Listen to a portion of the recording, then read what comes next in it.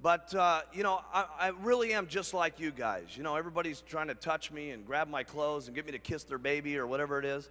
And you guys need to understand, it was just a short period of time ago that I sat in a meeting very similar to what you guys are sitting in. No translation? Don't worry, it'll come back. Which is Spanish? Spanish, no problemo. It'll come back, don't worry. But, you know, it was just about, I guess, 17 years ago. I was 19. This was just shortly after my mom had passed away. And I really did not know what I was going to do for a living. I'd only had a 9th grade education in school.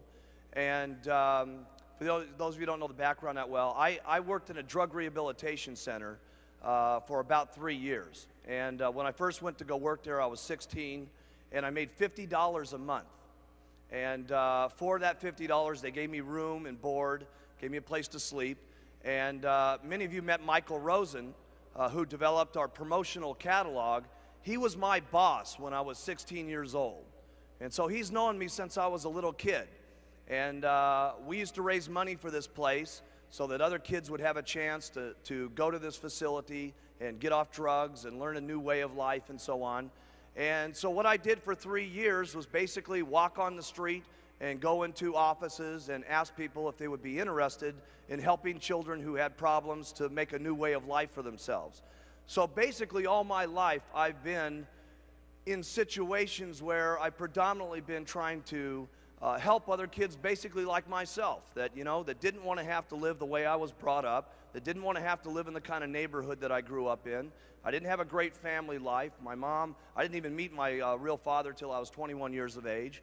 And I was really into trying to see if not only I could change my life, but if I could help raise enough money for other kids to go to a place to correct themselves. So that's how I started that was my very first job.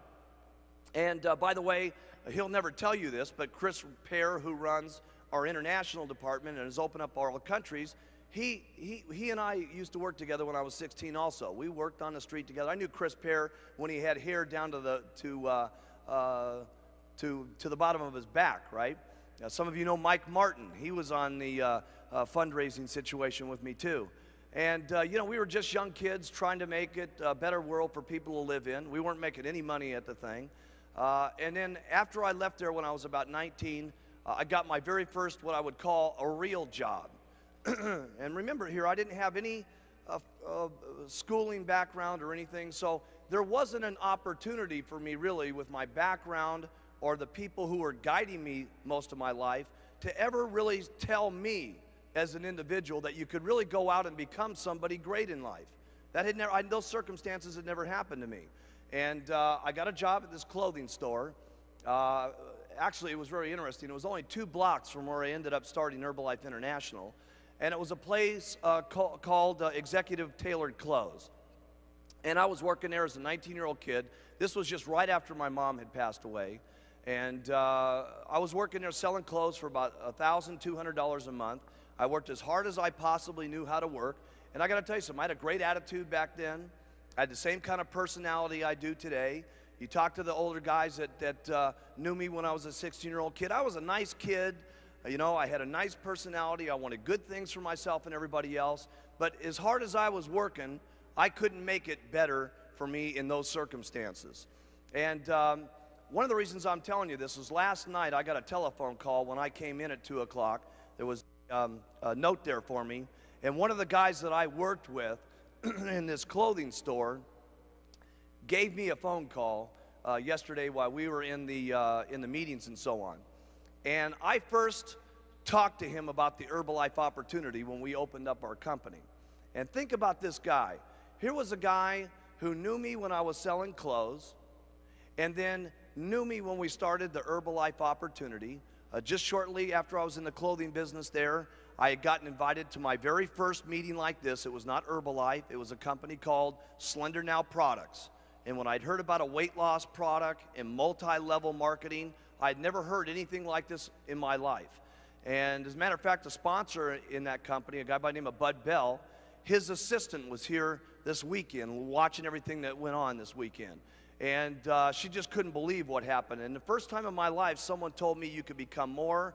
But the most important thing for me was I saw a product that I could help people lose weight with and that sort of thing so that they didn't have to suffer the way that my mom did. That company only lasted a very short period of time. It went bankrupt. I got involved in another company that had to do with weight loss. That company shortly went bankrupt. And I said, hey, and this was only when I was about 22 at that particular point. I said, what I'm going to do for the rest of my entire life is help people lose weight. I'd been with a couple of people who had gone down and out of business. And I said, listen, this is all I want to do is help people. And I'd been doing that even when I was a young kid at 16, raising money for people. But my main thrust in life was wanting to help people lose weight. And so you know the story from there. I got a hold of Dick Marconi. The reason I had known Dick Marconi is he was a manufacturer for one of those companies at one time. And I asked Dick, listen, you know, this is what I want to do. Help me put together the product. And he put together the line of the Herbalife products for me, and I got the company started.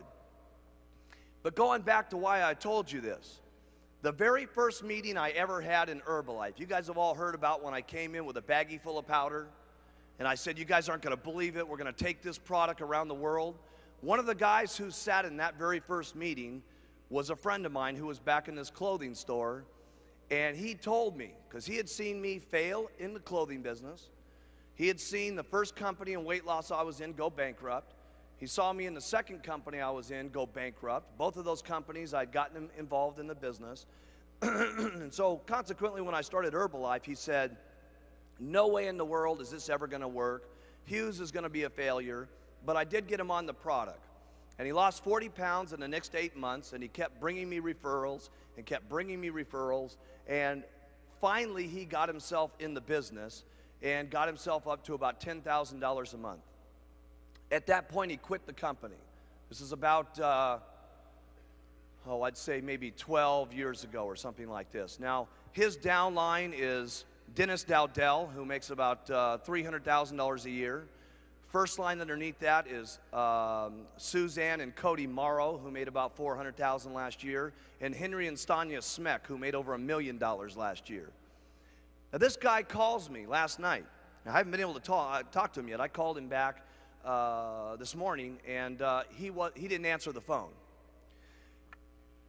What is the difference between a guy like him, who knows the story, saw it when it first got started, became successful, dropped out of the company, saw his downline become successful, heard about what's happened here in Orlando? He knew that we were coming, but he certainly didn't know we were going to take over the entire city, okay? And he's hearing about all this stuff. He's obviously getting phone called by every single person in his life telling him, you got to be out of your mind not doing the Herbalife business. What is the difference between him and the person that makes $1 million in Herbalife per year? Answer, and I want you to write this in your notes. Not much. That's the answer. The fact is Eric Nimmer's got all the talent in the world to become a millionaire in Herbalife. The reality is Eric has got everything in his life that's got the capability of going wherever he wants to go in life. And yet, he's still miserable with his circumstances. He's still miserable at the job he's working at. And he's still at the most opportune time in the company's history. If there was ever a time to get started, it'd be now. Forget about back 15 years ago. I mean, if you were ever getting going in this company, it would be now. And what's the difference between the person who makes it in Herbalife and the person who absolutely stays broke and in their same miserable circumstances that they can't stand, that they complain to their wives about, that they yak and slap their kids around because they hate their jobs and can't stand their miserable set of circumstances and don't even provide enough leadership for their children to get their children to be able to see a new way of life? What's the difference between that person and the person that doesn't make it? The answer is not much. And so what I'm trying to tell you here today is you guys got a couple of decisions when you leave this weekend. The only difference is acting on some of the information that you've heard. All it takes is to go forward, And those are daily decisions that you make. Getting the guts to put on that button every single morning and going out in there and talking to people. Going out there and putting out that flyer one more time. Hey, listen, can you guys make it if these other guys have made it, the people that you've been seeing the last couple of days? Seriously.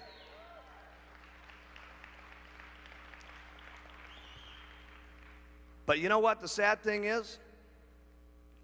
We'll probably be here in 95. And by the way, I've been saying 10 months and 9 months and 17 days is 10 months, 17 days. A slight little error there. That's Christmas, okay?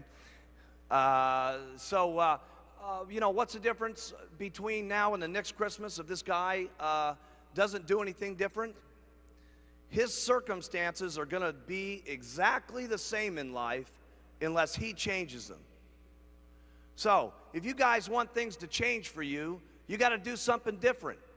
You got to be able to just put out those flyers each and every day. And it's just a little bit at a time that you got to do every single day. Hey, look, I didn't get to where we are here today other than facing the challenges that there are every single day and just keep doing it over and over and over and over again. There's not a meeting that you can come to. You learn lots of new ideas at these meetings. You learn lots of new techniques.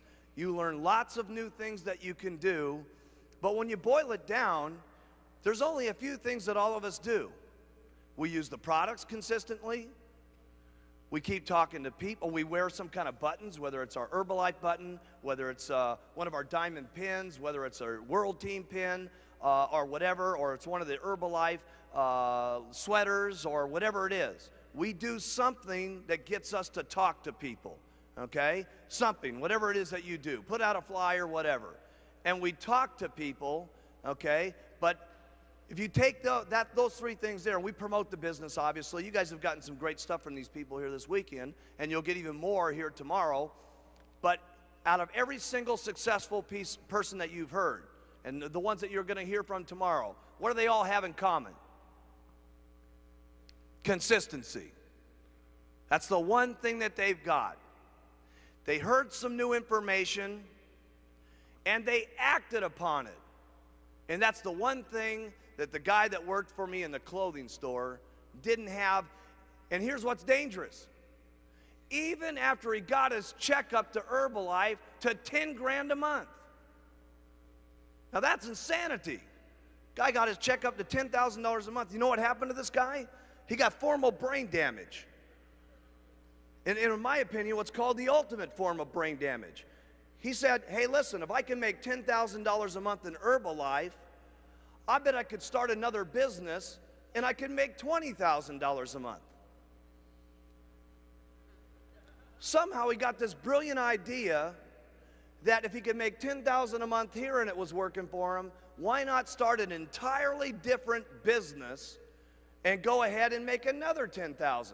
Here's where he made a mistake.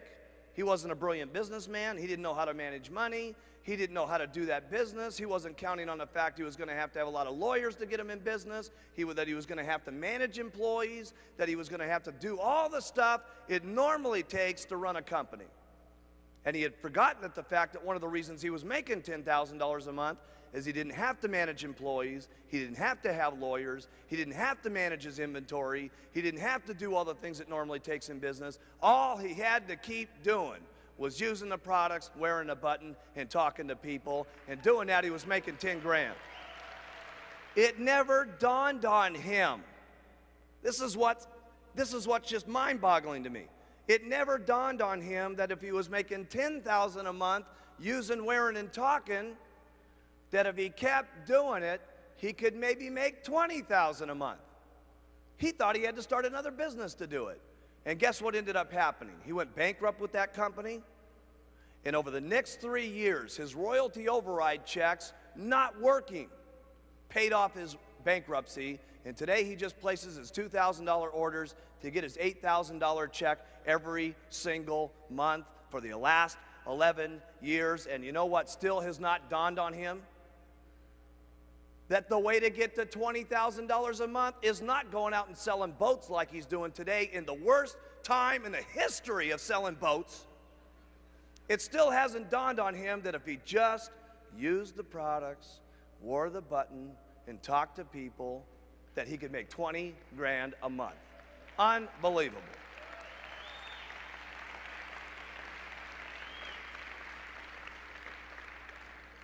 So what I'm trying to say to you, how many of you like to do better in life when you leave here?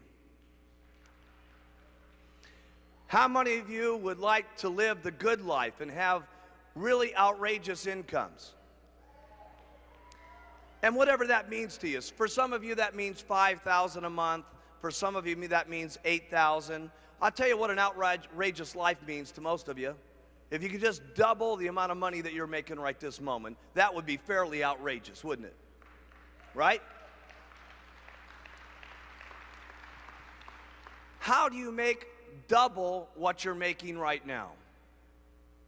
By being consistent, by not getting sidetracked, by not letting people to get you off target, not listening to the negativity of any of your relatives, your distributors, or whatever. Don't let people get you off track. There's going to be a lot of people that try to get you off track when you leave this weekend. You're going to have people that make fun of you, and you're going to have it. Anybody ever made fun of any of you in this room here? What, are you out of your mind to wear that button? What are you guys, some kind of guru, what are you, some kind of button people? Hey? Right? And people say, what are you getting joined in some kind of cult? You walk in with your button on to one of your relatives. They go, what, did you join the Moonies? What's the deal over here? Hey? Yeah. Okay. I remember Alan Lorenz, he told us one of these deals. I love the story where his brother, who was very wealthy, said, listen, if you wear that button to lunch with me, Alan, you might as well dine alone. And he said, I think I shall.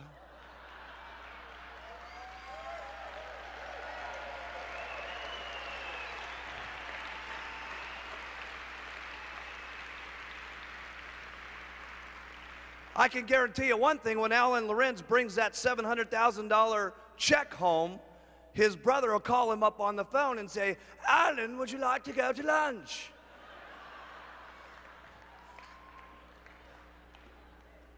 So, hey, listen, there's going to be some things that get you off track. You know what I'm saying? There's going to be some people that make some fun of you, but let me tell you what's worth it. All the people that make fun of you, even the people that you get on the products, it's when they call you back and say, hey, listen, I thought you were totally out of your mind when you had that button on and you stopped me in the shopping center and all this kind of stuff. I thought you were some kind of nut. But let me tell you something, man. I got into those products, and it's only been 3 days, and I feel completely different. And then when they start losing 10 or 15 pounds, and all of a sudden their husband stops laughing at them and says, honey, I thought that stuff was pretty crazy you were drinking the other day and taking those tablets, but you're looking pretty good, baby. You know what I'm saying? And pretty soon it's 25 pounds and 50 pounds, and pretty soon the husband's using the product, and pretty soon the children are getting excited about how mommy's looking, because you know how the children are every time mommy goes on a diet. No, mommy, no, don't go on another diet again. Every single time you start losing weight, you get mean, cranky, and kick the little dog Muffy, right? And the family's losing weight, and pretty soon they're buying new clothes, and they're looking beautiful, and their attitudes are strong, and pretty soon the next door neighbors are trying the product, and pretty soon everybody on the block is doing it, and pretty soon everybody's wearing their buttons, and pretty soon you see the nice, beautiful family with the little stylish chubettes up on stage getting their president's team pin 10 months and 17 days from now.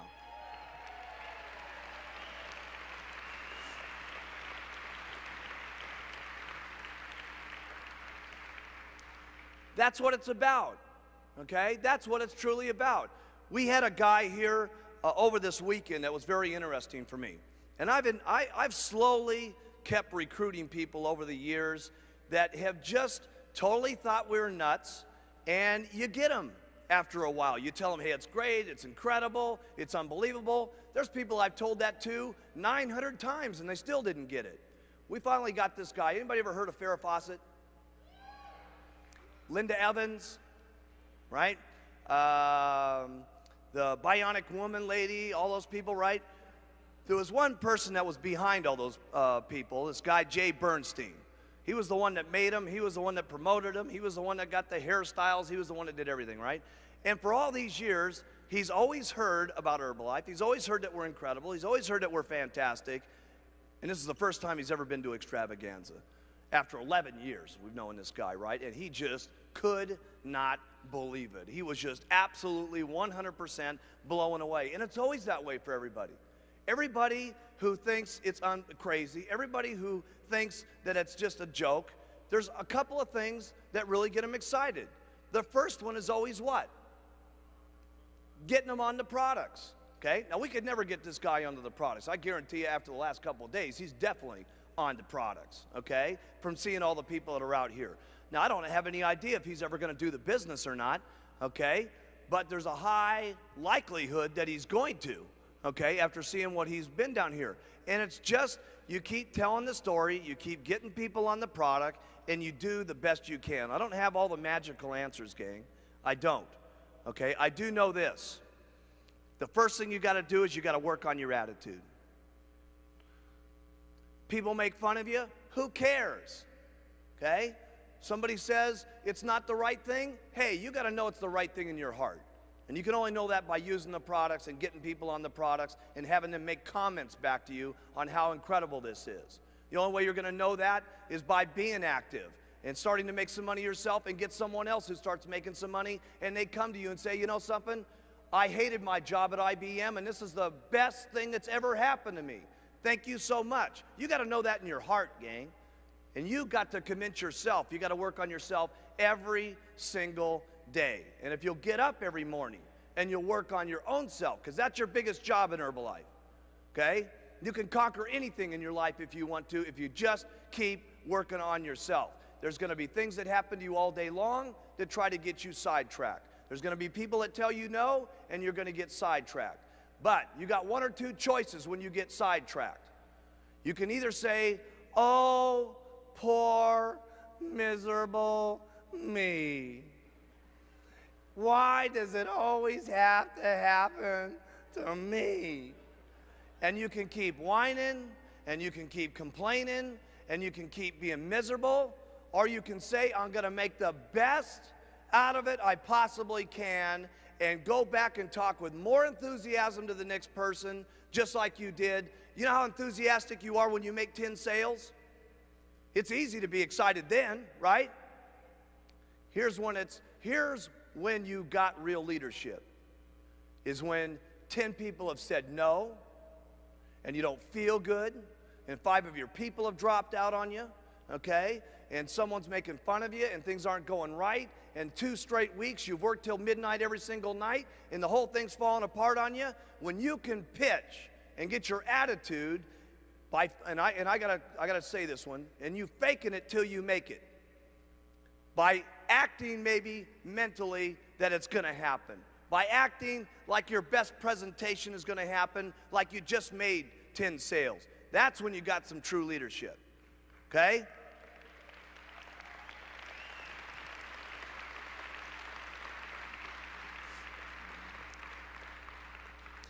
There's been some real serious times in Herbalife for me when I felt like saying, hey, that's the end of the deal, okay? Why would it be worth it for me to keep doing this, okay? There's been plenty of times for me like that in Herbalife, okay? When I had my very first meeting and I had the baggie full of powder and I was telling my best friends, and let me tell you something, these guys definitely hurt my feelings. They had been in 2 companies with me that had gone under. They knew I was serious about weight loss. They knew that's all I wanted to do because of what happened to my mom. And when I came to them, I was legitimately asking for their help. I said, listen, you guys, no kidding, man. These other companies went out on us, but we're going to do this thing, and it's going to happen, and it's going to be the most incredible thing that ever happened to us, okay? And those guys were all flakes, and they said, hey, look it, you know, this is a joke. Nothing's going to happen. You don't think that those guys didn't hurt my feelings? And I didn't think to myself, my goodness, who am I going to go to now after everybody I was counting on to get me started just said that this is a miserable joke. You don't think the next morning I had to wake up and say, my goodness, now what am I going to do? Well, I'll tell you what I did. I started passing out flyers, and I started calling people up out of the telephone book. I started going into the newspapers, and nobody told me this stuff. I just was desperate. I said, I'm going to make it no matter what. And I got the telephone book out, and I started calling people out of the telephone book, and I made up little excuses to talk to them, okay? And then I would call people right out of the newspapers that needed jobs, and I'd say, listen, you know, I'd call Joe in there. He says he was a gardener. I said, Joe, I understand you're looking for a gardening job. He said, yes, I am. I said, listen, Joe, I don't need anybody to mow my lawn. How would you like to make an extra $2,000 a month over and above your present income? Would you be interested in taking a look at it? He said, yeah, I would. I said, listen, there's a meeting tonight. Come on down. I set up a little stand on the corner on Robertson Boulevard. Cost me about $10, this little stand. And I was actually selling little Dixie cup milkshakes out on the street corner for 50 cents at a time just to get people to try my product back then. Okay? Here's what you do when it's disappointing. Here's what you do when it doesn't look like it's going to work. Here's what you do. You do what it takes. That's what you do.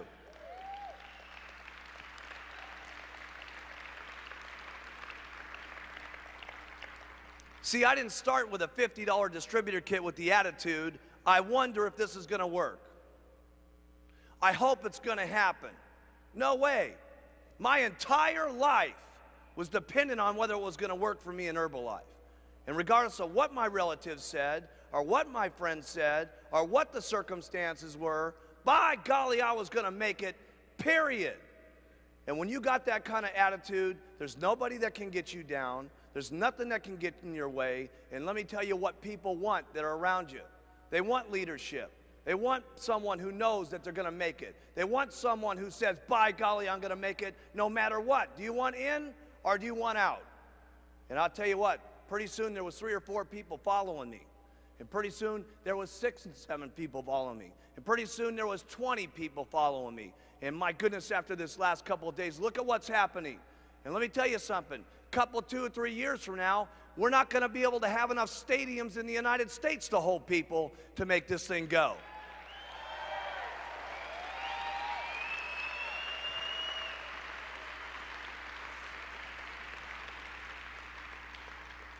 I hope one of these days when we have our extravaganzas, we have to hook it up on satellite. Every single convention center, not country by country, state by state.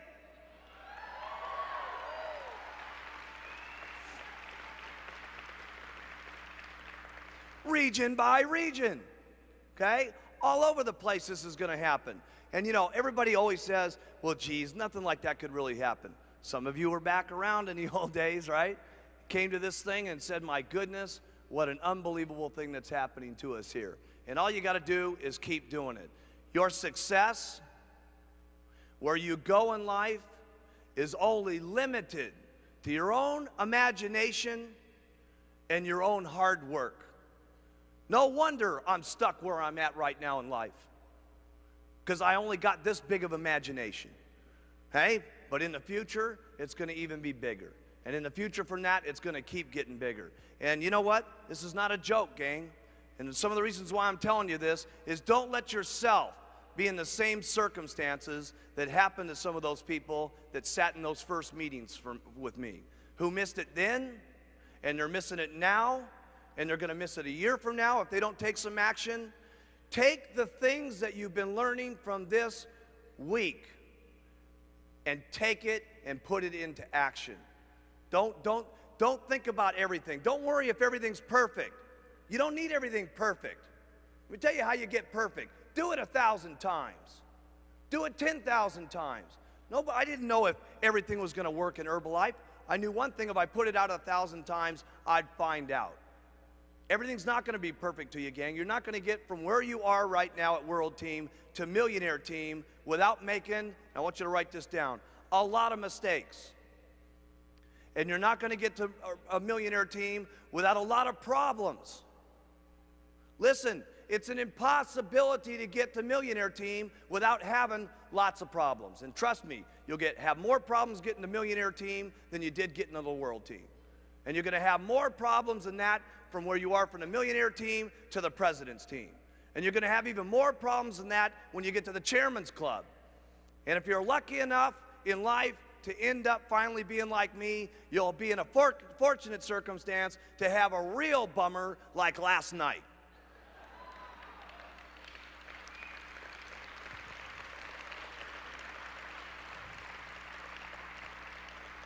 Because that's the way it is.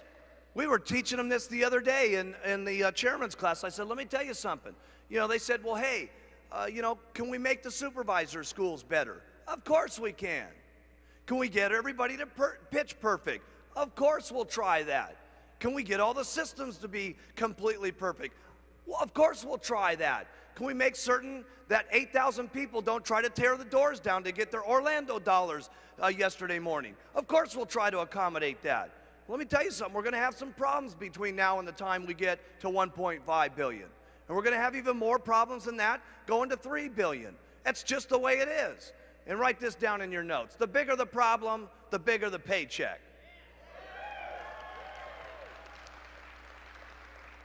You guys should see how many problems I got.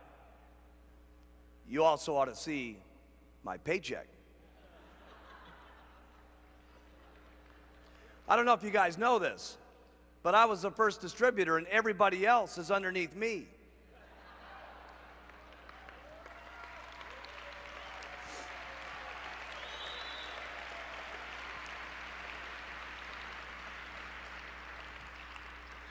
It's all how you think about stuff.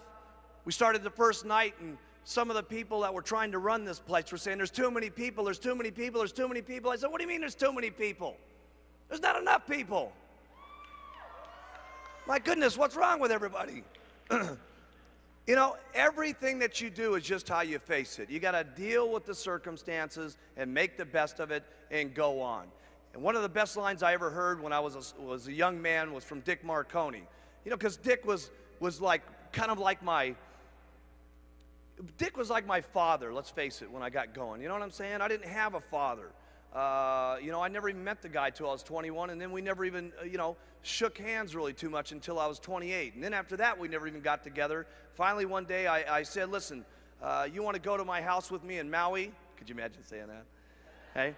I said, you want to go to my home in Hawaii, and let's spend a week together, and I'll see if we like each other. And if we like each other, great. If we don't, we'll shake hands, and that'll be the end of the program.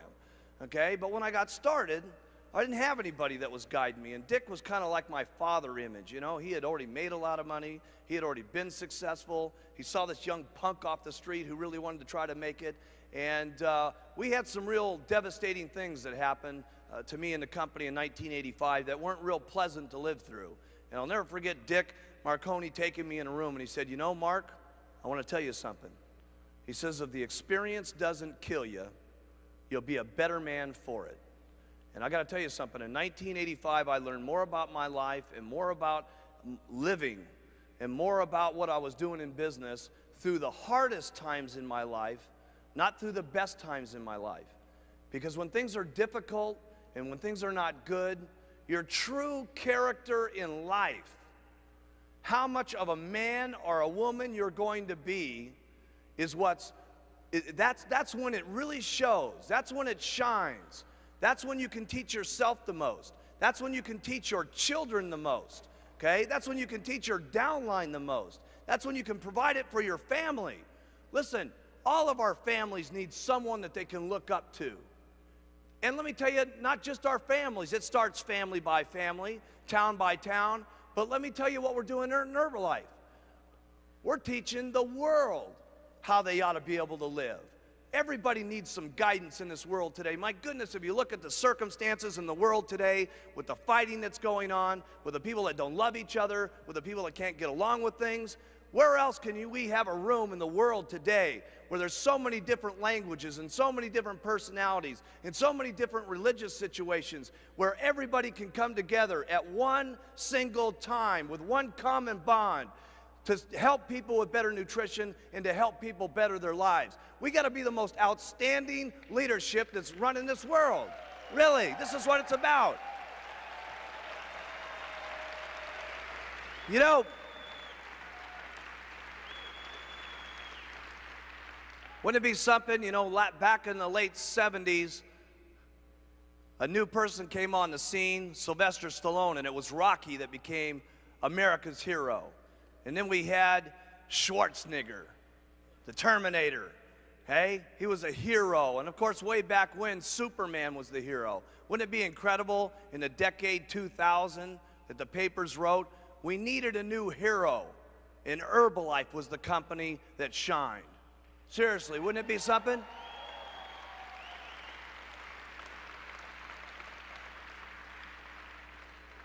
Because that's what Herbalife's about, is becoming a hero. Starting at 5 pounds and getting up to your 100-pound goal. God, when I saw that lady up on stage the other night getting her 100-pound pin for the very first time, can you imagine how that woman's life has got to have changed, losing 300 and whatever pounds it is? You know what it'd be like to lose 300 pounds? Just think about how heavy you are, double it, and think of losing it.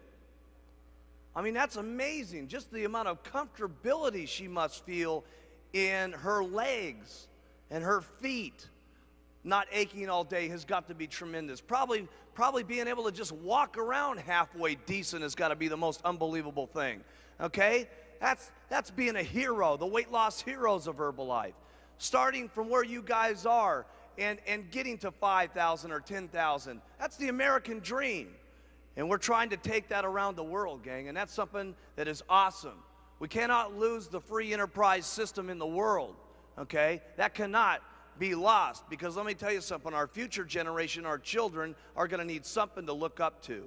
And that their children are going to need something to look up to. I can't tell you how excited I was seeing this children convention here, where these kids are starting to think about Herbalife and their parents are starting to become outstanding citizens in the community. What an incredible thing to know that our children are growing up like that with free enterprise in mind, rather than just being a slave with a boss that's going to put them down, not give them their raises, make them feed them coffee all day long. What an incredible thing we're doing for our children.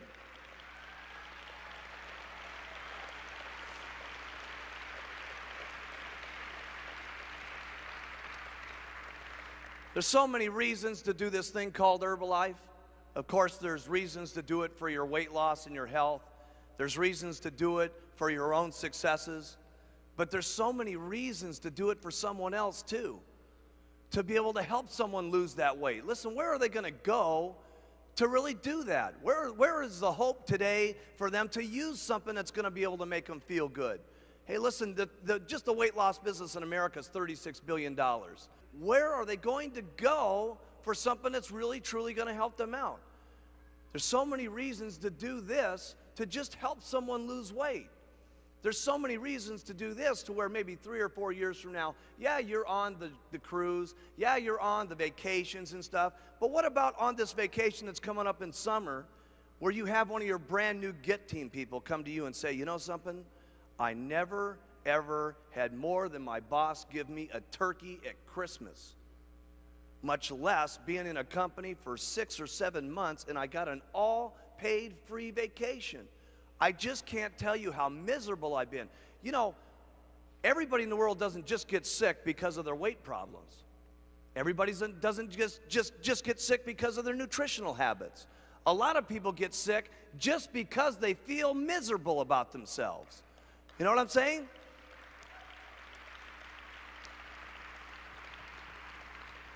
Their lack of energy, their lack of lust for life itself.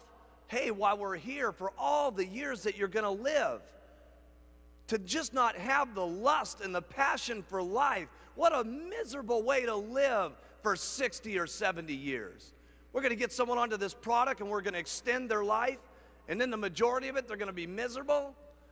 Think of how much opportunity there is for you guys to just provide hope for other people. Much less how much money you guys are going to make yourself. Much less how much opportunity we're going to be able to show. And I talk about this children thing a lot, but I'm serious. Every time when I saw those little kids, 8, 9, 10 years old, and they're, yelling up, Mark Hughes, I got to thinking to myself, oh, a lot of you guys haven't heard this yet. So I'm thinking everybody was in the class with me yesterday. For those of you in the World Team, I opened up the little, I don't know how old they were, but they're this big. That's how old they were. And I opened up this door, you know, because I was going to one of these, another meeting, and I just wanted to see how the children were doing. And I opened up this door, and I've never had anything like this in my life happen to me, and it just totally affected me so much, because I really wanted all the kids from the families to be able to be here. It's always been in my heart, but now that I got my own kid, being away from him sometimes just breaks my heart. But open up this door, all these little kids went, "Oh my God, Mark Hughes, ah!" Right? And all these, you could tell, you know, those little Israeli kids, they were from South America, they were from Asia, they were from Australia.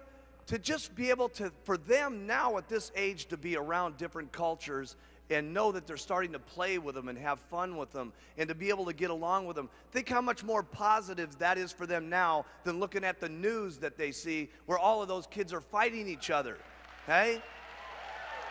What really broke me up was this. I know when I come into these rooms, you guys know me, but I wasn't expecting it when I saw these little children. And I got to thinking, hey, you know, when I walk in home, my kid doesn't hit me at the door, "Mark Hughes, ah!" Right? He doesn't do that. The only reason these little kids must have done that is their parents must have talked about me and the company, and obviously something was positive in their life. Okay? And what that meant to me was those kids must be living better and more positive and having a greater time in life right now than maybe they were before their parents joined Herbalife. And that was what was awesome to me.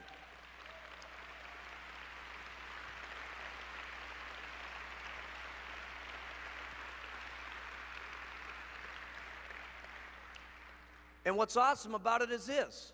You know what most of those parents were doing before they joined Herbalife? They were working as hard as they knew how to work. They were doing it the best they could possibly do it. They were doing everything that they knew what to do, everything that their boss told them to do, but the system's wrong. The system that they're literally in, they're not going to be able to get ahead because those systems and those companies are not set up for free enterprise and for them to get ahead. And here they're able to apply the same talent with the same skills and be with a product that truly will rearrange their attitude and a system that will allow them to go as far as they want to do based on their own hard work and their own efforts every single day. That's what's incredible. The Herbalife opportunity and system has got to be one of the most outrageous things that has ever happened to the world. And the beauty of it, it's just getting started.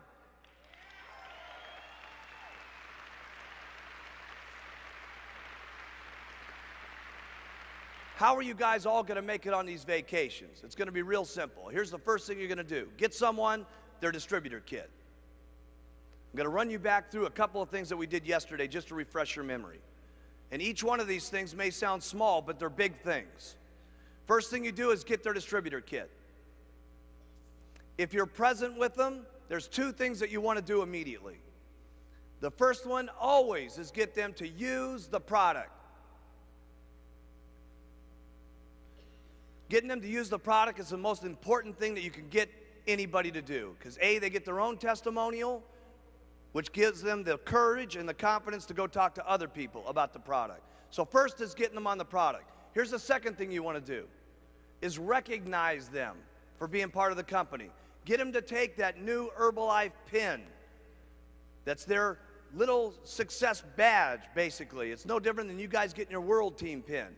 And you say, listen, put this pin on your chest right now. Welcome to Herbalife. Don't miss that part of the distributor kit. Because listen, if a guy just is walking around and he doesn't even put on this button yet, he's now got his Herbalife pin on and 4 of his 5 friends ask. Don't miss that portion of the program. Remember that getting someone to the vacation is this. Write this in your notes. Little, tiny steps of success. And that's what you're trying to do.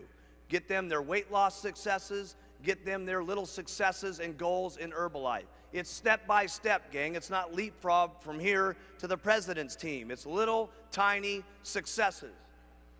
Here's the next thing that you're going to want to do. Get them to get some customers immediately. Get them to get some customers immediately. Now, the easiest way to do that is what? Get them to think about qualifying for high five. I want you guys to start memorizing this stuff, so when I ask it to you, that should have been the first thing that spun out of your lips. Why is it the easiest thing to get them to think about? Because you can give them a goal. What's their goal if they qualify for high five? They got to sell $1,000 worth of product in 10 days. And the only time they can ever get that high five booklet is if they do it in the first 10 days.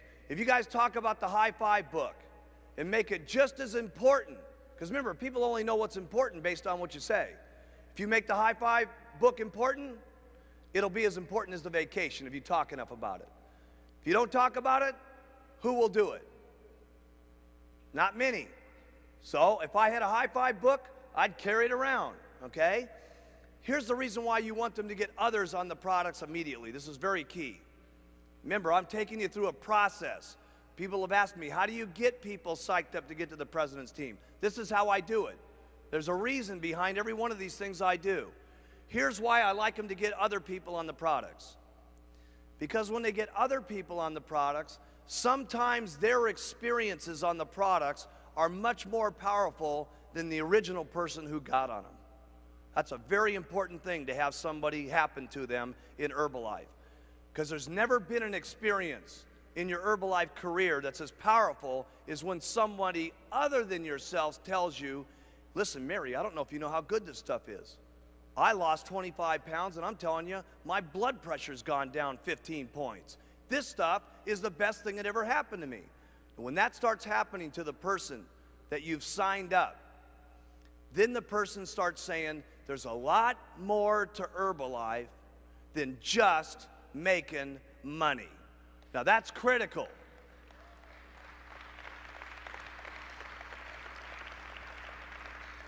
Because everybody can do this for the money. Everybody can just do it for the cash. But I'll tell you what I want when I've got someone going in the business. I want the man into Herbalife. I want Herbalife into the man, not just making money, because I'll tell you what, there's going to be a lot of things that hit you guys on making money in the next 15 days, in the next year, in the next 2 years, in the next 3 years. What's kept me on track? Do you think that other people have pitched me on money opportunities over this last year? You think so? By the thousands. You don't think that with the money I've got, everybody's not pitching me for everything under the sun to try to get me to put my money into? Of course they are, but I'll tell you what keeps me on track. Knowing that all these other people could have the possibility of having these products if I just work another day, if I just tell the story one more time, if I just get out there and be enthusiastic about it. I don't got time for anything else because of the opportunities that exist to talk to them about the product. So here's what I want. I want people to get others quickly so that they get the idea this is a lot more than just making money. Now here's another thing I would utilize. And don't forget about this one. It's important. When your people start losing that weight, get those weight loss pins that you can buy from the promotional catalog. Don't forget about those. When people have lost their 5 pounds, get them that 5-pound pin and get it on their chest. I forget how much they are. They're like, how much are they in that catalog? $2 or something like that. For $2, for your customer to get recognized, for them to be able to say, do you think, how many of you know somebody, how many of you have been on another diet before? How many of you ever had the person that sold you that diet after you lost 5, 10, 25 pounds personally come over to your home and say, congratulations, Mary, for losing your 25 pounds. This is the best thing that's ever happened to you. How many of you ever had that experience? Not a person in this room, okay? So, you're trying to impact people. Listen, will the person that's losing that weight say, oh my goodness, this Herbalife thing is unbelievable. That's what you want it to be, unbelievable. So don't forget those little weight loss pins, okay? Step that you want. Don't forget about this. You want to start recruiting first line. If there was ever a time in Herbalife's history to start massively recruiting first line, it would be this year. You guys have never had so many things for your people to go for. Supervisor school next month, World Team Day, the getaway deals in May, the vacations this summer and stuff like that. If there was ever a time to get people in the business, it would be this month. It would be next month, especially after what I tell you the last 5 minutes on Saturday. Seriously.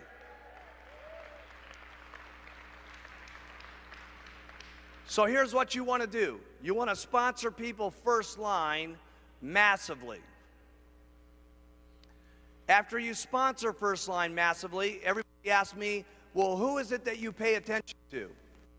Here's what I do. I tell everybody about all the tools. I tell everybody about the plan. I tell everybody that they can get as much of it that they want to. I give everybody my telephone number. And if there's anything I can do to help you, please let me be of assistance. And here's who I work with. The people who are calling me night and day. If I got someone who's not paying attention, will I try to get them to pay attention? Sure. But I don't have time to pay attention to people who just aren't paying attention. The ones who say, hey, listen, Mark, teach me what to do. Tell me what to do. I want to do it. Just show me what to do. That's who I'm going to work with. The minute they show me interest, here's what I do. I work downline with them as quickly as possible. First thing you do, recruit first line. How do you get all those people? You've already been explained that. Get them first line. Anybody who pays attention, go downline as quickly as possible. Now your next goal with those people is to start putting in front of them the supervisor schools. Anybody that you've got that's a supervisor, you want to talk to them about being at the World Team meeting. And the big thing you want to talk to them about is what? The vacations that are going to be free in August. Because here's all I know for everybody sitting in this room. If you sponsor a lot of people first line, how many of you have got 10 first lines that you've sponsored before? How many of you, keep your hands up, out of the 10 people that you sponsored, got one supervisor? Okay, I want you to write this in your notes. That's exactly how you get people to qualify on the vacation this coming summer. Why? Because all you're going to have to do is, now I want you to go to the next stage. Concentrate on getting first-line supervisors. Don't worry if all this doesn't make sense. Trust me, this works. Main thing to do is right now, do it. Next year, when you're up here getting checks, I'll explain it to you again. Okay? Start breaking first-line supervisors. Don't think about all the different things that are going on. What are you doing wrong? You know, am I doing it right? Forget about all that stuff. You don't have time to think about that this year. Just start getting first-line supervisors. And trust me, when you get first-line supervisors, talk to them about being a World Team member and get to the World Team weekends. Somebody in your first-line supervisors is going to say, I can't believe it. I got to get to see Alan Lorenz and see this deal on how it's working. I can't believe it. I got to see Gary DeBravender. I'm unbelievable. I've got to go to the World Team weekends. Some of them are going to get there. Keep breaking first-line supervisors. Here's what you do again with those first-line supervisors. Keep talking to them about getting to be a what? A Get Team member. Keep showing them where they can go to become a Millionaire Team member. If you got some guy who's going, oh my goodness, I got to get to Puerto Rico on my vacation. If you got someone who's saying, oh my goodness, I can't wait to get to Algarve in Europe, in Club Med and stuff like that. I just can't stand it anymore. I want to go to the Gold Coast. What would I be showing that guy every day? Have you ever seen Bermuda? It's unbelievable. I know you want to go to the Gold Coast, but Bermuda's where it's at, Jack. Okay? I'd be talking to him about Bermuda every single day. For my person that's all they could think about is Bermuda, Bermuda, Bermuda, Bermuda, Bermuda, Bermuda. There's only one thing I'd be talking about. Have you ever seen the Great Barrier Reef? Have you ever seen Hayman Island before? And I'd be showing them that videotape and stuff like that. Here's all you guys got to do. Keep getting first line supervisors. And trust me, in next year's extravaganza, you're going to understand what I'm talking about. For those of you who are on World Team, I break 5 supervisors every single month. 5 supervisors every single month. You say, it's an impossibility for me to break 5 supervisors a month. Nothing's impossible. You can certainly tell me I don't want to work hard enough to break 5 supervisors. You can certainly tell me I don't want to do it, okay? But breaking 5 supervisors a month is duck soup. I'm serious, okay? All you got to do to break 5 is what? Get so many first-line distributors, so many are going to break supervisors. When you get supervisors, all you got to do is talk to them about World Team Day and getting to Puerto Rico or to the Gold Coast or getting to Algarve for free. That's all you got to do. And the only ones that go for that, all you got to do is talk to them about Bermuda. And the ones that go for that, all you got to do is talk to them about the vacations in Hayman Islands, okay? And that's all you should be doing between right this moment and the summer. It's summertime, trust me, we will tell you what to do for the next 6 months, and there won't be any questions about the program here by the time you guys get into next year's extravaganza and you're up on stage getting, yes, every single one of you, your President's Team pin.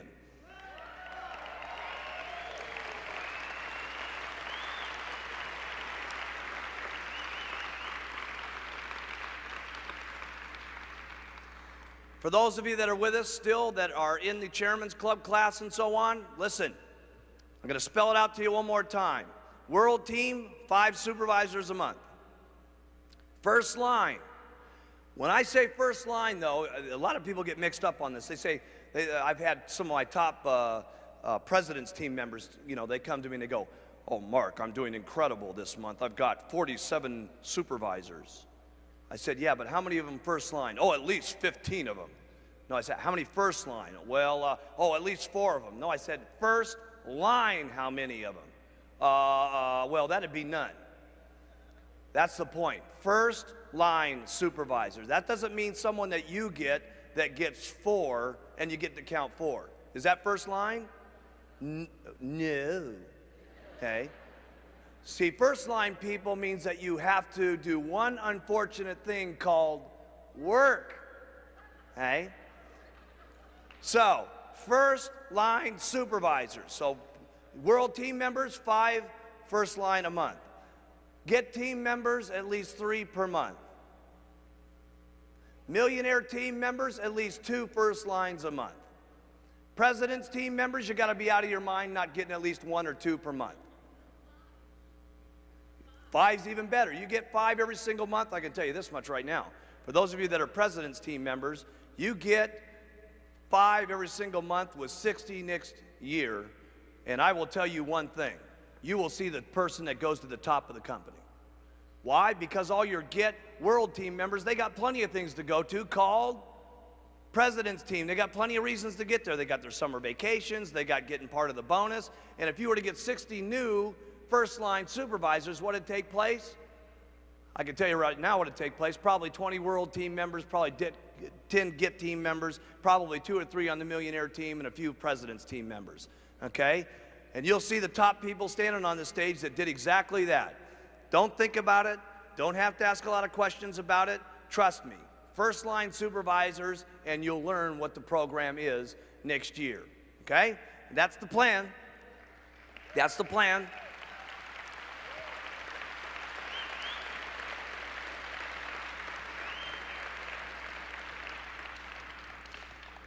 Now, all this stuff sounds simple, right?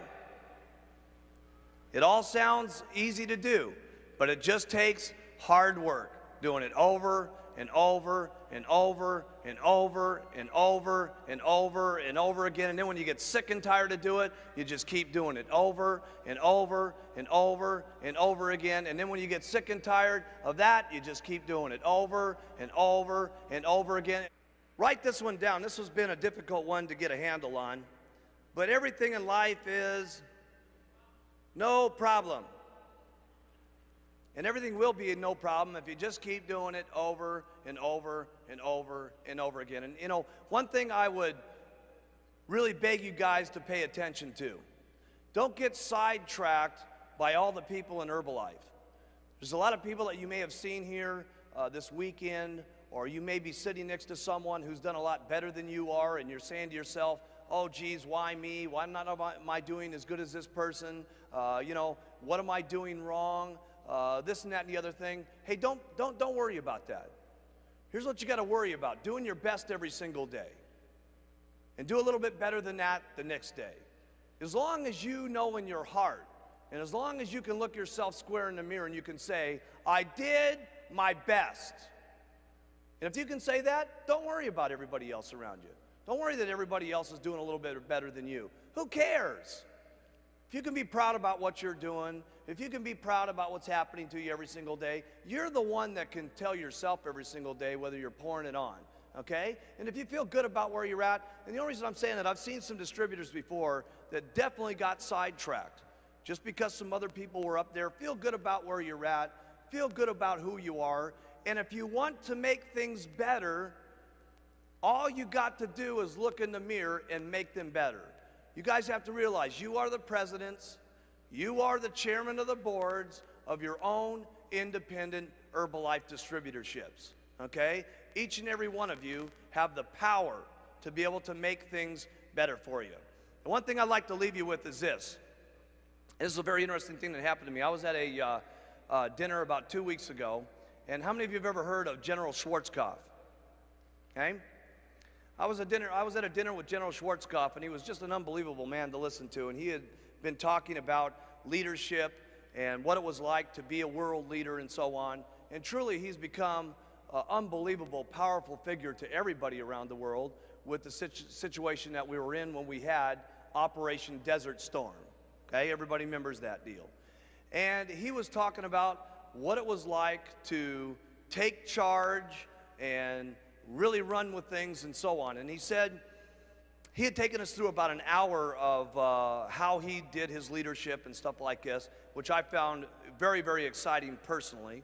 Okay, but at the end of his deal, he said, I would just like to explain to you Rule 13 and Rule 14 as I end my presentation here today. And I thought it fit not only him very well, but it certainly fit me very well. And there's no question it'll fit you very well too, because you're all leaders.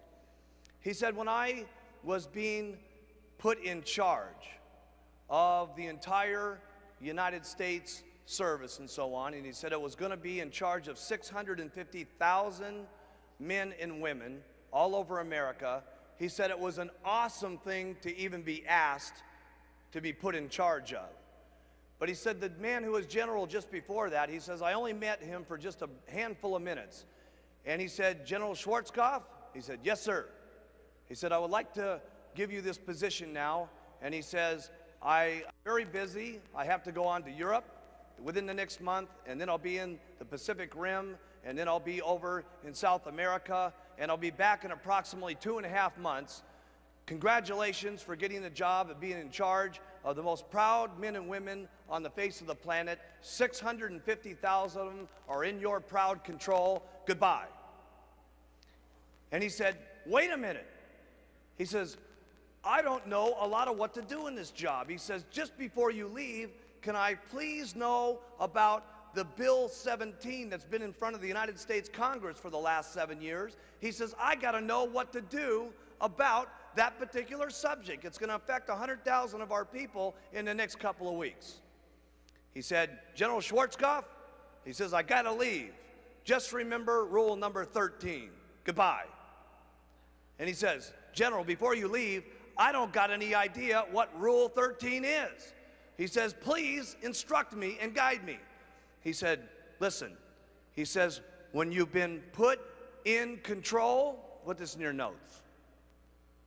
When you've been put in control, take charge.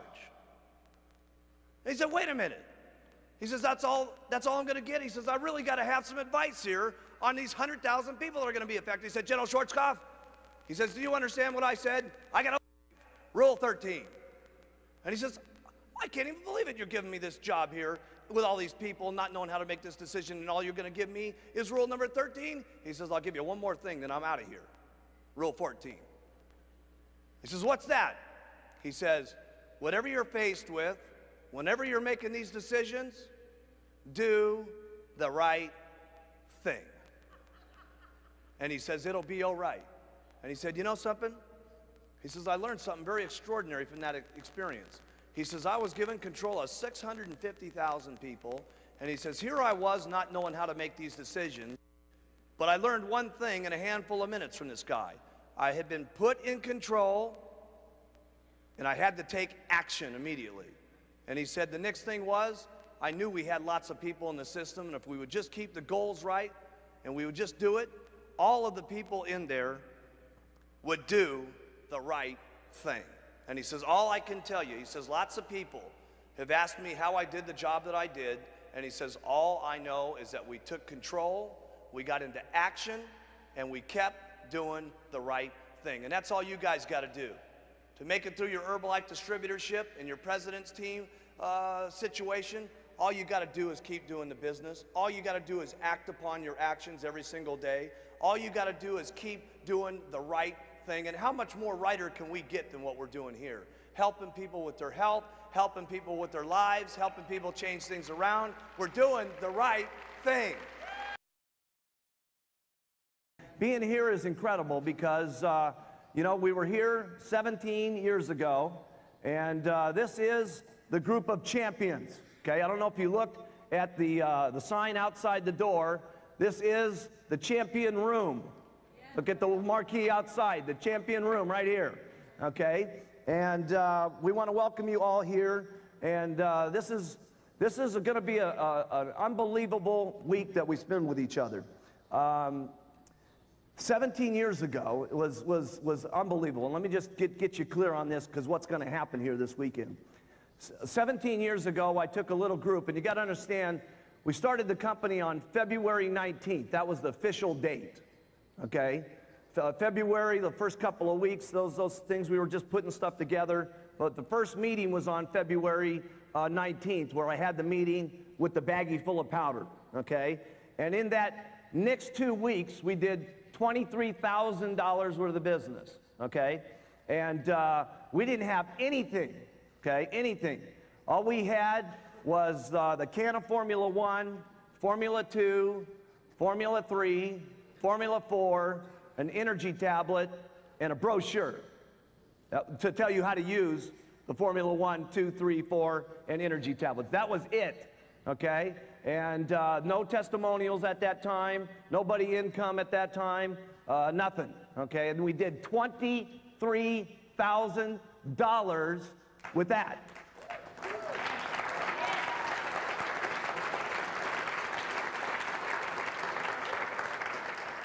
So I'm a kind of person that you can't convince that, you know, hey, you know, it's a hard thing to do, $23,000. Okay, it's not a hard thing to do, $23,000 if you work. Okay, and we're going to talk all this week okay, about work. Okay, because a lot of people are mixed up on what the definition of work is. Okay, yeah. So we're going to talk a lot about what is work, okay? And trust me, I know how to work. And I'm going to teach you guys how to work like you've never worked in your entire life. Some of you may not want to work, okay, the way that we're going to talk about working, but we're going to teach you, okay, and take you through how to work, okay?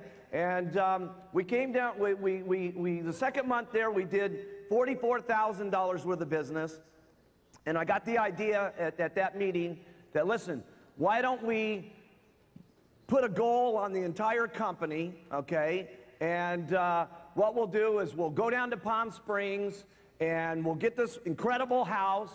And what we'll do there is we're going to get to know each other, and we're going to get to be friends together, and we're going to cook together, we're going to drink together, we're going to get to know friendships, we're going to get to know each other's stories, and we're going to plan the company. Okay, and what we did is not only we planned the company, we talked about what products we were going to come out with, we talked about who was going to do the meetings for the next year, we talked about what was going to happen at the first extravaganza that was coming up at the first of the year. We talked about everything at that meeting, okay? And it happened for about 3 days. And it was so cool because what happened was we were talking to everybody all month long about doing $7,500 worth of business. And if anybody who got there, whoever got there, was going to become rich, okay? And you got to understand something. Nobody in the company had made, I was the highest guy, okay? I had made $1,200 my first month and about $2,500 the second month. So while I was making $2,500, I was telling everybody that we were going to Palm Springs, and whoever got there and whoever got with me, that we were going to plan the company, and anybody that got there, we were going to get so rich, it was going to be unbelievable, okay, is what it was going to be. When I was only making $2,500, okay, and there was approximately 40 supervisors in the company at that time. So what happened is some of the group bid on the idea, okay, and I'll never forget that because I was chasing everybody in my group, and all of a sudden, Jerry Svetanovich, Jerry wanted to be in that meeting so bad, it was just unbelievable. And she started, nobody in the company, by the way, had done more than 4,000 volume points at that particular point in the company.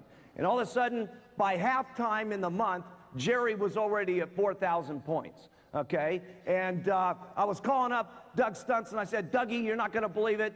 You know, Jerry's going to make it to Palm Springs. You got to go, you got to go.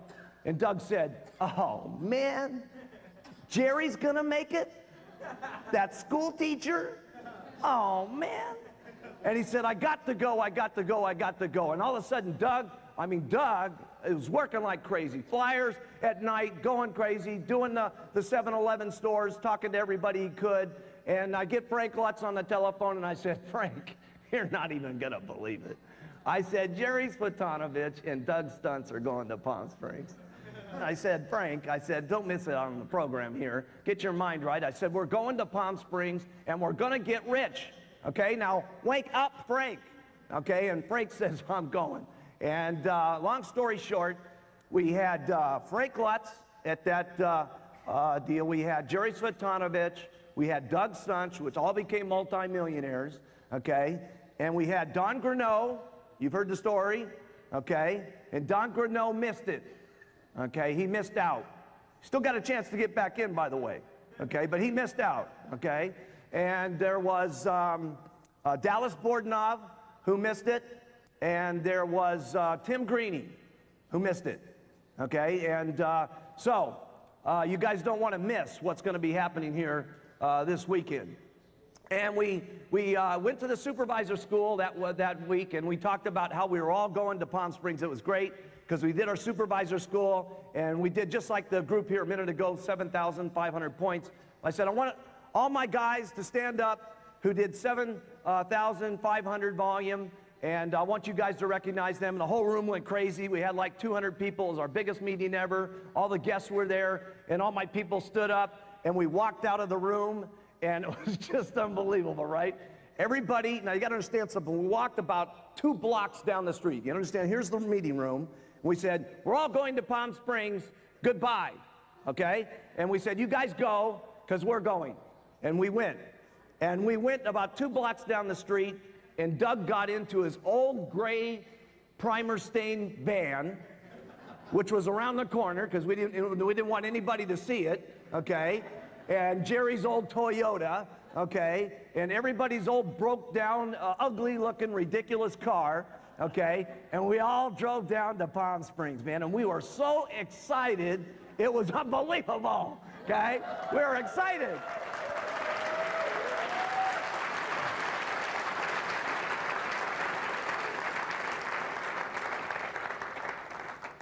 And we finally get to Las Palmas, which is the richest part of Palm Springs, down the road here, right?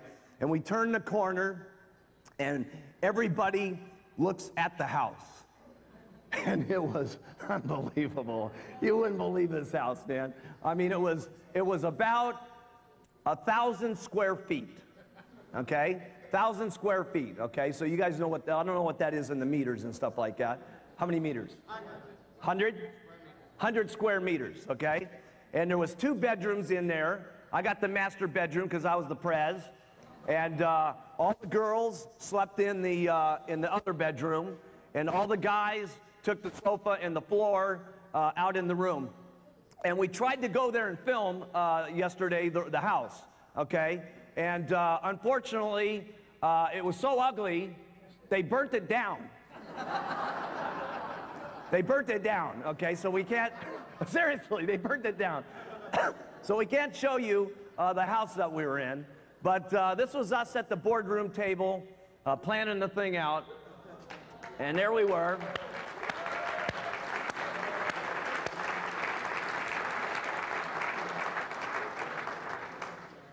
Look at that hairdo I got.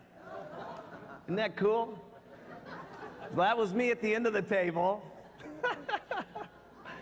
That was my girlfriend over there to the right, Catherine.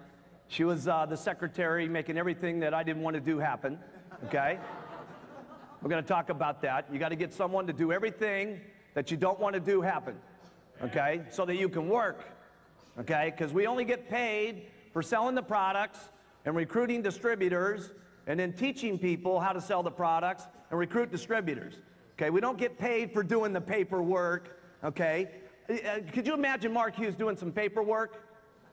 Okay, I have never done any paperwork, ever, okay? The minute I get someone signed up, do the paperwork. Here's how you do, okay? And then that's how they do, and go do it, okay?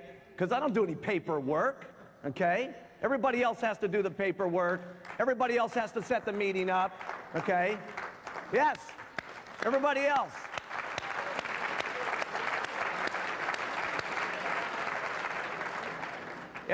From the start, by the way, everybody else has to make my bed, okay? Everybody else has to mow the lawn. Everybody else has to do everything, okay? Because the only time you got time to do anything, if you're seriously interested in getting rich, is selling the products all day long and getting distributors all day long and teaching people how to sell all day long and getting distributors all day long. That's the only thing you get paid on. The only thing.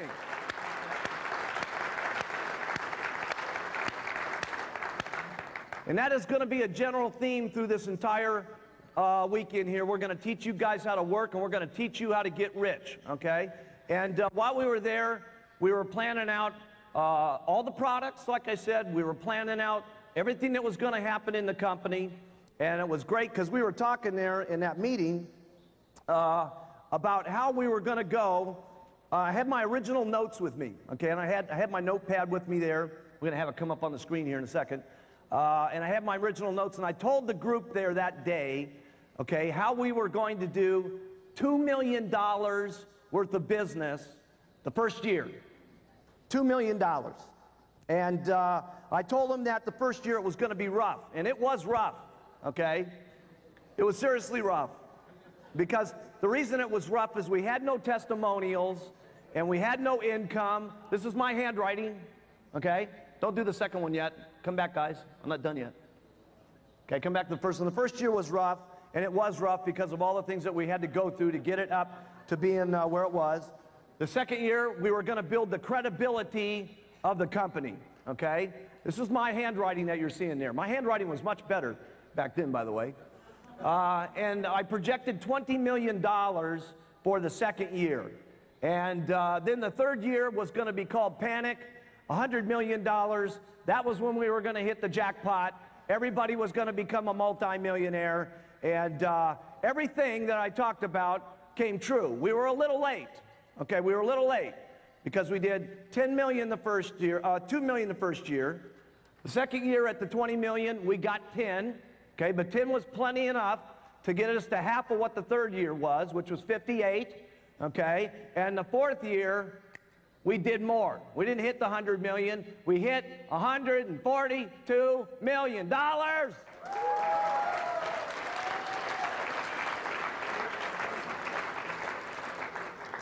And we started getting rich.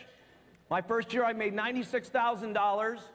My second year, I made $500,000. My third year, I made almost $2 million, okay? And from there, I've made some serious money, okay? And we're gonna show you guys how to make serious money and what it takes to make serious money, okay? This is not the regular meeting, okay? We're gonna go through some stuff with you guys that's gonna be real important here. One thing that we talked about in Palm Springs is how we were gonna work together like a football team, okay? Everybody was gonna support each other, okay? Everybody, all the time, by the way. Not just some of the time, all the time we were gonna be like a football team. And every morning we were gonna get up and we were gonna practice what was on our tapes. Back then we had the Jim Rowan tape, okay? And we got up and we listened to our tapes for a half an hour to get our minds right every day, okay?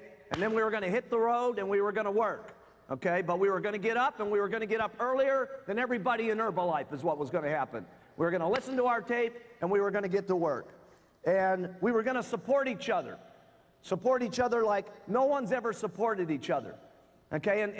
And that's a problem that I see in the company today, okay? And we're gonna really talk about this here this weekend, okay?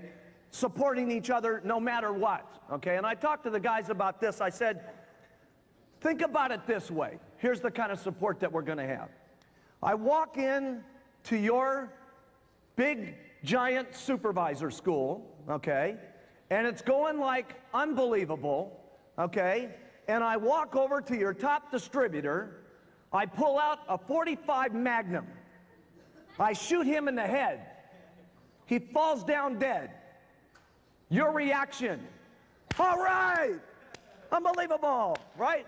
You just completely react to the fact that it was unbelievable. I just shot your top distributor. Now, that's pretty hard to do, isn't it? Okay, you'd be wondering, why did he shoot his top distributor? But what we gotta all do, okay, is support what we're all doing. Now, afterwards, here's what you do. You come up to Mark Hughes and you say, hey, you idiot, you shot my top distributor. Why did you do that? Okay, and I give you the answer. See, part of our deal, gang, is there's a lot of people not supporting each other. There's so many rumors going on, and the rumors are rumors. Half of these things, okay? And people are calling each other on the phone. And they're talking to people about the rumor, okay? Or about who's shipping something someplace, somewhere, okay? And they don't even know if it's true. And what they're doing is they're calling everybody in their downline griping about it, and they're calling all their upline and griping about it. They're calling everybody else, okay, in the sideline, okay, and talking about it. And here's what they're doing. Write this down. They're taking 30% of their time talking about what's going on, about the mean, nasty rumors and what's happening and who's bad and who's good and all the other stuff. That means you're making 30% less money. We got to support each other, okay? And then if somebody's doing something bad, we report it to the company. Now, I know when we reported to the company sometimes here, there's been some slow-mo, okay, happening on some of the stuff on getting back to whatever the problem is. We understand that. We understand that there's been certain problems with people who have been exporting products that have been getting away with it, and we've been doing fines, okay, and we've been doing other things that most of you think haven't been happening, okay? You think, hey, everybody's getting away with this deal, okay? And everybody isn't getting away with this deal. And we're not gonna get into it now, but tomorrow we're gonna show you the people that we've cut off and terminated. We're gonna show you the people that we fined, okay? But we're gonna show you the best part because it's gonna get better than it's ever been. We got something new that is gonna 100%, okay, in 90 days, stop everything that's got to do with wrongdoing Herbalife business, okay? Whether it's exporting.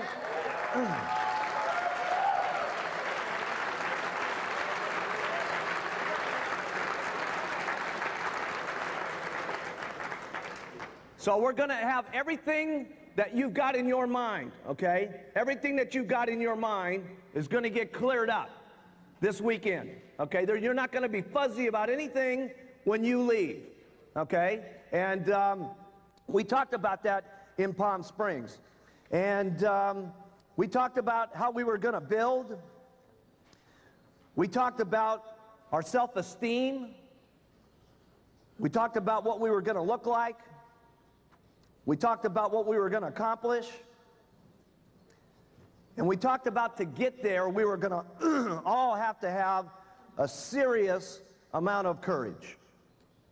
Because let me tell you something, to make $1 million a year, to make $3 million a year, to make $10 million a year, you've got to have a serious amount of courage. You got to continually do the things that sometimes you don't want to do, the things that are uncomfortable, okay? And you got to become a pro, okay, at getting comfortable with doing the uncomfortable, okay, and doing that over and over. But we talked about how courageous we were going to be, and we also talked about our dreams at that meeting. We talked about the houses that we were going to be living in. We talked about the cars that we were going to be driving. We talked about the second homes that we were going to have, our vacation houses. We talked about, everybody had their own dreams there that weekend, and we found out what everybody wanted, okay? And I really wanted to find out what did everybody want, so I had their hot button that I could keep pushing and show things in front of them to keep them to go, go, go. And we talked about what everybody's dreams were going to be, whether it was putting their kids through school and so on and so forth. We talked about the unbelievable commitment we were going to have to make to take Herbalife around the entire world. And that is a serious commitment. And it not only is then, it is a serious commitment today to take Herbalife around the entire world, which is in the process of happening. But we talked about how we were going to have to be different than all the distributors in Herbalife. We were going to have a different kind of commitment than usual, regular distributors. We weren't talking about get team members. We weren't talking about millionaire team attitudes. We were talking about multi-millionaire commitment, okay, to the company. And this is when we were only doing 80,000 that month in business. And I talked a lot about that day, that where I was at, okay, this is where I was at, because a lot of people lose it when they're doing Herbalife. They get extremely excited when they come down to that first meeting, right? First meeting, everything's happening, they're excited, and then they're going, okay? And in the second month, you know, they do kind of okay. The third month, now they're in the flyers that they've worked their circle of influence, right? And now they're getting into the second stage of having to do business, and it's not going quite as good. The fourth month, it starts to become a job. The fifth month, it's, you know, it's so-so testimonial. I talked about what was going to be happening with me is I was going to be wild the first month. In the second month, I was going to be wilder. The third month, I was going to be crazy. Okay? The fourth month, I was going to be ecstatic. Okay? Ecstatic is what I was going to be. The fifth month, I was going to be consistently ecstatic. The seventh month, I was going to buy my first house, which I did. Whoa.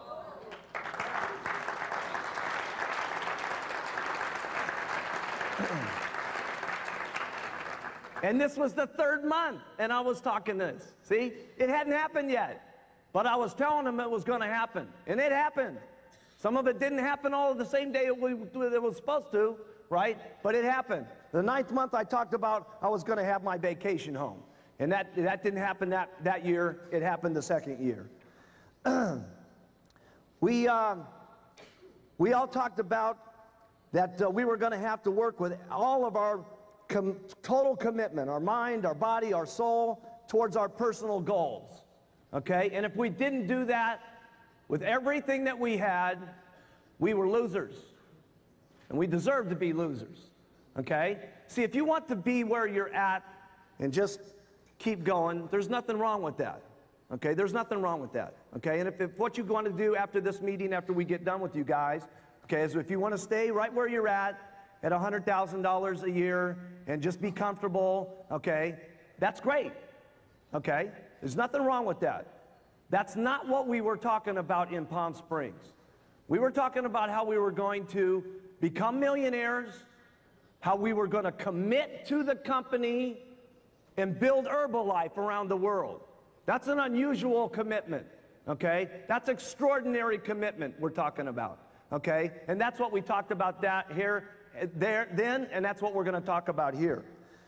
we talked about how we were going to stick to the basics on continuing to sell the products and continuing to get distributors, and we were going to continue to teach people how to sell the products and recruit distributors, and that's what we were going to do all day long, okay? And then we told them at that meeting, I said, listen, gang, we're now about to leave, okay? And I've told you everything that there is to know, okay? And everything that I've shared with you here may not be for you. So if it isn't, great, okay? But where I'm going is $100 million. So I got to see you guys. I'm leaving, and I left. And when we got out of that group meeting, there was a couple of people that didn't make it. Like I say, Don Grinnell, that next month, $18,000 worth of business. The next month, he was out of business and into another multi-level company. Dallas Bordenov never made it. Tim Greeny stuck for about 3 years. 3 years he did it. He's the sponsor of Mark Zuckerberg in the back of the room. Can you believe it? Can you believe it? Okay, can you believe it? Okay, and he left. He left. And I never forget putting it on Tim Greeny, okay, because Tim Greeny really hurt my feelings, man. He was my best friend, okay? We had really gotten to like each other. We were very much like each other. And I never forget taking him up to my first house that I bought up on Mulholland Drive, and we were sitting there, and I said, Tim, you are making such a serious mistake. I put my best deal on Tim, okay? Just like I'm gonna put my best deal on you guys, okay? I tried everything I knew how to do, and Tim left, okay? And he's got Mark Zuckerberg and all the group, Philly, everybody underneath that deal, and he's gone, okay? Tough. Tough, okay? And that's what it's going to be here. Tough, okay? So here, what we're going to do is we're back in Palm Springs for the second time. And we're going to get to be good friends this weekend. Good friends, okay? No private meetings for Mark Hughes, okay? I'm going to be out with you guys, and I'm going to try to get every single person's story in the room. I know you guys, okay? I know you guys, okay? But I don't know you guys, okay? And we're going to get to know each other differently than we've known each other ever before, as much as we can in 4 days, okay? Everywhere I'm going to be is at the pool, at the breakfast table, at the wherever you guys are at, okay, is what it's going to be, okay? Because this group is my champions, okay? And we are the group that's going to make it happen.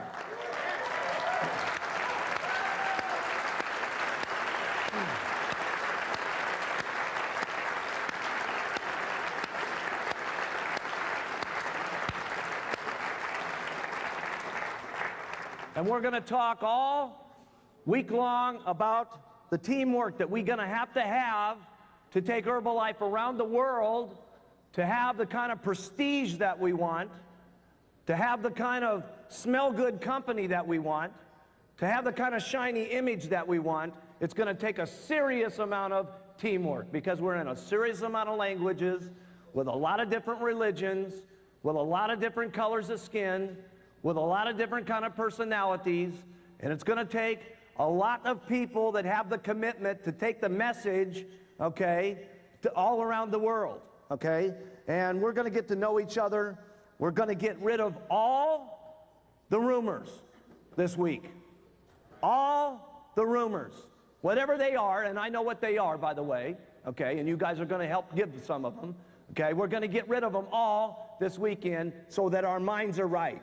So that we're not thinking 30% of our time about who's doing what and everything that's going on, okay? The only thing that you need to be thinking about, okay? Only thing you need to be thinking about, okay, is how many customers you're going to be getting, and how many distributors you're going to be getting, and how many people, and then you're going to get teaching those people how to get customers and how to get distributors. That's all you guys need to be doing, okay? That's all you need to be doing. Okay, all you need to be doing.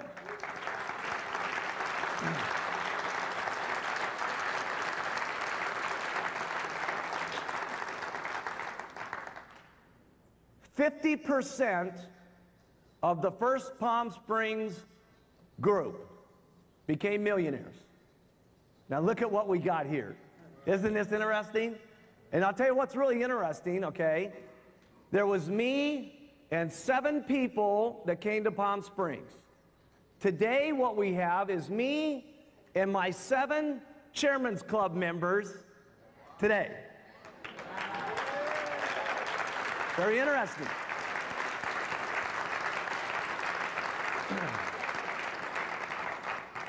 And we are all going to this front row, okay, because these guys are very good friends of mine, and they know, okay, they know how to work, and they know how to make millions, okay, and we're going to do our best job, okay, to get everybody in the room clear about how you're going to make millions, okay, how you guys are going to make millions. Now, whether you make millions or not is strictly up to you, okay, and like I said at the beginning, okay, if everything that we talk about isn't for you, that's okay, okay?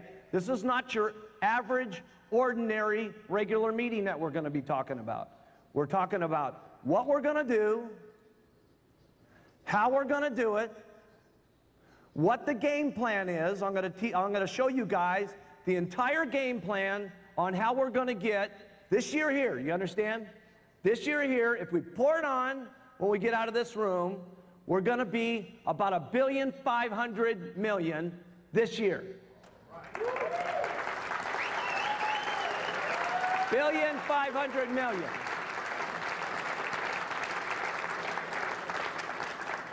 Now that means we got to get out of this room, okay, and we got to pour it on like we've never poured it on in our entire life in the next few months, because we might miss it by 50 million if we don't get busy, okay? But we need that $1.5 billion. Do you understand why we need that? Write this down. It sounds better. It's part of our history. It's going to be part of our story that helps us get people in, write this down, easier. Every year in Herbalife has been easier. Every year. So we have to pour it on so we can hit 1.5 billion so we can make it easier. Okay? Then I'm going to show you guys, okay, over the next couple of days how we're going to hit 2.1 billion next year. Write that down, because that's what we're going to do. Okay? If you guys do it, it's irrelevant. I am going to do 2.1 billion. Do you understand? I am going to do 2.1 billion.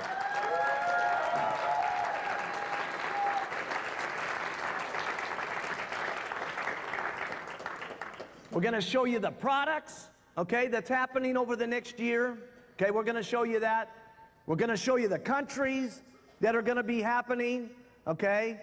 We're going to show you how we're ethically going to do it, okay? We're going to show you that. Okay, we're going to become best friends here this weekend, okay? But we're going to show you this weekend how we're going to get to $5 billion, okay? $5 billion. $5 billion.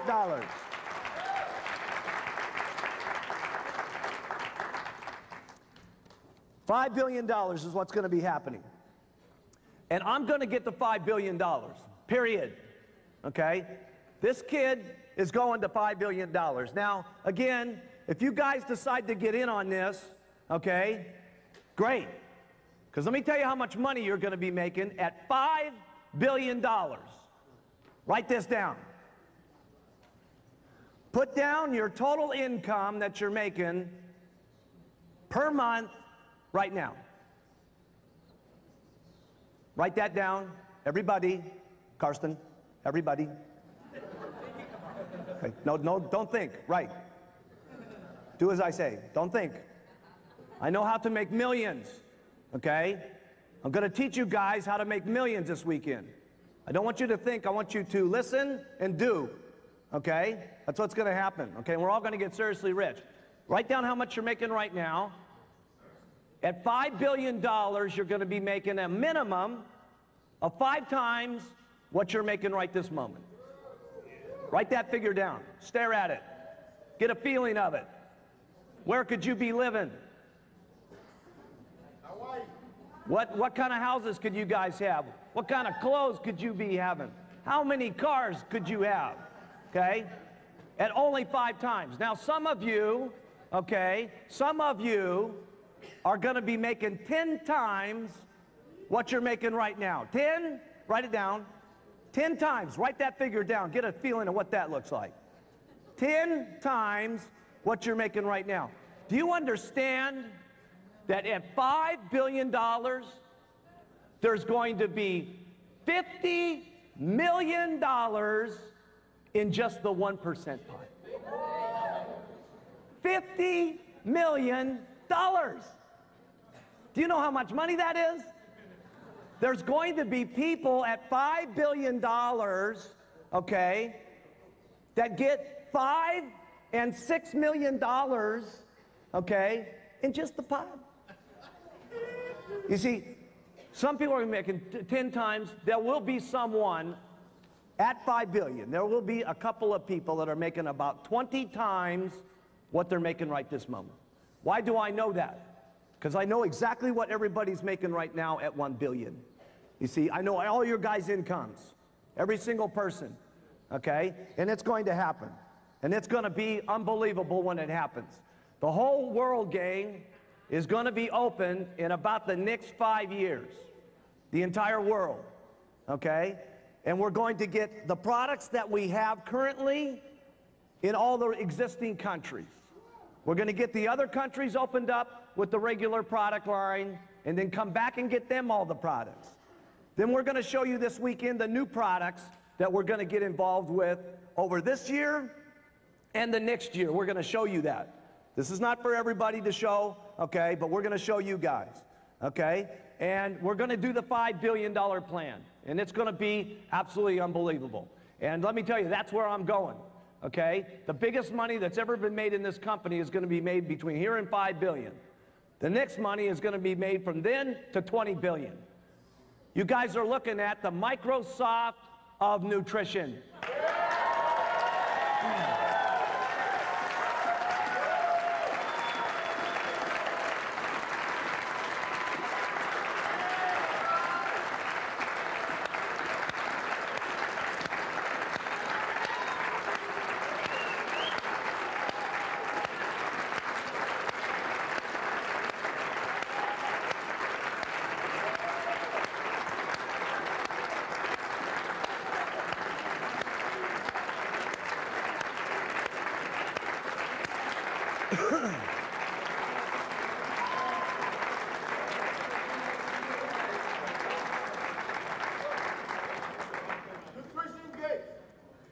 Nutrition Gates, yes. We're going to also do something that's a little different because we're going to work. Okay, I'm going to work this weekend. My Chairman's Club members are going to help get you guys, okay? And we're going to do everything we can to teach you guys how to make millions, okay? And remember, 50% of the room became millionaires last time. Look at how many millionaires we got this time. 50% of this 600-person room, okay? Millionaires. What a story that's going to be, okay? But we're not going for 50% of the room. We're going for 100% of the room like we did in Palm Springs. Some of those guys, yes, everybody.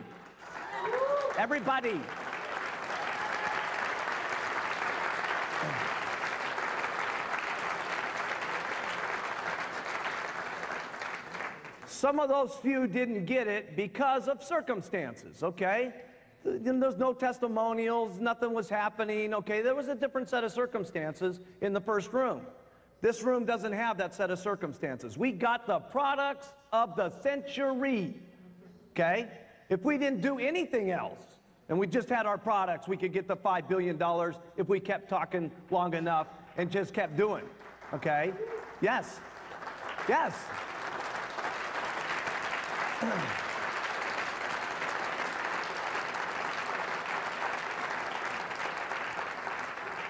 We've got the marketing plan of the century.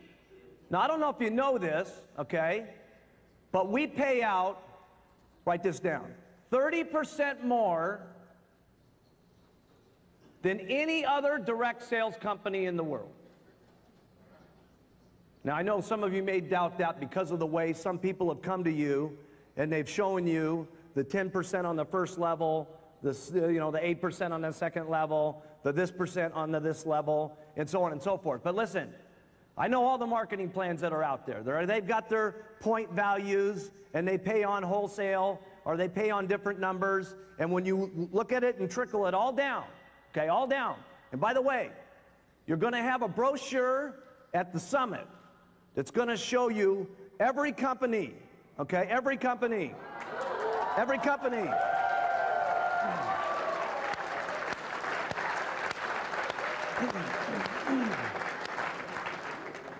So, we're the best. We're the best, right?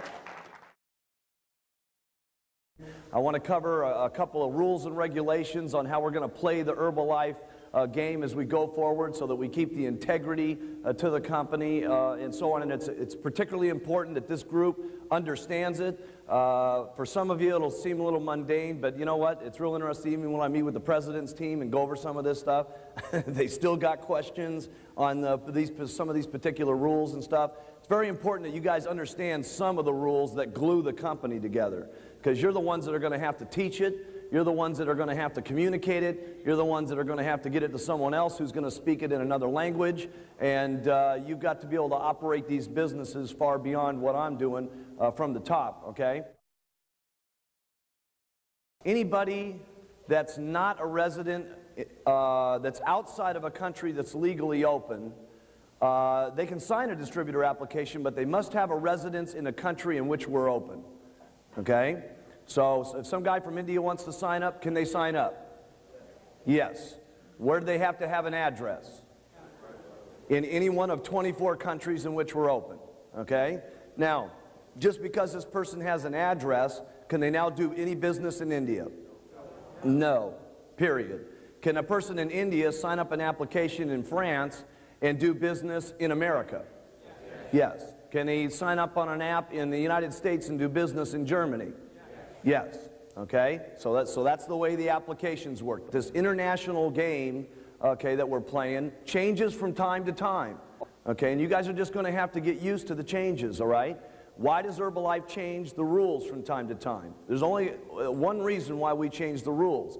Different laws, different things that hit us, different situations that change from time to time. We have to make certain that the company is legally protected.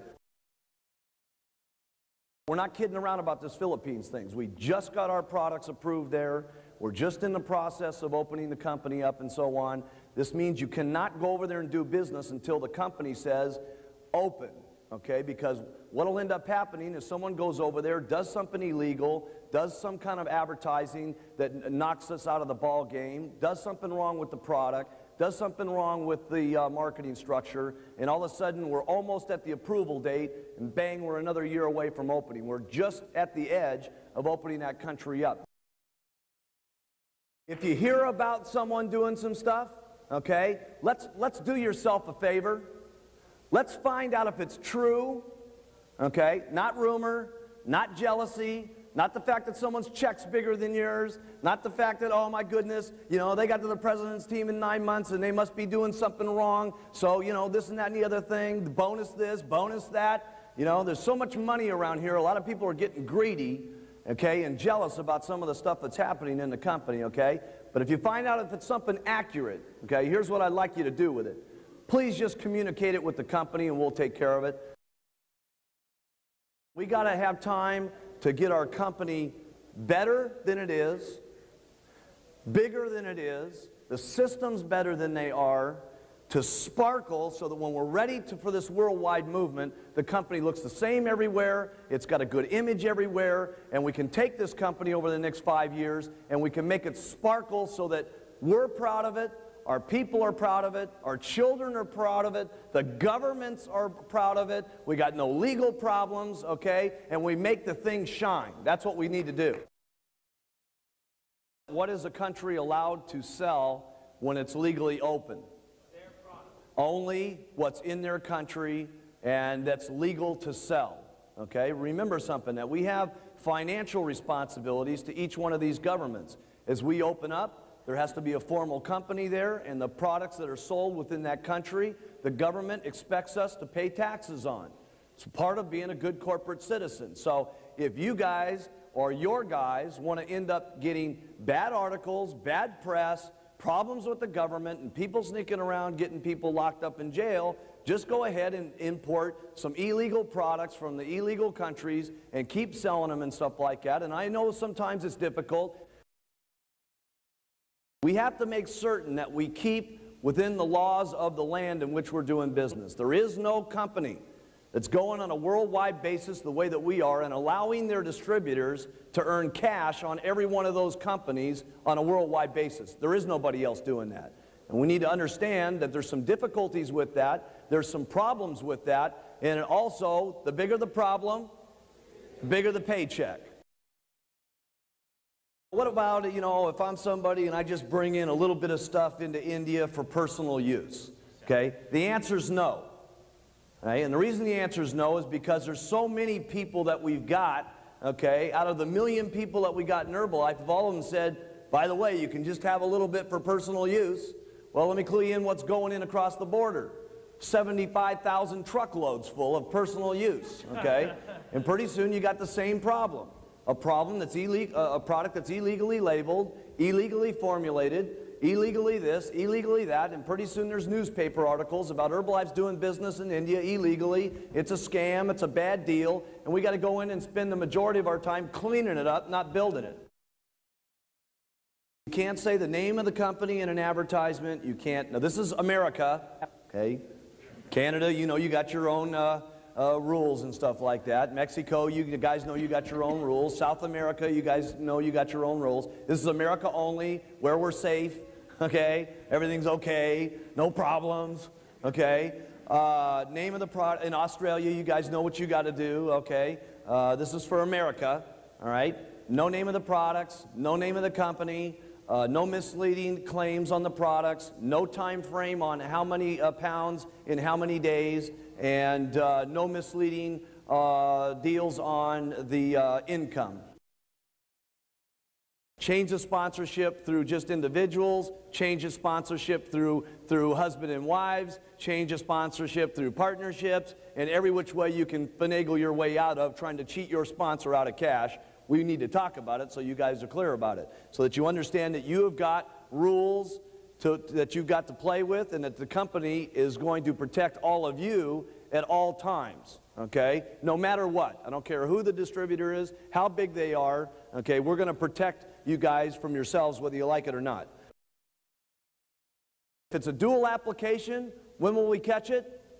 Right away, okay? Because it's all numbered and so on, okay? But if it's not a dual application, and Mr. Businessman, with all his smart knowledge, and Mr. President's team member, with all their genius of the tricks, okay, are signing up all these different people and these different organizations through the different children, through the different partnerships, through the different thises and thatses of the world, and so on. And now they're down here building, okay? During this process, Herbalife might not find out, to be perfectly honest with you, because it's not the same application, we're not seeing the problem and so on, and there's a problem that starts going on. Here's what happens every single time, okay? A gets a mailer, and she ends up at the extravaganza. She's sitting out there in the audience, still a supervisor, okay? And she can't believe it that B is up here with the girlfriend standing on stage getting their president's team pin. And she says, I can't believe it. If that person's on the president's team, my check should be 10 grand a month. I wonder what the deal is. She ends up calling the home office. What is the home office going to do? A, we're going to investigate. Now, the investigation may take some time because we're going to investigate no matter how tricky this person is. We'll go to every length that we can, from calling every single person that was ever signed up to investigating the bank accounts, how the checks were cashed, their tax returns, you name it, we're going to find out about it. And what are we going to do? no matter when it is, no matter what the time frame, no matter how long ago it was, all the volume gets switched back over to A, who was supposed to have earned money on it, A1, who was supposed to have earned money on it, A2, who was supposed to have earned money on it, and in some cases, A3, who was supposed to have earned money on it, including A number 50, who might have been getting a slip down 2% or 6% bonus on it, and we will not only move the volume back, we'll move the positions back, and we'll move the money back. If you get into a problem on a change of sponsorship, here's what you do. Give it to the company, bug us every 30 days, and go get another 25 supervisors. Protect yourselves. Remember I told you here that there was a couple things yesterday that you had to do when you're making money. Okay? Number one, you've got to fight to make the money that you make.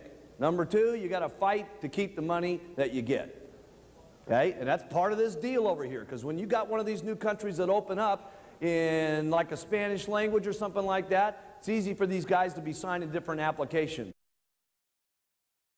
Here's one thing you can always count on Herbalife for is we'll do the right thing by you guys. Okay? Every single thing is not always black and white. You know what I'm saying? There's a lot of circumstances, a lot of things that can happen, but we do the right thing. This company has never made its decisions on the cash that it makes. It has always made its decisions on what's best for the people.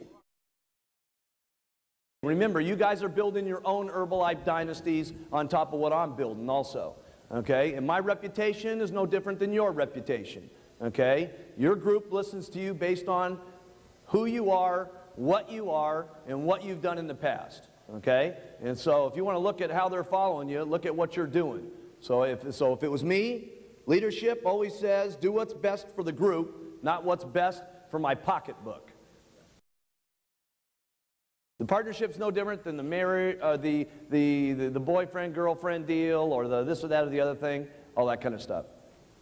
See, the thing that you got to realize is that a contract to me and someone who's working the distributorship who's not even on the distributorship is still an implied contract. Sign up on a contract. You're locked there. Okay? You're stuck in that contract with that group. Okay? For all the terms of the contract. All right? No matter what, unless the three upline earning supervisors, okay, release that person, because who has got the rights to that downline? The people who are in that line that are earning income off of it.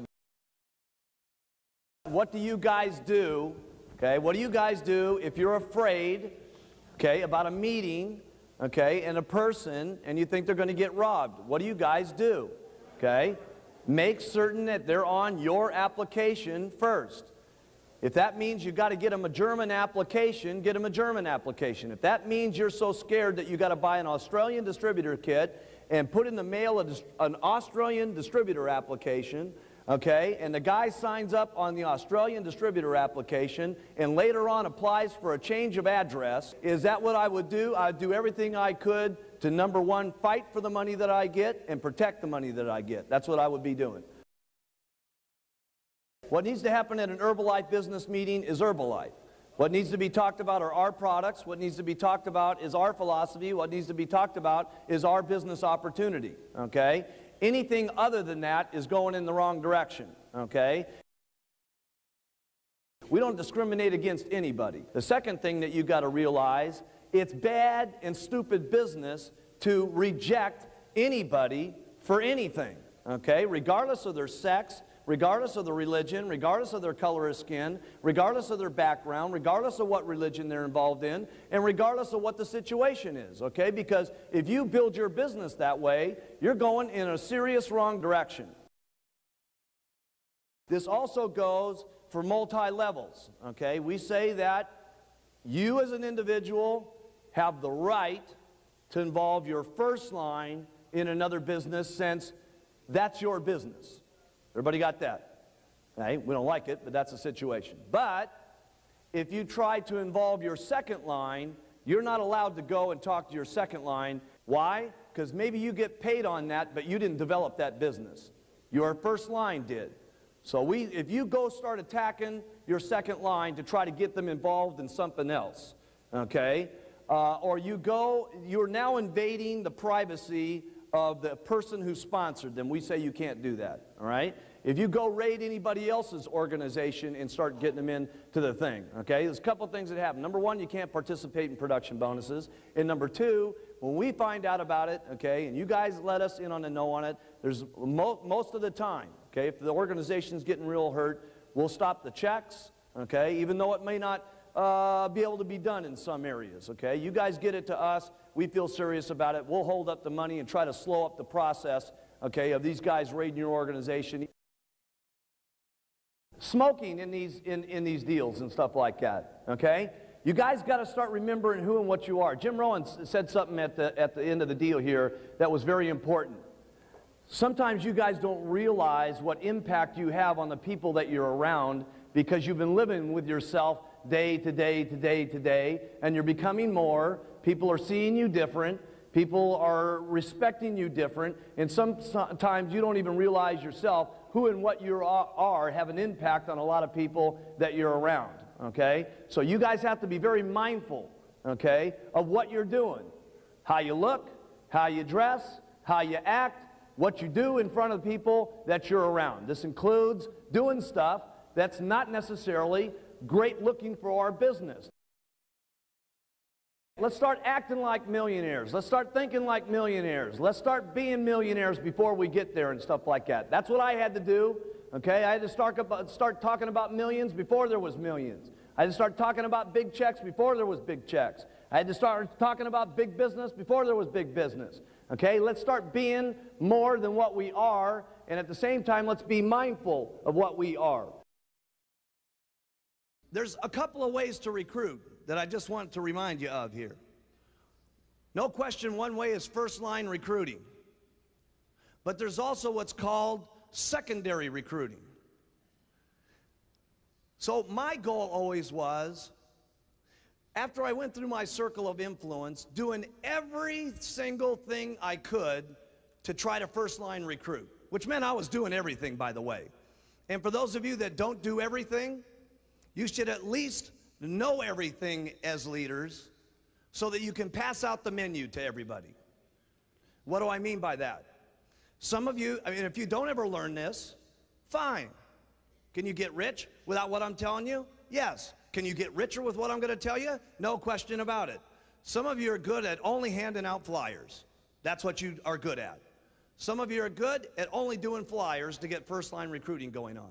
Some of you are good at only getting people in front of the HBN network, and that's what's making it happen for you. Some of you are good at just getting people one-on-one. You do presentations one-on-one, okay? And that's what gets you first-line recruiting.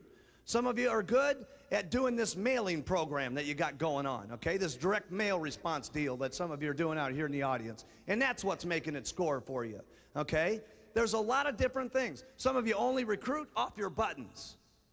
But I'll tell you what you're going to make a big mistake at as leaders if you don't know. Knowing the menu.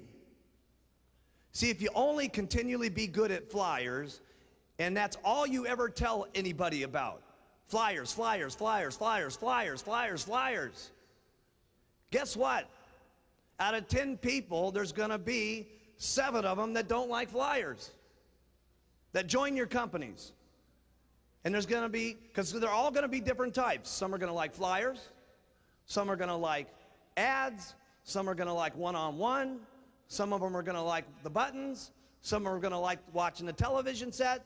Some of them are going to like doing one-on-ones or using the direct mailing program. They're all going to like doing different things. And unless you know the menu, your advantages go way down on how you can attract people to the company. So make sure that you, even if you're not using the menu, that you know how to tell somebody about the menu. See, it doesn't make any difference if you don't use the menu. See, there's lots of stuff, myself personally, I wouldn't do. I wouldn't do it. I couldn't do this direct mail program that some of you are doing. I couldn't do it. Me personally. That doesn't mean it's bad. Just means that I wouldn't do it, okay? You know, me personally, I love the flyers. Me personally, I love the advertisements. Advertisements is how I built my business, okay? Talking first line here right at the moment. That's what I love to do. But that's not the only thing I teach. Because if I did, guess what some people would have not done? Ads and flyers. Because some of my people didn't have the money to do the ads. Some of them were scared to answer the telephones. But they would put on their button because it was already in their kit and paid for. And they actually got to the president's team through the button retailing the product, and they mostly retailed the product and then turned them into distributors and got to the top, and that's how they got to the top. So make sure, as leaders, when you're doing your training classes, that you know enough about the menu so that you can attract every kind of person that there is, so that you can put them all on stage, so that they can all tell the results of the different parts of the menu, so that somebody in the audience says, I like that. If that guy can do it, I can do it. That's a secret. Now see, make sure that you get that one, because if you don't get the menu, it's not that you can't get rich, it just means that you're not going to get rich as quick. Why has Mark Hughes been able to become so incredibly wealthy? Because I am so incredibly free and loose oriented. I'm not fixed to anything. It doesn't make any difference to me as long as it's ethical, as long as it's not against the law, as long as it's not tricking somebody, as long as it's got to do with using the products. Wearing something means anything. A button, a cap, a flyer, a sign, it doesn't make any difference. It's the concept. And as long as you're talking to me means anything that's talking. Talking means talking.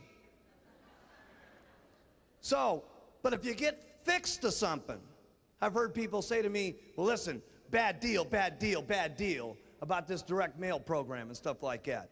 Hey, there's nothing wrong with a mailing program, okay? There's nothing wrong with it, okay? There's nothing wrong with this particular method of operation or that method of operation or this method of operation. Here's the only problem that there ever is with any particular method of operation, is if you start doing something other than what's in the philosophy. For instance, like trying to change the marketing concept. In other words, you add something to the marketing plan or add something extra to the concept that tries to make you some little extra money someplace, somehow, somewhere. Like, for instance, maybe books and tapes, okay? And you start making that one of the issues of your program, and you make that one of the big deals instead of using the products, wearing the button, and talking to people. Or making money on the meetings, or making money any other way.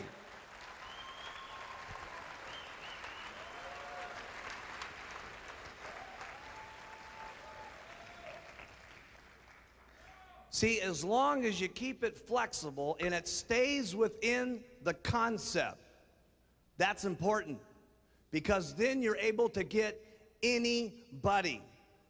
And that means when I say talk about this philosophy, I'm very serious about it, okay? Because anything that you do outside of the norm, okay, other than using, wearing, and talking, you're going to make a serious mistake. Making anything other than the issue of those three things, and you're going to make a mistake, okay? You could say use, wear, talk, and then religion. I don't care what your religious beliefs are, okay? Have every kind of religious belief you want to. But if you start making that part of your pitch, okay, and you start making that part of your program, guess who you just didn't get? We have one mission here in Herbalife, if you haven't recognized it. It is making a better world for people to live in, taking better nutrition to the world, okay? That is our mission statement, okay?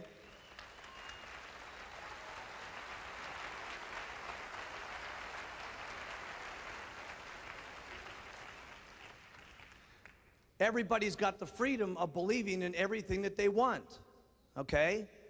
But it's not use the products, wear the button, use the products, wear the button, talk to people, and see the Pope. Okay? Because when it's use the products, wear the button, talk to people, see the Pope, guess who you're not going to get? The Jewish community. You see? The Arabics that are going to be involved in the company. Okay? Any kind of person that you want to talk about. It's freedom of your choice to do with whatever your life that you want it to be. But if you really want to affect the world, you got to be loose about it and not put out your other hang-ups on other people. Now here's another little thing. If you guys want to inspire your group, and seriously inspire them, because there is a little trick to inspiring your group. Everybody says, well, is it the incredible motivation talks that you get and stuff like that? Sure, that can be inspiring, but if what you're saying is not matching what's going on, then you're not very inspiring. All the way to the way your waistline looks, all the way to the way your face looks, to what's happening around your life. Why was Mark Hughes inspiring? Because, one, my pitch. But pretty soon, everything that I was pitching, I started doing. When I first got Herbalife started, all I had was a white jacket and a nice little pair of black pants and a red tie. And I felt it was so cool, that white jacket, those black little pants and that red tie. Oh, plus I had, in my little office, I had white carpeting. I don't know why I thought white carpeting was cool, because about 3 weeks into the program, everybody had stepped on it so much, the office really looked ugly, okay? But I had this beautiful, and by the way, I got for the very first time, about 6 months ago, after 16 years, I bought a white jacket again with some black pants. But I'll tell you one thing I didn't get was a red tie, because I don't want to ever remember what that outfit was like again. And I kept wearing that outfit and wearing that outfit, and I finally got, and I was pitching, and I finally got myself a black velvet coat. I'll never forget getting that black velvet coat, and everybody in Herbalife all of a sudden had a black velvet coat.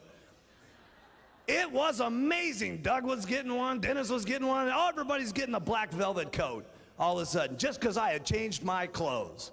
And I never forget, I drove up in my brand new Eldorado, and all of a sudden everybody wanted brand new Cadillacs. See, I didn't just tell my group to go, go, go. I kept going myself. I always outproduced them at the meetings. I always brought more people to the meetings than they did. I always outsold more retail than they did. I was outdoing them in everything. Why? Because through example is how you're inspiring. If you want to just go out there and pitch, go ahead. But if you pitch and you start making things reality, you'll become inspiring. That is inspiring. What has inspired so many people around me? Mark Hughes keeps going. Then it was my very first condo. No, none of my guys had ever seen a beautiful condo. I had that little rinky-dink condo on the beach and stuff like that. But to me, it was like a giant mansion. That thing was big enough. I mean, we could fit that in my wife's bathroom today, okay? But to me, it was like the biggest mansion that had ever been around, okay? And pretty soon I had my first little condo, and I was very good at finagling everything, trust me. I mean, I was a master at making myself look better than I really was for very little money. And when I got that first condo, pretty soon my people started getting condos. And when I got my first house, my people started getting some of their first houses. When I got my very first Rolls Royce, some of my people started getting fancy cars. When I got my first mansion, some of my people now got mansions, okay? So if you want to be inspiring, keep working on yourself and keep improving yourself. You heard it all said by every single person that was up here, okay? That you don't just tell your group, go. So it starts all the way down at the bottom. Alan was brilliant at talking to you about promotion. If you want to promote anything, guess what you do first? You don't just promote it. First you qualify for the promotion yourself, and then you promote it. Because if you do it yourself, it's going to be more attractive to your people. So You want lots of people to go on if you guys want to be on vacation, first get on vacation. You want lots of people to be on vacation, qualify for vacation, and then show them the vacation. And pretty soon, a lot of your people will be on vacation. And pretty soon, all of those people will show their people about vacation. And pretty soon, that's how your check gets going, bigger and bigger and bigger. So if you want things to get better, keep improving yourself. And that means for all of you guys. That means for all of you guys. You want to get bigger, you got to become bigger yourself. So you don't just go group go, go group go. You keep going yourself, and let me tell you, it will go. How do you keep inspired? I can't remember who said it in the meeting and stuff like that. It was Alan Lorenz, okay? He says, the way I keep inspired is from the new stories. New stories meaning he's getting new retail. Stories meaning he's getting new distributors. Stories meaning he's getting new supervisors. When that's happening to him, he keeps inspired. But if you just keep trying to squeeze your organization into $1 million without keeping inspired yourself by the own amount of retail you do, the own amount of recruiting you do, the own amount of supervisors you're breaking, then you're trying to squeeze your organization into $1 million by telling them, you guys do it, I don't got to do it. Can you make a little bit of money that way? Yes. Can you even make a lot of money that way? Yes. It's even worse when you're making a lot of money that way, and then all of a sudden you go on no-go mode. And you just tell your group, go, you got to go, you got to go. And in the beginning, you went yourself. And then pretty soon, all you're doing to your group is saying, go, go, go, and that makes you more money. Go, go, go, and that makes you more money. And pretty soon, for the next couple of years, that's all you're doing is saying, go, go, go, go, go. And pretty soon, you start getting dissatisfied. And pretty soon you start saying, I wonder why my check's not going up, and I wonder why it's not growing, because you can only get so much out of your group. Your group at some point is going to kind of get to where they want to be. And go, go, go, you can't squeeze any more out of it. So if you want to get some more out of it, you got to become more yourself. And that means constant retailing, constant recruiting, constant breaking supervisors. Because here's another thing you got to do every year. Write this in your notes. Replenish that you lose. You are going to lose a certain amount of people each year.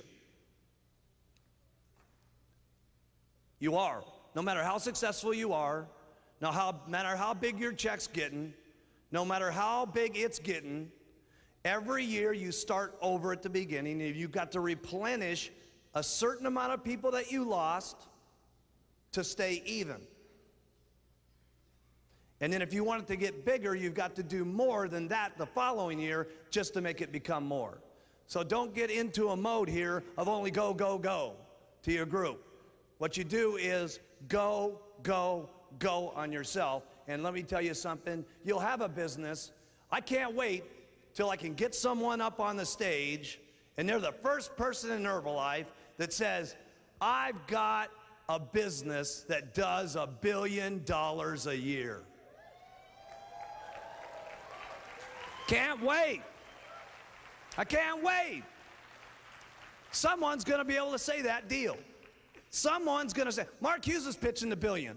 Now I'm pitching the $5 billion. There is going to be a distributor up here someday that says, my organization did $1 billion last year. Unbelievable. There's some people thinking about it. There are a couple of people around here that do think about that. In order for Herbalife to become what it needs to become, and in order for it to be the kind of business we all want it to become, we have to all be in business together. You can build your businesses a couple of ways. And you can make money some different ways in Herbalife, but at some point, building it wrong is going to catch up with you. And the only thing that's going to happen is that because of the way that Herbalife is, and because there's more good than there ever is the bad, there's only one thing that ends up happening. It catches up to you and it forces you out the door. It's the only thing that can possibly happen.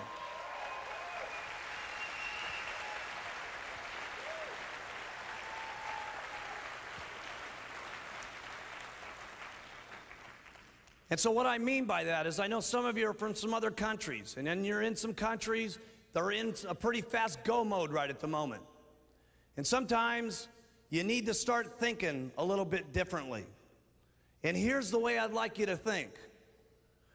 Every time you're making a decision, every time you're going to do something in your business, I'd like you to think, is this what Mark Hughes would be doing? Is that what Mark would do? Is that what he would do? There's some things that happen, like for instance in France, okay, that goes outside the business that help mess up the business in France. France was on a major go, go, go mode. And guess what a lot of the guys over there were doing? They figured out that it would be a lot faster to get their organizations to the 246 that if everybody just sold the downline product at 50%. All of it. No retail, no wholesale, no nothing. Everybody gets it at 50% off on the first, second, third level, all the way from the time you get the guy in to the people they get in, to the people they get in. Everybody's getting it at 50% because they figured we do all this incredible stuff for Herbalife twice as fast. And guess what happened? Right down the tubes. Because guess what happened to some of the new people as this major roller coaster was going on? Some people didn't make any royalties fast enough. Some people didn't make any wholesale fast enough. And by thinking that they were doing something incredible for their organizations, all of a sudden they had some people that weren't making the royalties fast enough, that weren't making the wholesale fast enough, and all of that stuff crashed and burned for them because they got outside of doing what the normal is. They started taking it into the newspapers and selling it for 50% off. Guess what that did to France? It started messing up the entire, not only organization for them, but it messed up the organization for all of you. And we're in business together. When you do something, you don't just do it to yourself. You do it to yourself and the person sitting next to you. And you not only do it to yourself and the person sitting next to you, but you do it to your uplines and you do it to your downlines. And by golly, you need to not steal from anybody. Your downlines, your uplines, or anybody else in the room.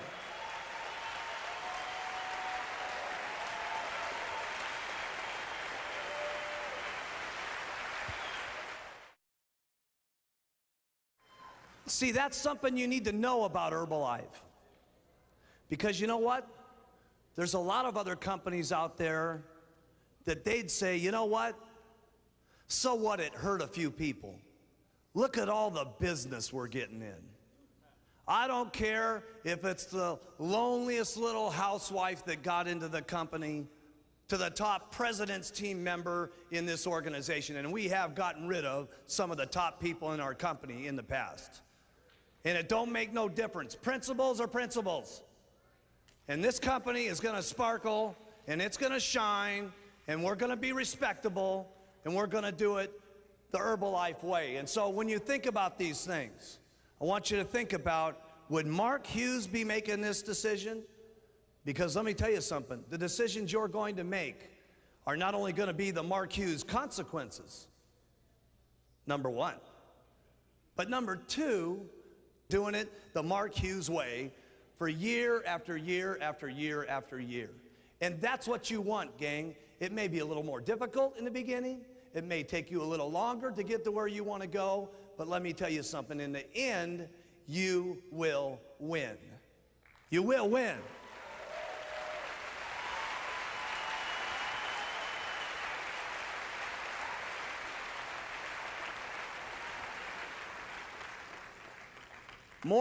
Just as important, we will win. And that's got to do with all the integrity of the company. That means out-of-line buying, okay? Where someone comes to you and they want to buy it from you because it's a little bit easier. There's a lot of tendencies sometimes to want to go ahead and sell it to the person, okay? Maybe their supervisor dropped out and stuff like that, and they come to you and they're begging you, geez, I'd like to buy some of your inventory. Remember, when you're selling it to that person, guess who you're stealing money from? Their first upline, their second upline, and their third line, and everybody upline that's in the 2, 4, 6 check. Stealing is what it's called. Stealing. I want you to think about that. And we're not going to allow for stealing. Not going to allow it. See, these rules and regulations that we've got in our company, in our plan, are to protect every single person in this room, no matter who you are. To the lowest little housewife in the company, to the auto mechanic that just gets started, that's got grease stains all over his cans, to the top person in the company with his Brooks Brothers suit. We don't care. Ethics are ethics. And we got to not only protect us, okay, but you got to protect everybody in the room, because as a unit, we can become 5 billion. As a unit, we can get to 10 billion. As a unit, we can get to 15 billion. And we'll be the kind of companies that we want our children to respect and their children to respect. So when you move and become a leader in the company, you got to move as a leader with integrity in all parts of the plan, even if it's a little bit slower, because the integrity of what we're doing in Herbalife has not only paid off now, but what it's going to pay off for us in the years to become is going to be nothing short of mind-boggling. Mind-boggling.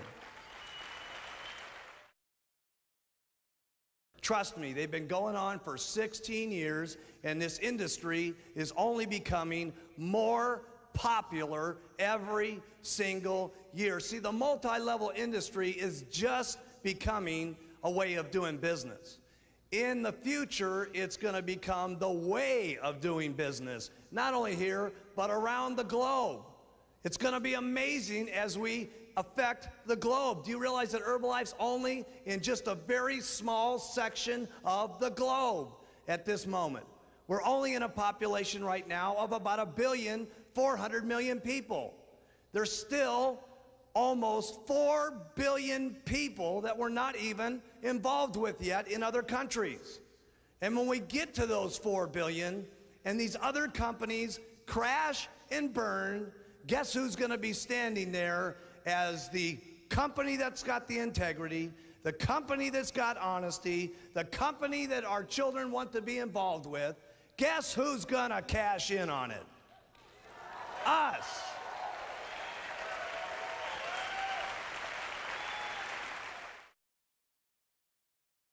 Now let me teach you the marketing plan and teach you how to teach the new marketing plan, okay? And within a very quick period of time here, you're not even going to need to do this. Just sign the application, check comes in the mail, okay? This is you up here at the top. You've done your full 2,500, so you are allowed to earn 5%. Now write this in your notes. You always, on your first 3 levels, earn 5% no matter how much volume they do. Okay? So on A, they did 2,500, you earned how much? 5%. Okay? B did 2,500, he's on the second level, you get 5%. C does $500 worth of business. Okay? On C, you earn 5%. Okay? Why? Because he's your third level. Get it down in your brain. No matter what happens on your first 3 levels, you always earn 5%. But normally, this guy would have cut you out of royalties. So we skipped down here a generation, and D, who's on your 4th generation, did 2,500. C, who's at 500, who's only at 1%, got 1% on D. The difference of that 1% is how much? 4% now goes to who? The first person, you. Okay?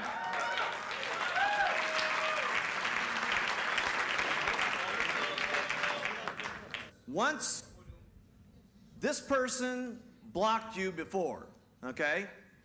Now you're skipping a generation and getting to earn on your fourth level, okay? C earned 1% on D because they only did 500. That 4% points comes up to you and goes on your royalty check. That 4% that goes on your royalty check, if you were at 800 and you earn, let's say 5% of 2,500 is it's $125. Okay, if you were at 900 points, and this was implemented, and the 4% rolled up to you, and you got 125 more points, you now got your very first month of what? Get team.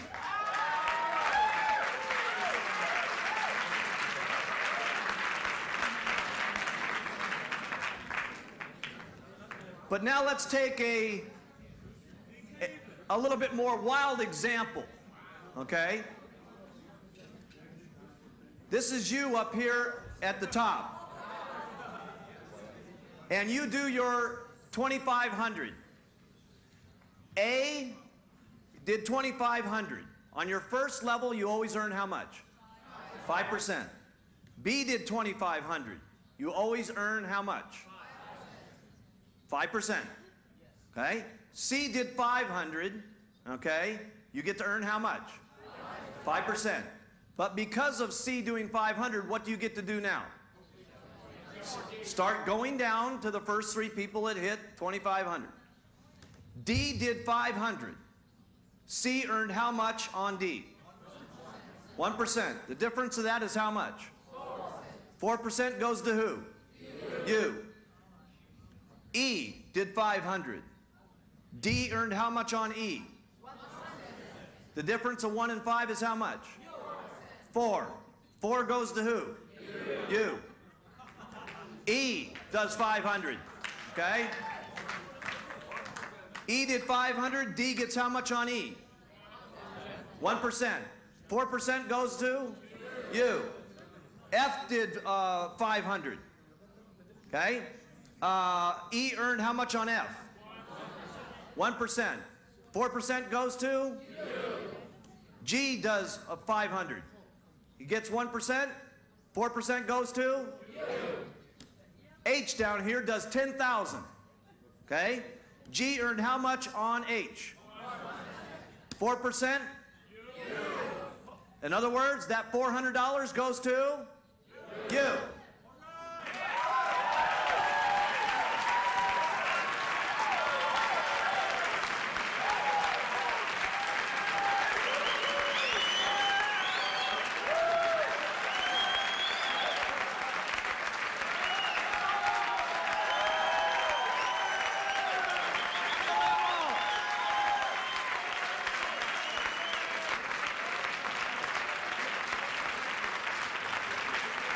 Now,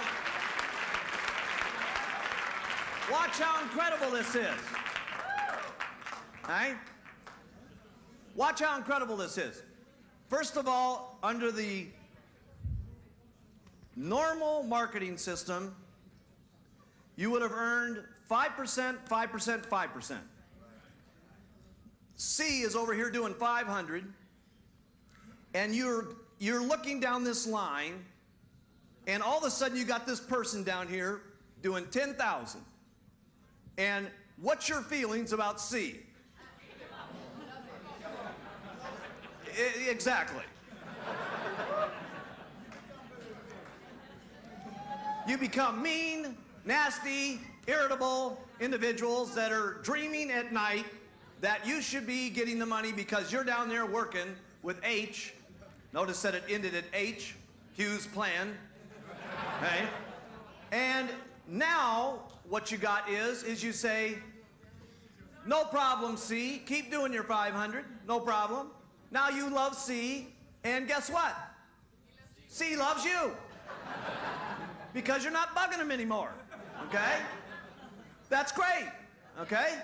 Because before, you were either trying to get him to do more business, or you were in the process of trying to kill him some way, or to get him to bounce his check at the order department so that the volume could now you're in love with D, you're in love with E, you're in love with F, you're in love with G, and you really love H.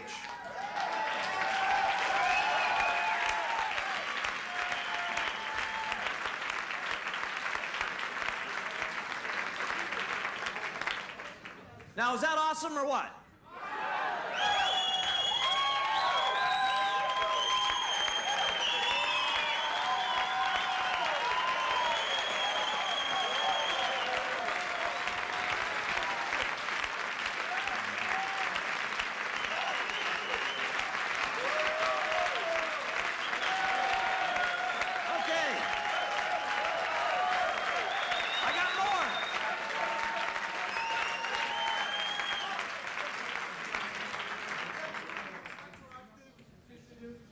Is it is it retroactive for the last 15 years? Wait for the last 5 minutes. No, sorry, it isn't. Now, that does bring up a question, though. There are people that you pitched last month that you said that had to do 2,000 last month, 2,000 this month, okay? So anybody who's in that position, we don't want to change gears on them. So if they did 2,000 their first month last month, they can do 2,000 this month because that's the way you pitched them. We don't want to change your pitch and make liars out of you, okay? So they got a freebie.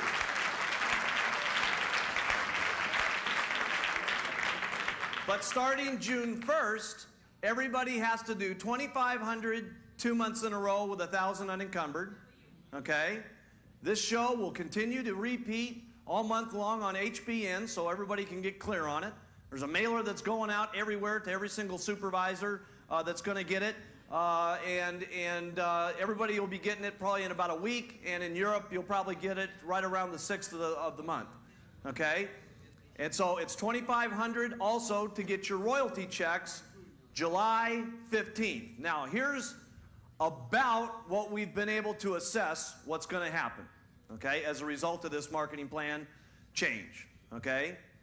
Between the roll-ups and the extra volume that will be done, okay, but we figured out that there's around 200 to 300 from this program that will immediately in July go to the GET team, immediately, okay? About 200 to 300 are going to go from World to GET.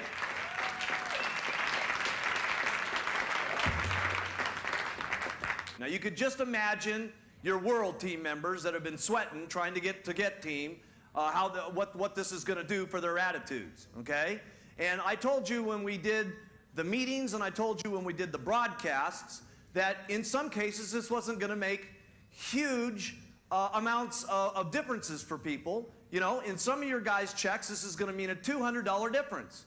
But the $200 difference, if it gets them on the GET team, makes a big difference, okay? So we're going to have about 200 to 300 new attitudes running around the company, quick, okay? We've looked at it and it looks like there's about 100 people that will immediately go to the GET team to the Millionaire team. First month. And what is the first month? The worst month. Because it's always the worst the first month that happens. And it looks like immediately there's going to be somewhere between 30 to 50 people that go from Millionaire to GET team. Most of you are sitting in this room. To President's team. Millionaire to President's team. You'll go, for sure.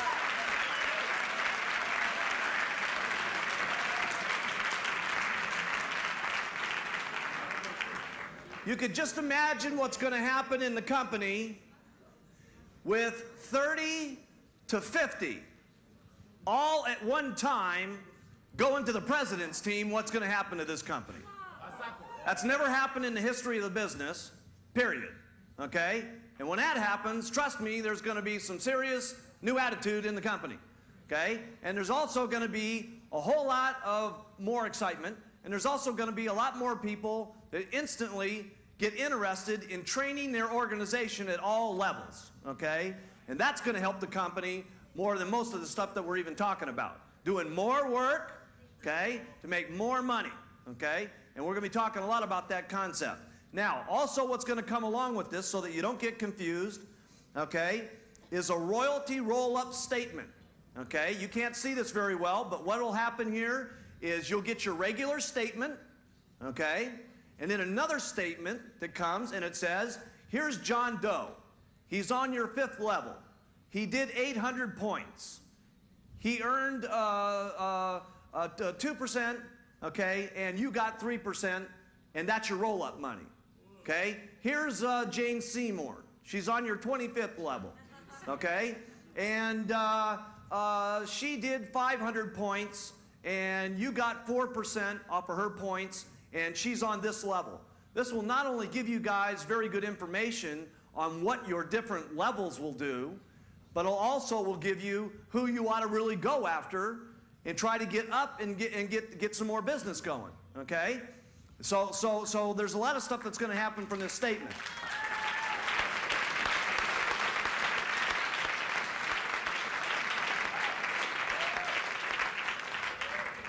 Then you'll get a summary statement here. Like this person here, we took their royalty statement, okay? This says that their royalty override, this is an actual person's check, but we're not going to tell you who it is. Their royalty check was 1,275 points, and their roll-up money, okay, is listed separately so that they know what's happening with the new marketing plan, was $929. So they went from $1,275 to $2,200 the first month.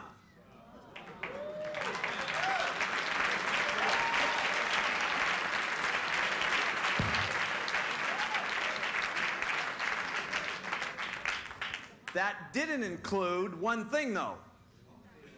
That was only the free money. It didn't include taking the 2,000 points, everybody on the statement that did 2,000 points, and make them do 2,500, which is another sum of money, which might have got them very close to their first month of Millionaire Team, okay?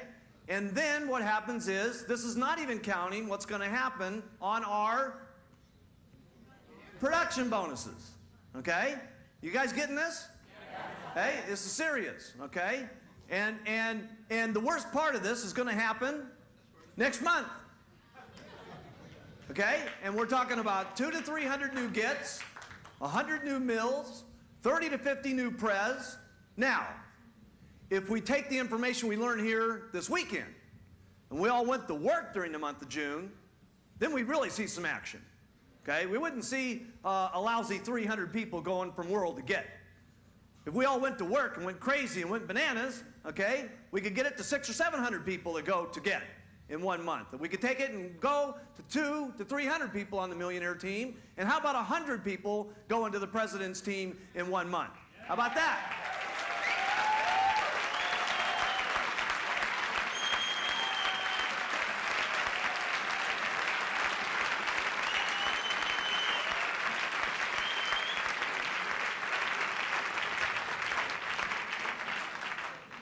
So, let's talk. Yes. All I can say is when the last marketing plan, by the way, my name's Amartat Cohen, and I'm from Denver, Colorado, right? And when the last marketing plan change went into effect, which was in 1992, I was on Millionaire Team, just barely hanging in there. And the next thing I knew, my check, which was about $5,000 at that point, went to over $15,000 the next month. So that's what happened to me.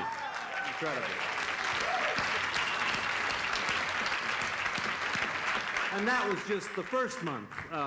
And then 6 months later, I was making over $50,000 a month, and I was on the President's Team. So the first month was definitely the worst month. There's no doubt about that. Because it takes a few months and everyone else starts seeing what's happening to their checks and they start working harder and the whole thing goes completely out of control. Anyway, my question is, Mark, what do we do with someone this month that does, that's been pitched already and does only 2,000 points? That means he has to do what next month to qualify as a supervisor? If you've pitched a person this month that's doing 2,000, then next month they do 2,000. So the last time that a person can do 2,000 points and be a supervisor is this month? That's right. Okay. That's absolutely right. Good question. It wouldn't be fair at this point to do it any other way. You know, I mean, we could say, go ahead and change on the guy, but you guys have already pitched him on a particular deal. We can't back out on it now. So you've told them 2,000 2 months in a row. They do 2,000 this month, they can do 2,000 next month, okay? Starting the 1st of June, if you're gonna start qualifying for supervisor, it's how much next month? 2,500 with how much unencumbered? 1,000. And the following month, 2,500 with 1,000 unencumbered, okay? You said that the roll-up money goes to the next 3 people that do 2,500 volume. Is that correct? Right. So you get paid on your first 3? You always get paid on your first 5% on your first 3. And then on everything until you hit the next 3 people that do 2,500. Well, it depends on the circumstances. Okay. Okay? If the first 3 people that you hit did 2,500, you've already gone through the first 3. Okay? If each one of these guys do 2,000, each person that doesn't do 5%, you always get to skip down generations until you keep going until you hit the first 3 that do 2,500. Now, does that mean that you could go, you're at 2,500, this person does 500, you get how much? 5%. This person does 1,000, you get how much? 5%. This one does 2,500. 5%. Okay? Now, let's do another one. Okay? Let's do that one over. This guy does 2,000. You get, well, how much? This one does 1,000, you get how much? This one does 500. Okay? Then this one down here does 500. Okay? This one earned 1% on this one, so 4 goes up. That keeps rolling down. Let's say you go down another 8 generations, and you get the one person that hits 2,500. There's 1. Then let's say you got 3 more people of 500. You keep skipping down till you get to another 2,500. That's 2. Then it skips another 5 generations of 500, and you hit the 3rd one.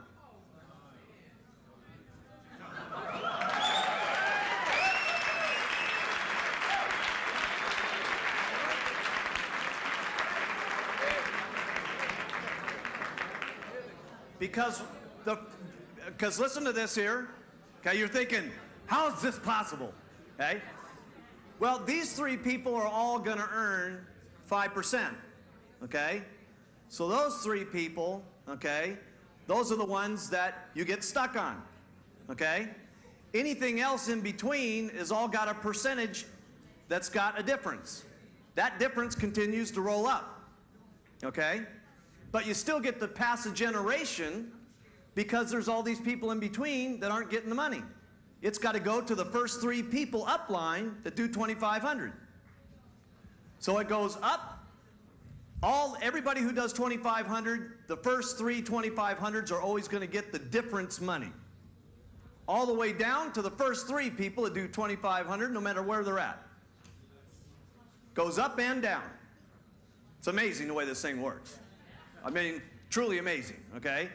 Now, teach it this way because it's very simple.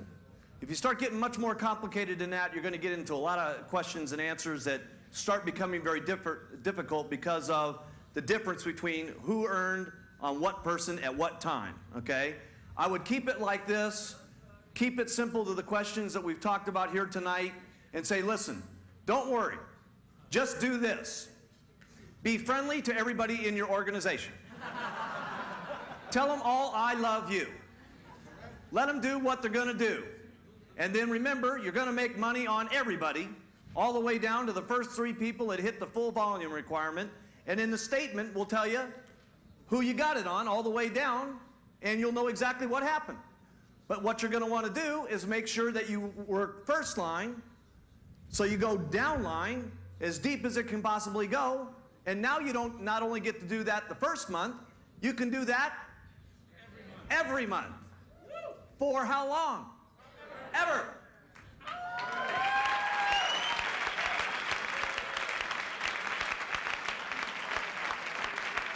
I want you guys to dream, just this, okay? All you got to think about is the first 3 levels, you earn 5%.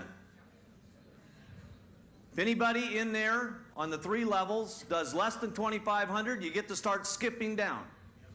Anybody that you skip down on, anything that they earn on percentage, the difference in the percentage rolls up to you, okay? Till you get to 3 people at 2,500, okay? Unless the first 3 people in line were 2,500, would you skip down?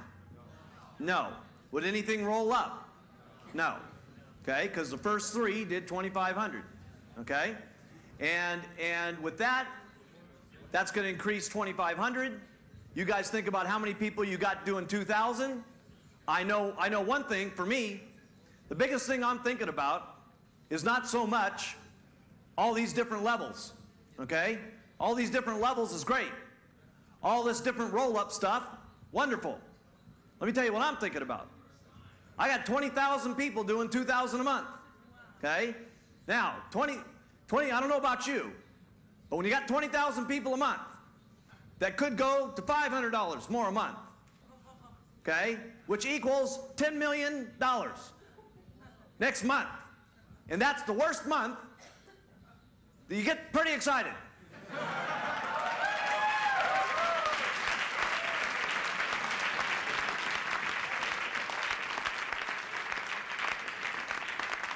So what I'd be thinking about, okay, sure, the zeros are great, okay, sure, the roll-up's great, but what I'd be thinking about is we need to do some more business, okay, and we need to get to work like we've never gotten to work before in our entire lives.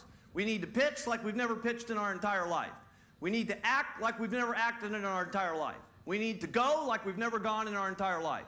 Because here's one of the things we've got going for ourselves. First of all, this marketing plan is going to make a change in a lot of people's checks July 15th. Now, some of those are going to be $50 changes. To a guy that's doing $100, is a $50 change significant? Yes, okay? And you need to point out to them how significant that is. That's called a 50% increase in your royalty override check, okay? And if they have more business, just think of how it could affect their check, okay? So what you need to talk to them about is how exciting that 50 bucks is, okay? And for the first, some of them are going to get $200 increases, some of them are going to get $1,500 increases, and we're going to have people that have $5,000 increases, and we're going to have people that have $8,000 increases, and this doesn't even include the production bonuses, okay? And this doesn't include the 500 points more we're talking about where we're going to make our real money. So what we need to do, gang, we've got an opportunity here, a window of opportunity called that nobody else in the history of marketing has ever done this with their royalty system. So if there was ever a time to go, when would it be? Now, okay? Not next week, not next year, okay? Because let me tell you what needs to happen with this program. There's going to be a jump in the checks anyway, okay? That means you can run around, my check gone up as a result of the plan. Now, if we'll go to work, we can say, look how much it went up. It's really out of control. And then if we'll work harder than that the next month, we can say it's really unbelievable because now it's starting to kick in. And if we'll go ballistic in the next month and really go crazy, then we can say it's completely out of control. And then if we'll go absolutely bananas in the month of September and our checks get bigger, guess what the checks start doing to everybody? It starts waking your group up, okay? So what we got to concentrate on, okay, and this is what this whole deal is going to be about this weekend, is having us jumpstart the program. That means us going back to work like we've never gone to work in our entire life. It means going absolutely crazy with recruiting like we've never recruited in our entire life. It means pitching our downline like we've never pitched in our entire life. And it means us getting our check up quicker than we ever have in our life, so life will be easier. So that you can go looky, so that your check matches the pitch, okay? And when your check matches the pitch, Guess what happens to your organization that you guys have been out there going, go group, go. Go group, go. Okay? Right?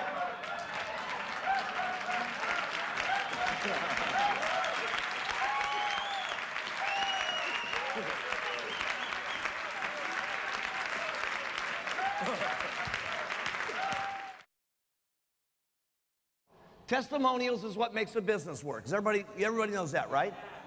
Okay, so we need to have skincare testimonials and make it a big point in the meeting for a lot of reasons. A, to sell the products. B, the more people that we start getting in this business, we want to make them feel comfortable as being a skincare person as much as we have been, for most of us, weight loss and nutrition people. Okay, those people got to feel comfortable when they're in the room, okay? So in Japan, we took a shot at it, and we did a 2 testimonial countdown. Write that down. A 2 testimonial countdown. It worked unbelievable, okay, is what took place. So we said, okay, everybody that's lost weight and had some really excellent results on the nutritional products, stand up, okay? And we did our little countdown, and they came up and told about all their weight loss and what had happened on the nutrition and all that. But just a little a tip here, okay? Especially for those of you who have more nutrition products, okay? Remember that the person that's sitting in the audience, they don't know anything except what they hear and what they see. So when we do these weight loss countdowns and they've seen a little bit of the weight loss product, and you talk a little bit about nutrition and they just say, I lost weight, you got to remember the person sitting in the audience a lot of times thinks that a lot of those things have happened with just 4 or 5 products, okay? So in the weight loss nutrition testimonials, if you've had a tremendous result with one of the targeted products, write this down, this is important. You have to specifically say what product it was that started getting you that result. Because the testimonials up in front of the room is what's selling the room. And remember, the room is basically naive except for what they hear and what they see. Okay? We got these cardiovascular products now. When you're up there telling your testimonial, you say, listen, I got on a weight loss product, and you got to tell the truth. Okay? But whatever the truth is, remember, make sure that you tell the truth. Okay? So that the person can not only hear what products you're using, but that more specifically that you sell the products that you're using. Write that down. Okay? And we got to teach our distributors how to tell those testimonials because they're the ones that's doing 90% of the selling for us when we're doing our meetings. Okay? So we got to teach. The guy that's up in front of the room, they're just there for a little bit of time to tell them about the products to get the testimonials up. They're not the important person in the room. The people that are important are the people in the room. They're the ones that set the attitude. They're the ones that set the momentum. They're the ones that are going to tell our testimonials. So we got to make sure our audiences are good. And that's going to happen in your training classes. So when you get back to your area, teach this. Okay? You guys got to get it, but you got to teach it. And then write this down. Continue to teach it. People forget this stuff all the time. It's amazing to me how long you got a person in the business for 14 years and you still got to teach this stuff. Okay, they just start forgetting about what makes everything work. Now, the next thing is we did the skincare countdown. We made it specifically separate in the meeting, okay? So we said, now what we'd like to do is go to our skincare and, if you've got it, our cosmetics. And what was amazing, everybody felt different about the skincare business in a matter of 15 minutes because we got the line of everybody, and then Billy and the group was over there making certain that everybody pulled up their before and after pictures, and we only brought up these before and after pictures which were so unbelievable you couldn't imagine it. And I'm telling you something, there wasn't anybody sitting in that room that didn't feel different about what we had just doing that. And it was an amazing transition that happened in the room. So you're going to need to do a couple of meetings, first of all, to make certain that your group brings the pictures. Okay, the group brings the pictures. So when you go to this in your HOMs and your STSs, specifically, you got a big group out there that's got some crazy, wild testimonials about our skincare and cosmetics.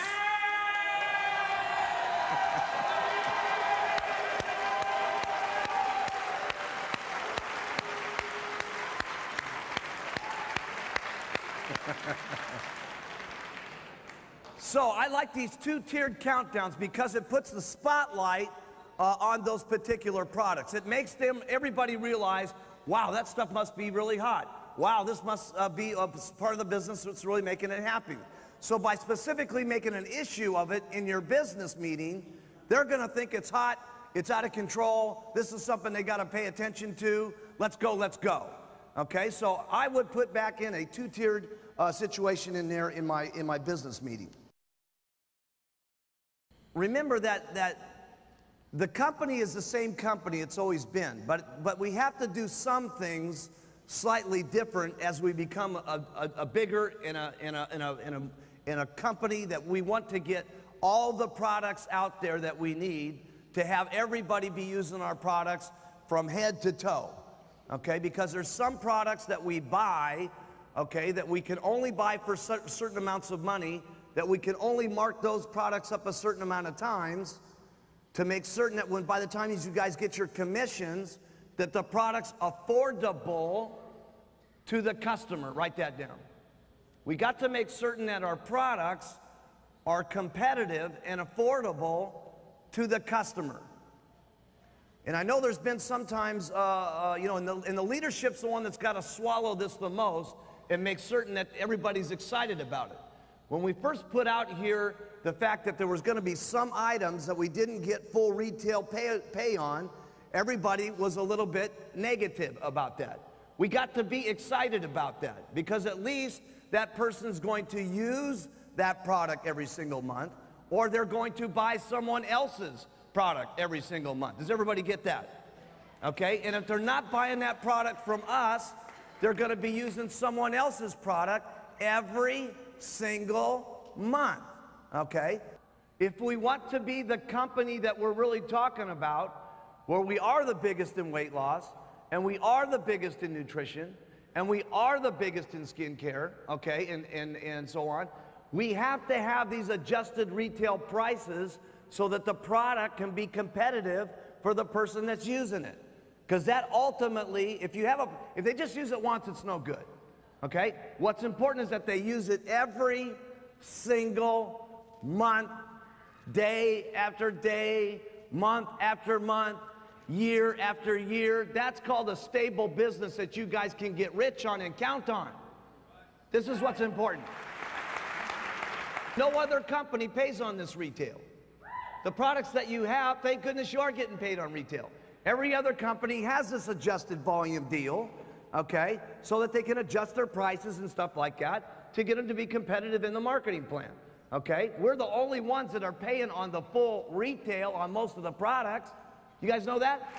Don't get confused by those little marketing plan guys out there. They say they got 666 or 924 or 25, 30, 60. Hey, whatever it is, it doesn't come out to 555 on the retail and 246 on the retail through infinity all the way down the line.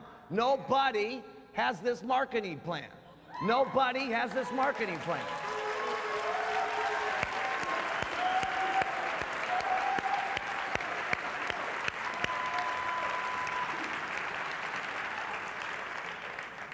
Nobody has this marketing plan. Don't even listen or get caught up with anybody who's got anything that they tell you about with another business, with another marketing plan, with another product, okay? You guys need to have tunnel vision the same way I got tunnel vision. Could you imagine somebody from another company trying to come and pitch me? It's never gonna happen. It's never gonna happen. You know why it's never gonna happen? There's only one person that's gonna win in this argument. Okay? Guy's either going to join or he's going to feel so bad about his business after he leaves, it's going to be ridiculous. Okay? See, tunnel vision is what you want to have on your Herbalife business, and we pitch what we're doing, not what anybody else is doing. We don't even want to think about what anybody else is doing. We got plenty of stuff to do. In the business areas that we're in right now, we could still go to 10 billion a year with just what we've got in the markets, what we've got, okay? With our attitudes clear and pitching clear. And so we put out a little contest out there for everybody that was sticking to the plan. Remember the Mark Hughes plan? Talk to 10, get 10 first-line distributors every single month? Remember that? You guys learned that at all the leadership schools and stuff like that? How many of you have gotten 10 first-line distributors in a month? Okay, hands up. 10 in a month. I want everybody to look around for a second. 10 in a month. Look at this. Out of the chairman's class, we got about 20 people in here that got 10 a month.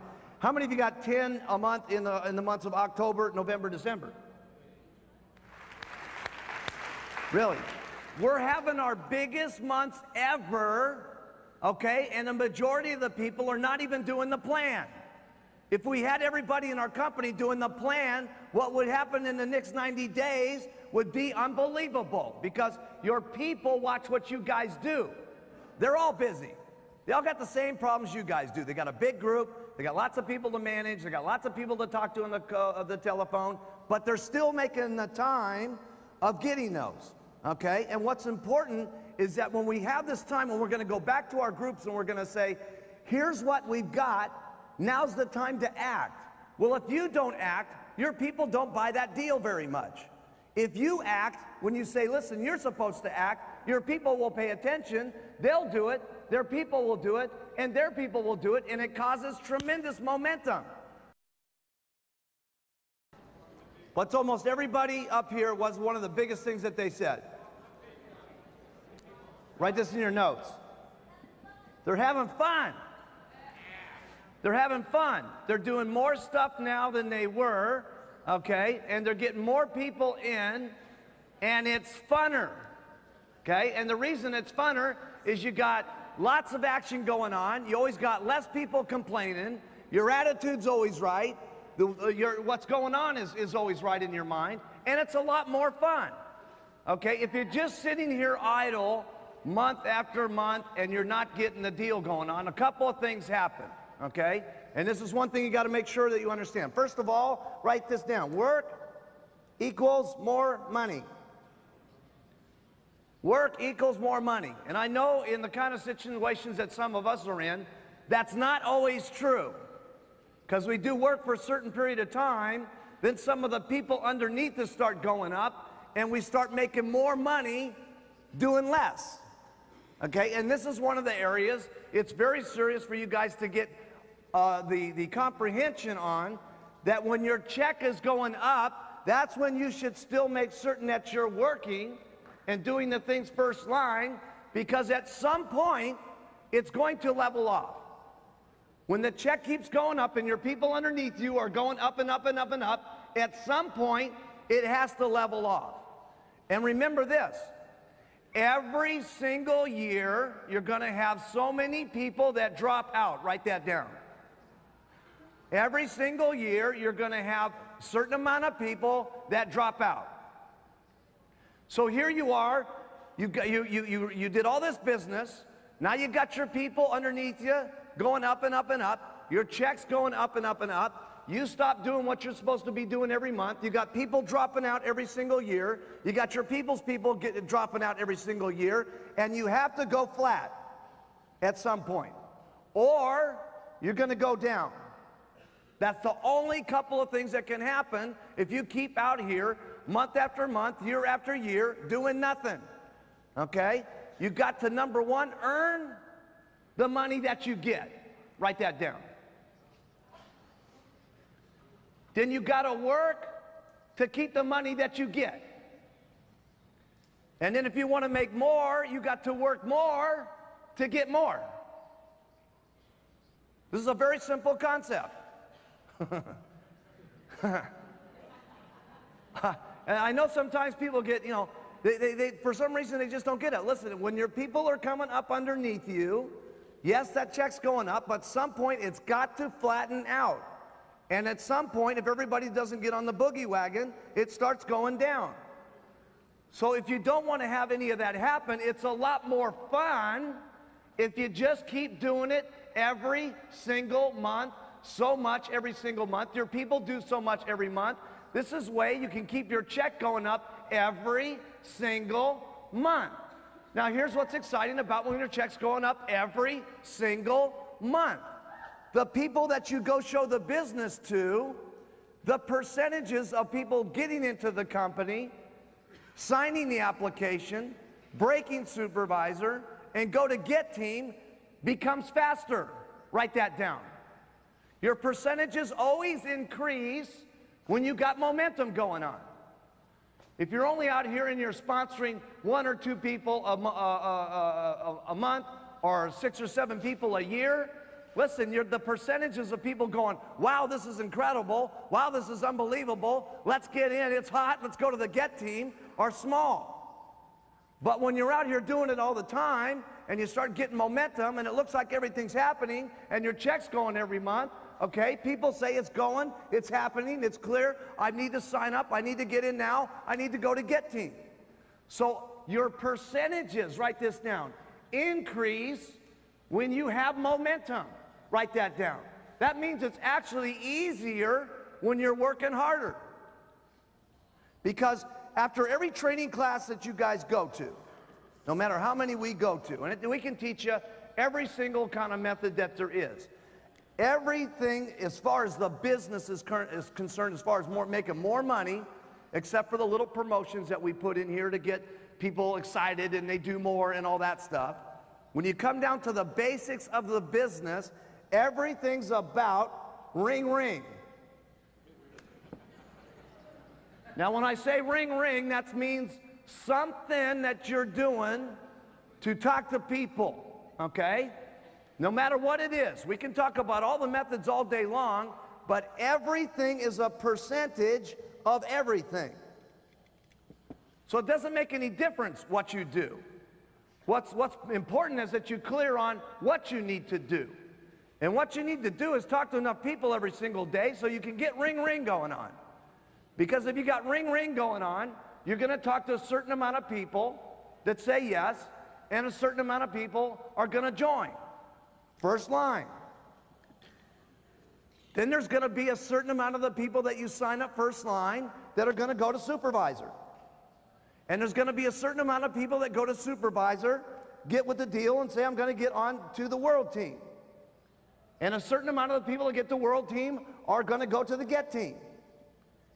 And a certain amount of the people that get to get team are going to get to millionaire team. And a certain amount of the percentage of the people that get to millionaire team are going to go president's team. And all you got to do is keep doing this ring, ring, sponsor, sponsor, supervisor, supervisor. This will get you your 5 legs eventually to get to Chairman's Club. And that's all it is. Now, does it get boring sometimes? Yes. Can it be aggravating sometimes? No question about it. Okay?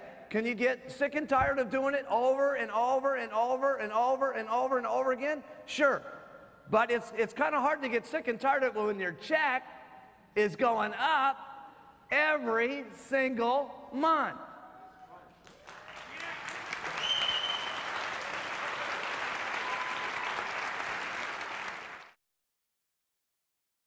Whether you like it or not, how you got your check up was you spent some amount of time in Herbalife where this is what you were doing.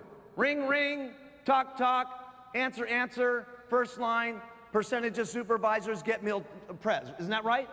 Yeah. That's all you got to do. That's how you guys are making all your money right now. All you got to do to make more money than you're making right now is do it once again. Okay? And if you want to get the chairman's class, do it 3 times. Or 4 times, or 5 times, and you'll be on the chairman's class. That's all this business is right there. We can get into every little detail about what you're going to do and all that stuff. It's why you're going to do something that's more important.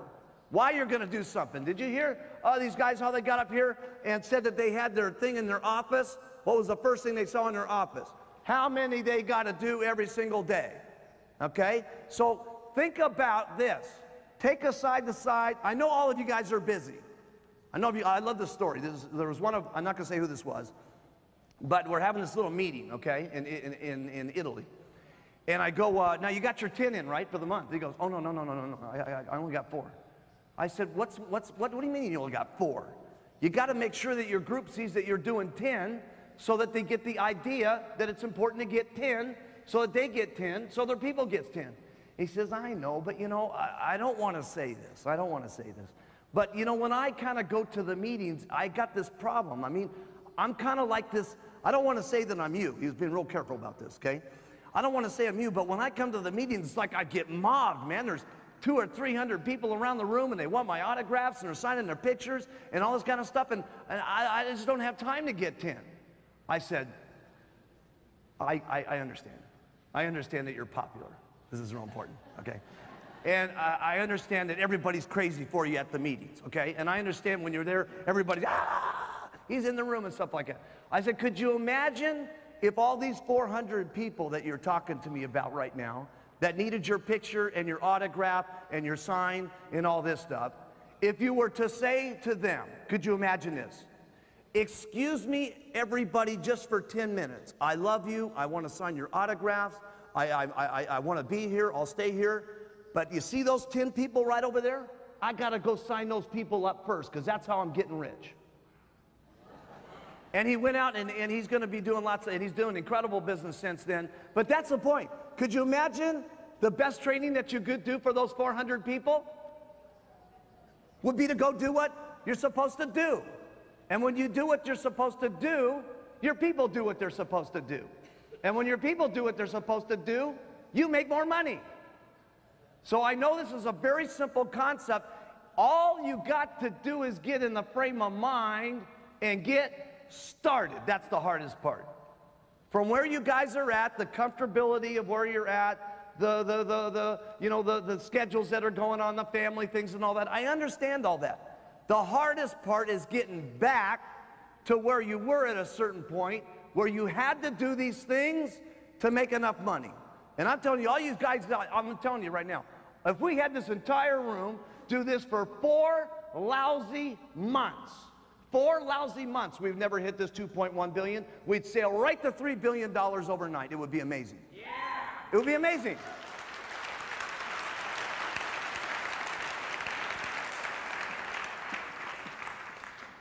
I told this concept to everybody in Japan back at the beginning of the year, and nobody was buying it. Nobody was buying it. I said, now listen here, I'm telling you guys, if you don't keep doing what you're supposed to be doing, it's got to flatten out, and at some point, it's even going to start going down. But nobody was paying attention because they had had this momentum going for 5 straight years where every single month their check's going up and going up and up and up, and they figure, hey, the heck with everything, it's just going to keep going up. And it wasn't until November when I came back and it had been pretty much flat, not completely flat for most of the year, that I did the same presentation, okay? I did the same presentation in November that I did back at the beginning of the year. The only difference was everybody was in the frame of mind of listening to me again because it had been flat all year long. And everybody just said, you know what, all we got to do is go back to work and do what he's saying, and it'll be unbelievable in Japan again. It's got nothing to do with the economy. It's got nothing to do with the lousy things that everybody's talking about. It means work, get more money. And that's what Japan did. Everybody just went back to one month of going crazy and having everybody sponsor again. 10 million more that next month. 18 million the next month. And I'm proud of what happened in Japan.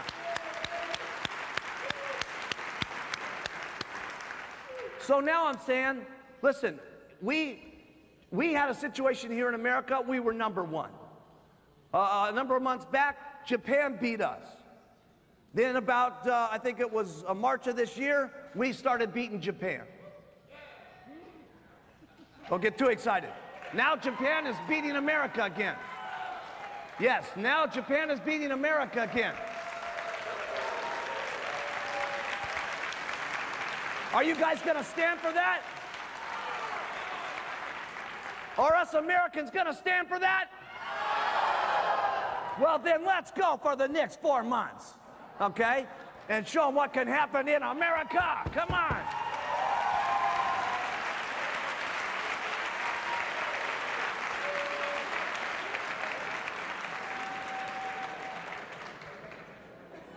A little friendly competition's never bad, yeah.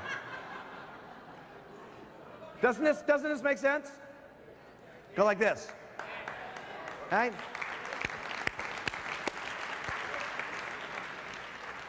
Okay, we've got lots of things here to cover here today. I just want to this is the nuts and bolts, what I just showed you.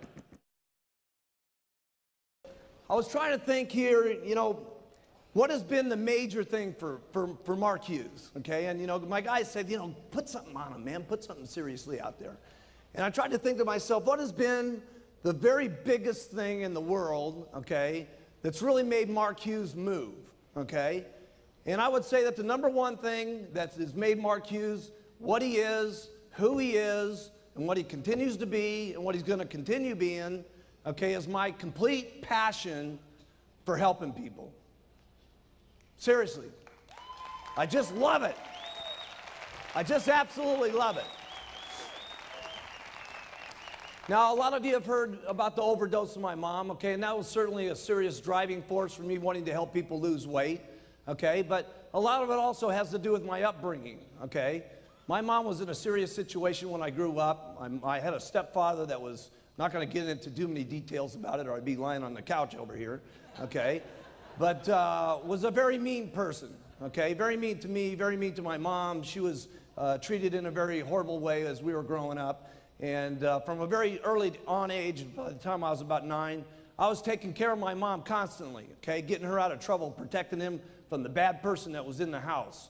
And I was made to stay home at school many times to make sure that the house was clean and the cooking was done and everything was straightened out, and protecting her from him to make sure that she wasn't going to get hurt and stuff like that. And so I think a lot of my instincts just from the time I was a small kid has been to want to help people, okay? And a lot of it came, you know, from the time I was 9 to then her having a drug overdose. And it just drives me, okay, to want to have the passion for people to lose weight, having my passion of wanting people to be able to be financially free. And that goes deep inside of me, okay, very deep inside of me. And it started when I was a small kid, and it's what drives me today. And it's the number one thing that keeps me going.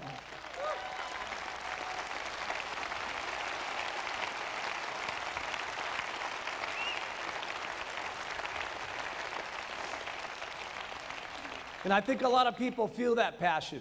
You know, so many times people say to me, man, I met the guy for 2 minutes, you know, up on the stage. I feel like I've known him for the last 14 years. And I got a lot of that from my grandfather. My grandfather was that kind of guy. And he was a wonderful man, the greatest man that ever walked on the face of the earth. And he was the kind of guy that would put his arms around you the minute he met you. And he was unbelievable. And I get that from him, and I think a lot of people feel that from me when they meet Mark Hughes.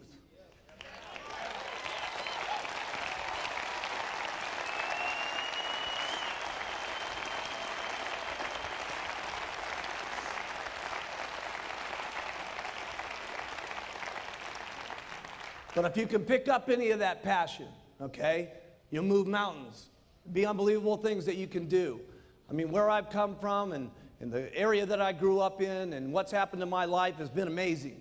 And what's going to happen in the future for me and what's going to be the future for you guys is going to be absolutely, truly incredible is what's going to happen for all of us, okay? And if you pick up the passion like me, it's going to just be overwhelming. The passion for the products, but it's not just what the products, it's what the products do for people, okay? And it's the marketing plan of the century, but it's not the marketing plan. It's what the marketing plan do for people, okay? And if you can have the passion for the products and the people, okay, and you can have the passion for the people, I'm telling you something, it'll be unbelievable. If you care about your people, okay, anywhere near the way I care about all you guys, okay, it would be unbelievable.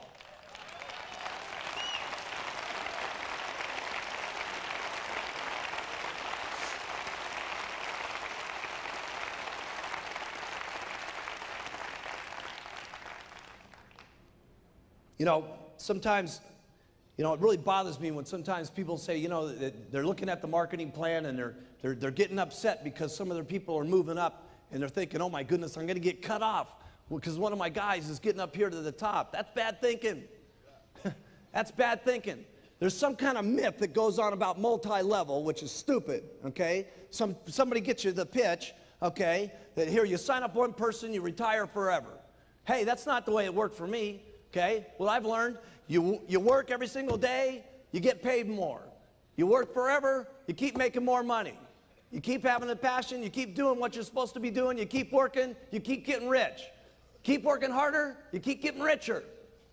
That's what it's supposed to be. Work. What a concept.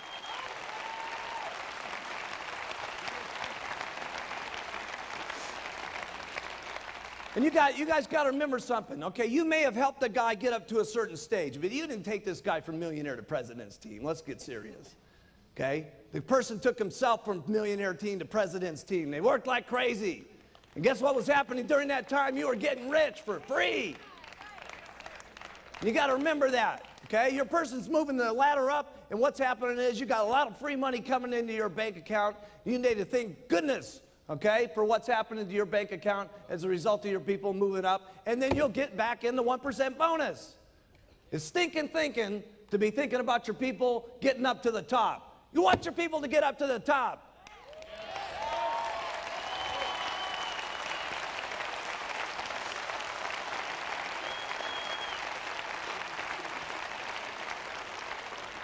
Man, I was so happy when I put that pin into Marcus's chest yesterday, and Hughes-san, okay? I want to put all the pins in your guys' chest.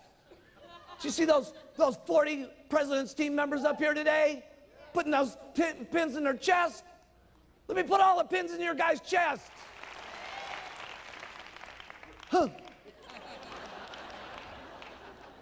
It's so good to have a really expensive jacket on, too. I mean, a really expensive one from Battaglia. You know, $4,000 suit. Punch a hole in it.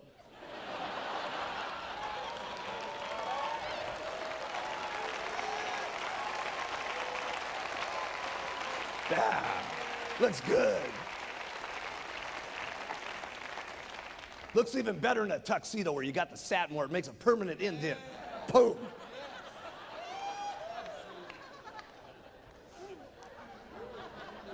So I would say that was my number one thing, is my passion for what's happening. And my passion is just getting so big. I'm telling you, what's going to happen to us in the future is just going to be absolutely overwhelming. Here's number two, attitude. Attitude's great when everything's going great. Of course, it's easy to have a good attitude then. When you got to have a good attitude is when things are not going good. When things are going bad. You know, I can remember back in the beginning, I talk about Don Grinnell all the time. Don Grinnell was my best guy, okay? And you know, first month, 6,000, second month, 12,000, third month, 18,000. I was counting on this guy to make things happen. Boom, he's out of the business. Okay, and along with it, what happened? All the people went with him. Okay, and what happened to my meetings? Went from 60 down to 20. Okay, how did you think I felt back at that time when we didn't have any literature, we didn't have any journals, we didn't have nothing going on? Okay, we had just a couple of bottles. Okay, and my only guy that I was counting on to really make things happen left. How do you think Mark Hughes really felt? Terrible. Put in your notes. I felt bad. Now, I've signed the guy up 3 times.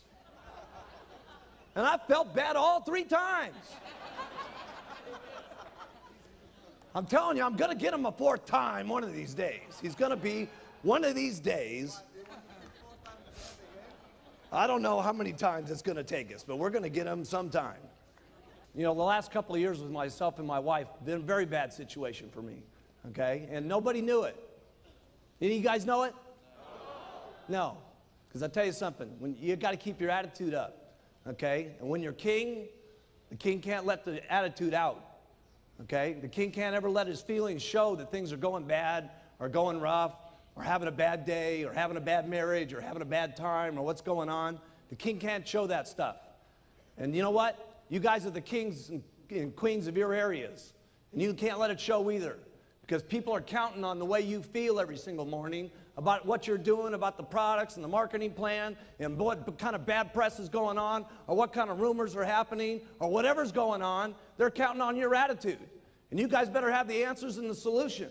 And I'm not saying that you may not have a problem that you got to face. You got a bad article that comes out. You say, listen, yeah, here's a bad article, but let me tell you what we're going to do about it. We're going to work twice as hard, and we're going to put on 2 mini buttons. We're going to take twice as many tablets. We're going to get out here, and we're going to work like crazy.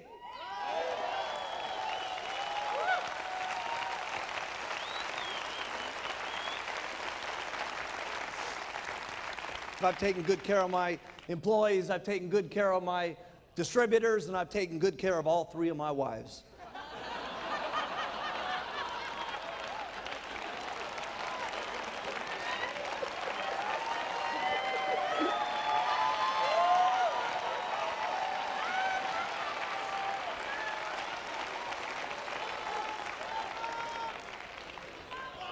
I gotta have a lot of passion for this business the way I'm going. Now, unbelievable is right.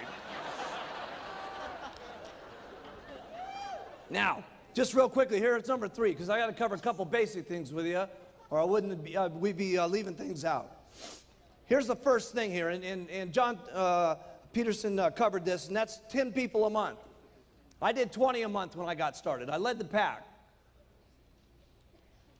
But 10 people every single month, first line. And here's the best thing that you need to get going. If you guys will concentrate, okay, if this is you, okay, if you'll concentrate on getting your first level and your second level and your third level, and then you go down deep to your 4th, 5th, and 6th, and get these guys all making 2,500 in volume points, okay? So everybody got this? Okay? Here's what happens, okay? If this guy does 2,500, 5% of that, write it down in your notes, is 125 bucks. Your second guy, if there's doing 2,500, that's another 125 bucks. Now, this is very important what I'm teaching you. You do this, you're going to get seriously rich. This is the basics. Your third guy over here, if he's doing 2,500, that's another 125 bucks. That means you up here, you're getting $375. And if you've concentrated on your 4th, your 5th, and your 6th, and you got these guys doing their 2,500, here's what's going to happen. Your first guy's going to get 375. Your second level is going to get 375. Your third level is going to get 375. So you're guaranteed that this is working. The worst thing that can happen now is they all drop out and these 3 guys come up and you're still making the same $375 you were before. Now that will make you rich.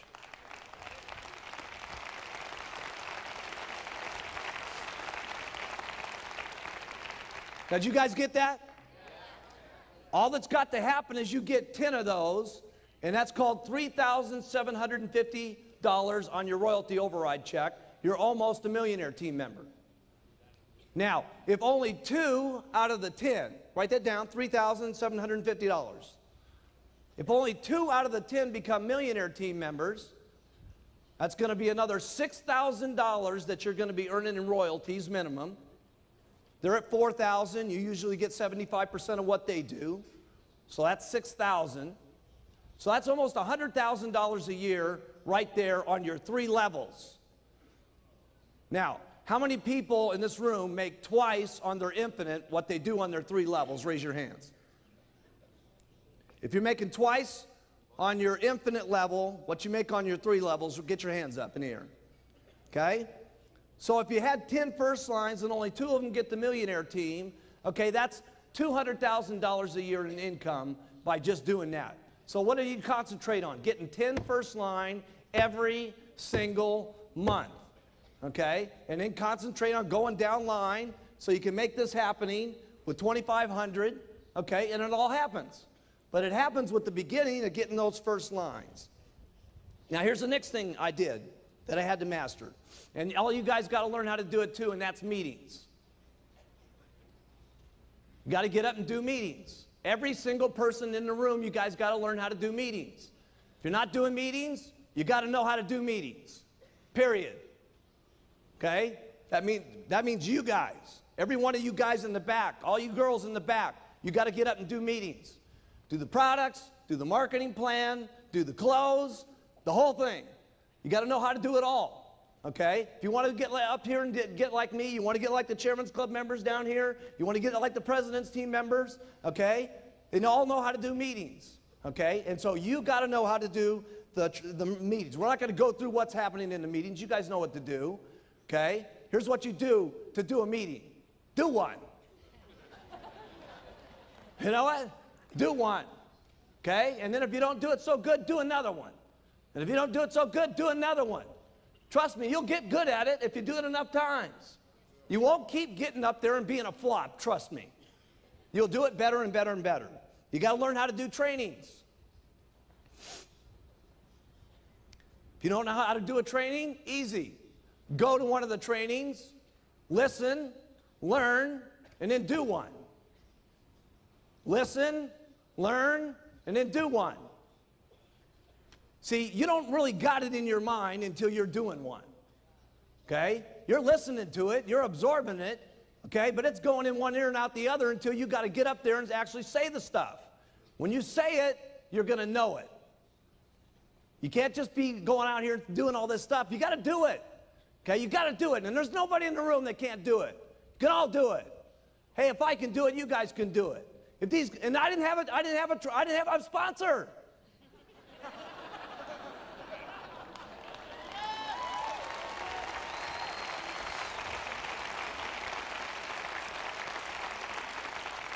Nobody got me after the meeting and said, do this a little better. Didn't work like that. Okay? So you guys, in the speakers that we got now, okay, all you got to do it. But we got incredible speakers today. So all you got to do is go to one of these STSs and learn from the incredible speakers that we got today, and you're going to be incredible faster than we ever did. Why? Because our people are good. I mean, I wasn't very good when we started these meetings. Here's the products, here's the marketing plan, good night. I mean, they were quick. We used to have that, I remember the big card? I had this great big card, for those of you that haven't heard this story, okay, and it had these stupid little clips on it, and they'd fall apart every time you took the card. The first card had, welcome to my family. What a stupid deal that was. I would have walked out of the room the moment I said that. Man, when I think about some of those old meetings. Okay, here's the fourth thing you got to do. Duplicate. You got to show your people how to retail. Write these things down. I'm giving you the stuff that got me rich. You got to teach them how to recruit. You got to teach them how to do a meeting. You got to get them and show them how to do a training.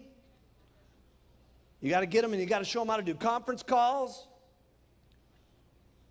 You got to show them how to do an organizational meeting. And then we'll take over from there and help them get to the corporate schools. And then I'll make sure that they know how to do the chairman's classes, the extravaganzas, and the summit. And I'll do that for you.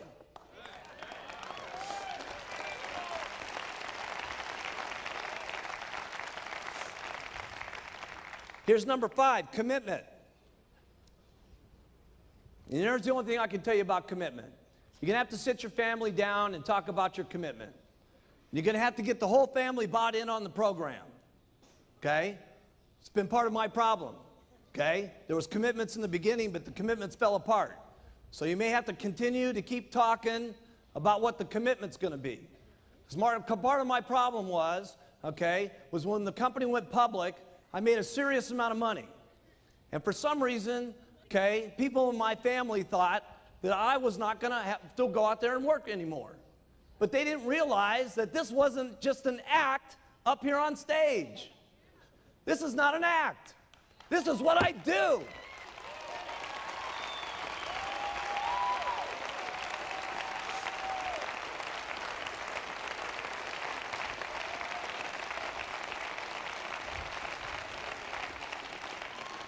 So you're going to have to get an agreement with your family here, okay? And everybody's going to have to buy in on it and discuss it and agree. You're going to work this much. You're going to play this much. This is what it's going to mean if you do this, okay? If I work this hard, here's what we might get, okay? And keep your commitments, okay? And that may have to be refined from the day you start to the time you can become a GET team member. It may have to be refined. And when you become a millionaire team member, it may have to be refined. And when you get to the president's team, it may have to be refined. And then when your spouse sits there looking at you as the president's team member, and your burning desire is to go for chairman's club, okay? And they're getting on your nerves because they don't want you working like crazy to get to the chairman's club, okay? You're going to have one of those little sweet talks.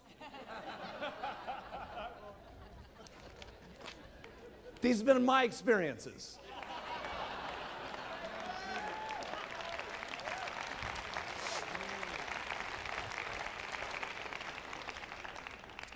Here's the first thing you guys get, okay?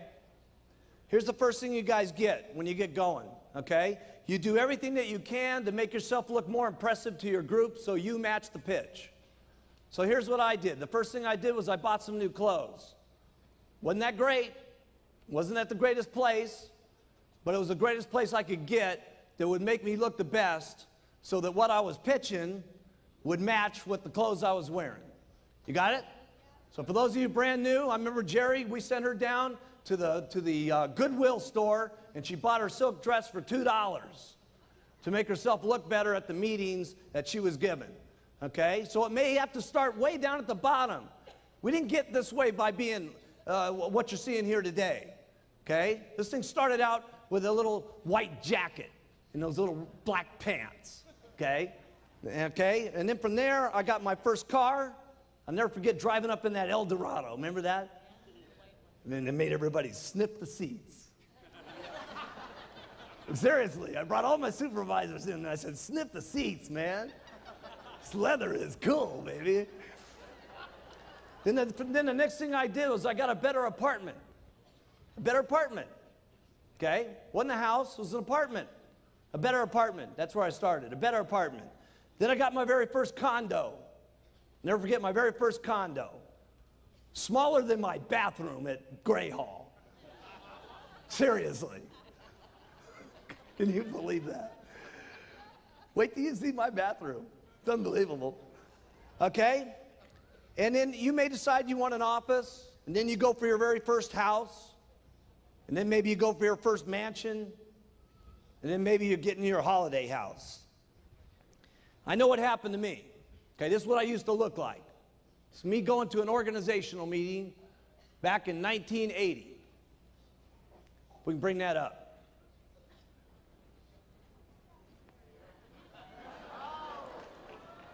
And that was my new clothes.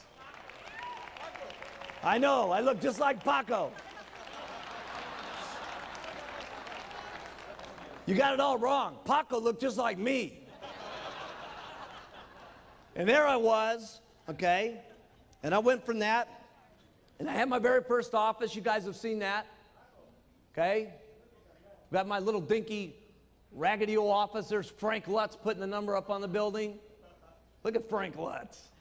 He was our businessman. He was our top guy. He was a real estate person. Look at him. He looks so corny. Of course, I went from that to now we got the new building.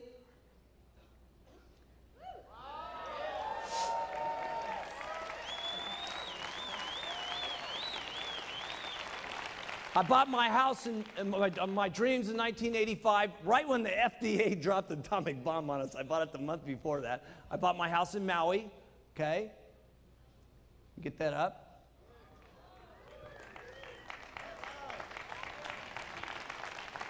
Then I got myself a little beach house, okay, so I can get away from Beverly Hills, okay, down in Malibu down there, okay. Right next door there is the Reiners, okay, that produce all the movies.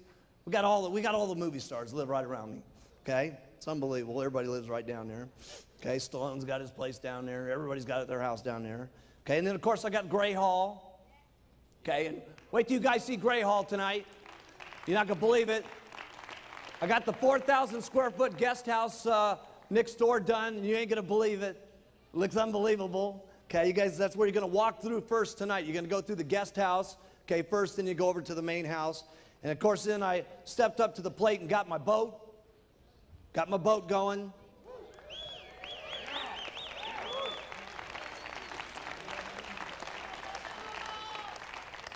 And this year, since nobody was buying me Christmas presents, I bought myself a Christmas present, and I got a helicopter from the back of my boat.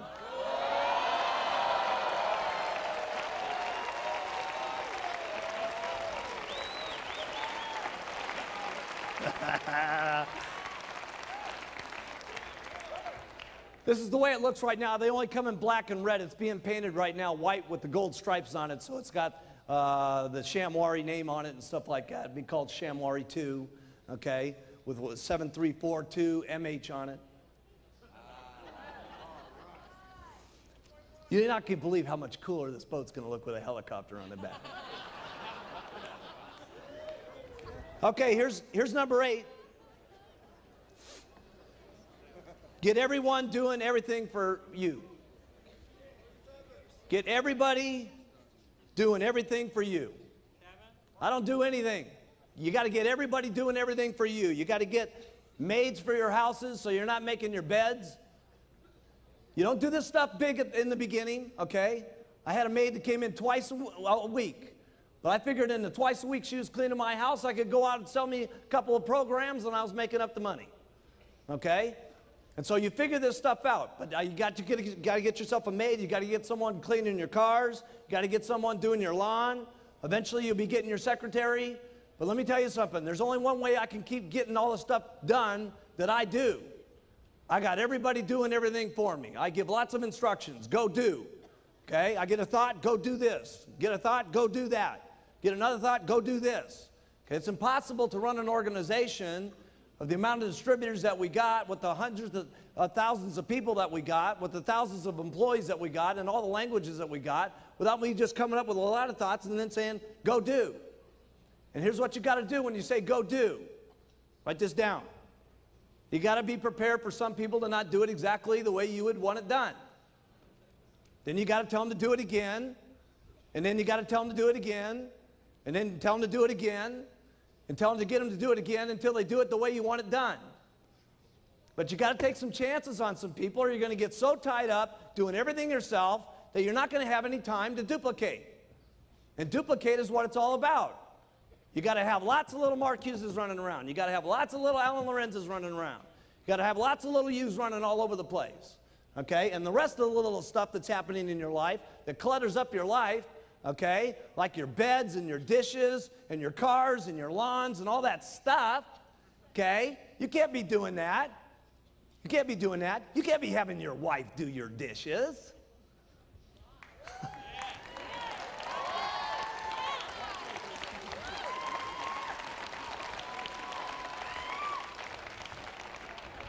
Send her out and sell some product.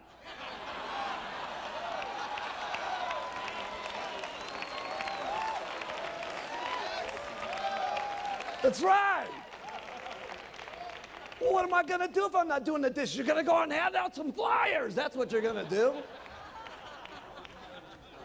Okay, here's number 9.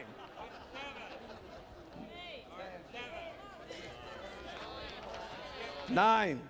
Trust me. Dealing with adversity. With bad press, supervisors falling out, your distributors going sideways on you. Here's all I know what to do. You work hard when it's easy, and you work twice as hard when it's not easy. That's all I know what to do. Doesn't sound like real big advice, okay, but that's what I did. When the FDA happening, let me tell you something. I was working harder than I've ever worked in my entire life. I was working the FDA problems. I was working the meeting problems. I was working the adversity problems. I was working the television problems. I was working like crazy. So what do you do to overcome adversity? You work twice as hard. That's what you do. You get out and you make it happen.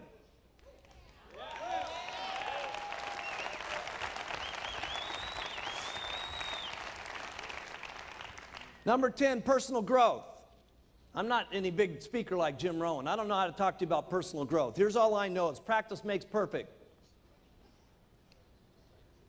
You listen, you learn, you try, you fail, you try, you fail, you try, you fail, you try till you get better, you try till you get perfect, and then you try again until you're better than that. And then the last one is you never get satisfied with how good you are. You're always better the next time. That's all I know about personal growth. There's not a meeting that we're going to do that's not going to be better than the next one. Isn't this the best summit you've ever been to? Huh? Huh?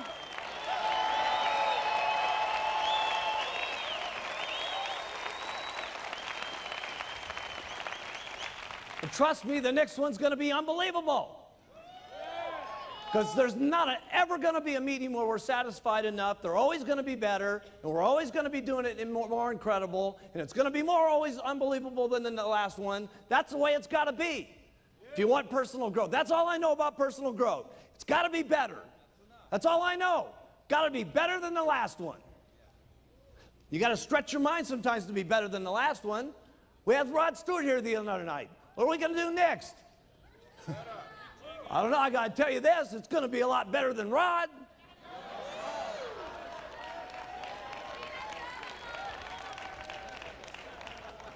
And he wasn't chopped liver. Here's number 11, setting goals. I can't tell you big speeches about setting goals. Here's the only thing I know about setting goals.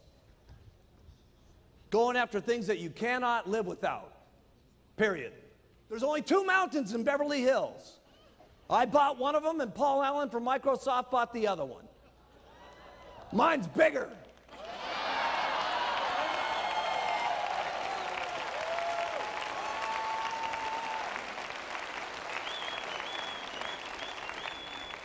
By 53 acres, by the way, too. And not only that, I paid a lot less for it than he did.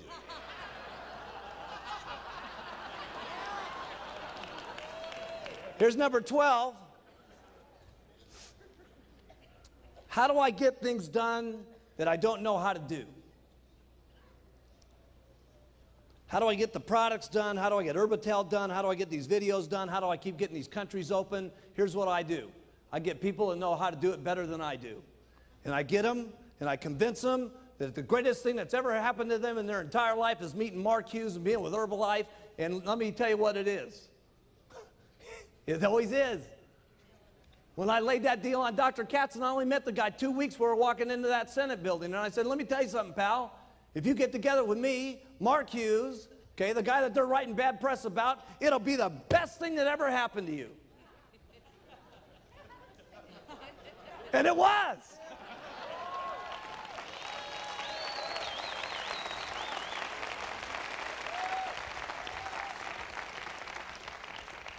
And that's what I do. I get people around me that are better than me. I looked at Dick Marconi, I said, if you get together with me, pal, I'm telling you something, it's going to be the best thing that ever happened to you. And guess what? Listen, Dick had a lot of customers. Guess who his biggest customer is? Me. You. Us.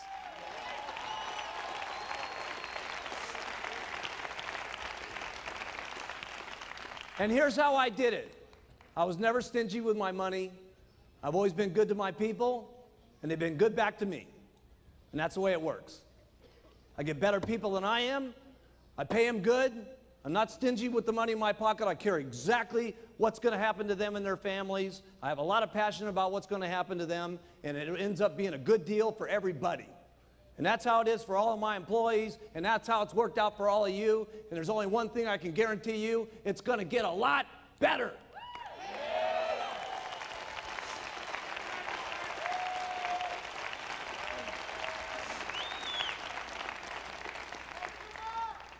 People have asked me all the time, how do you get this incredible team like this working around you?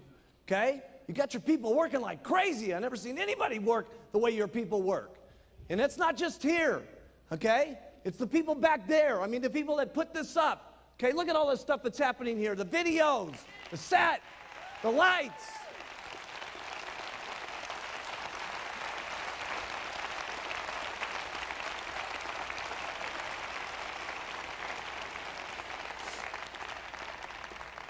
My people work like crazy for one reason.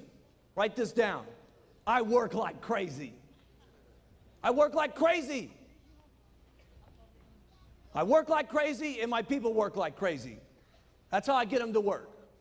I don't know any other answer than that. Okay? Because there isn't any other reason that it's happening.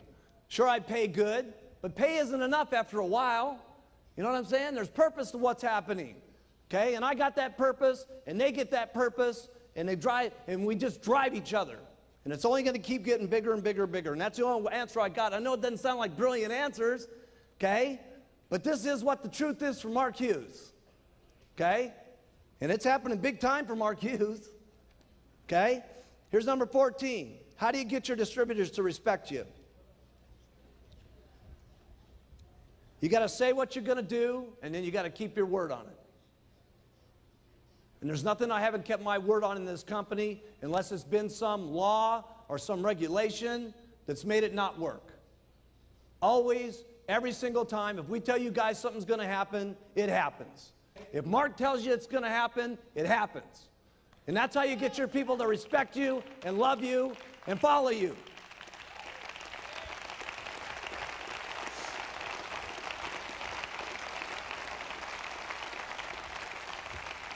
It's the same way I have to do with my little kid. I can't be around Alex all the time. I leave Alex sometimes.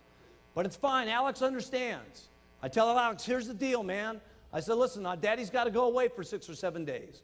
But when Daddy gets back, Daddy's going to play with you every single day for 3 or 4 days straight, and we're going to have so much fun, it's going to be unbelievable. And as long as I do that with Alex when I get back, okay, Alex doesn't mind when I go away. He used to cry like crazy when I would go out of the house. He doesn't cry any longer because he knows Daddy's going to be back, and when Daddy's back, we play like crazy, and we love each other like crazy, and we go out in the mountains and we do stuff together, okay? And as long as that happens with you and your group will love you guys forever.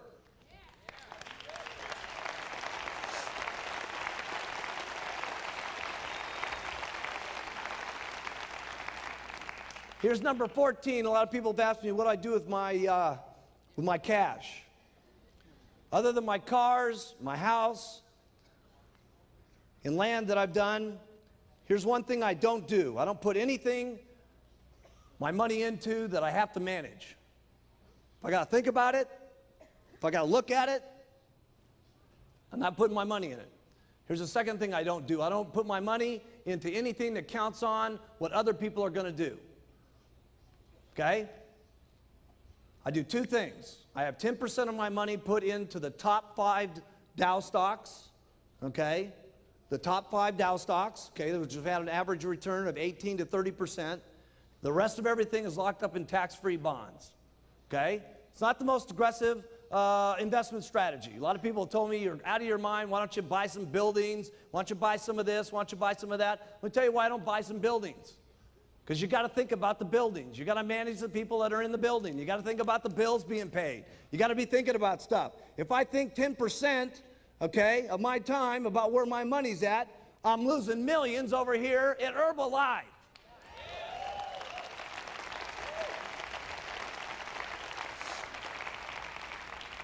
You don't have to follow this plan. I'm just telling you, I'm worth a couple bucks, and this is what I've done. Here's number 15, and that's building the Herbalife dream. I truly do want to make this the best company. I truly do want to make this the biggest company, and we truly are going to take Herbalife completely around the entire world. We are going to do that. We are going to do that.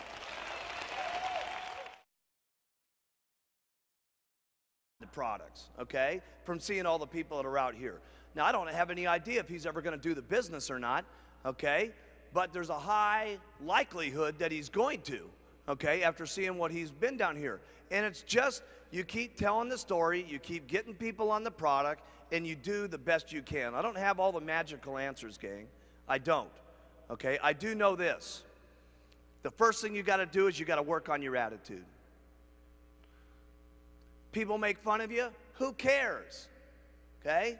Somebody says it's not the right thing, hey, you got to know it's the right thing in your heart. And you can only know that by using the products and getting people on the products and having them make comments back to you on how incredible this is.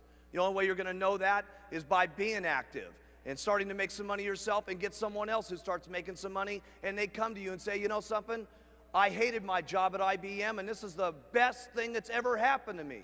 Thank you so much. You got to know that in your heart, gang. And you got to convince yourself. You got to work on yourself every single day. And if you'll get up every morning and you'll work on your own self, because that's your biggest job in Herbalife, okay? You can conquer anything in your life if you want to, if you just keep working on yourself. There's going to be things that happen to you all day long that try to get you sidetracked. There's going to be people that tell you no, and you're going to get sidetracked. But you got 1 or 2 choices when you get sidetracked. You can either say, oh, poor, miserable me. Why does it always have to happen to me? And you can keep whining, and you can keep complaining, and you can keep being miserable, or you can say, I'm going to make the best out of it I possibly can and go back and talk with more enthusiasm to the next person, just like you did. You know how enthusiastic you are when you make 10 sales? It's easy to be excited then, right? Here's when you got real leadership, is when 10 people have said no, and you don't feel good, and 5 of your people have dropped out on you, okay? And someone's making fun of you, and things aren't going right, and 2 straight weeks you've worked till midnight every single night, and the whole thing's falling apart on you. When you can pitch and get your attitude by, and I gotta say this one, and you faking it till you make it, by acting maybe mentally that it's gonna happen, by acting like your best presentation is gonna happen, like you just made 10 sales. That's when you got some true leadership, okay?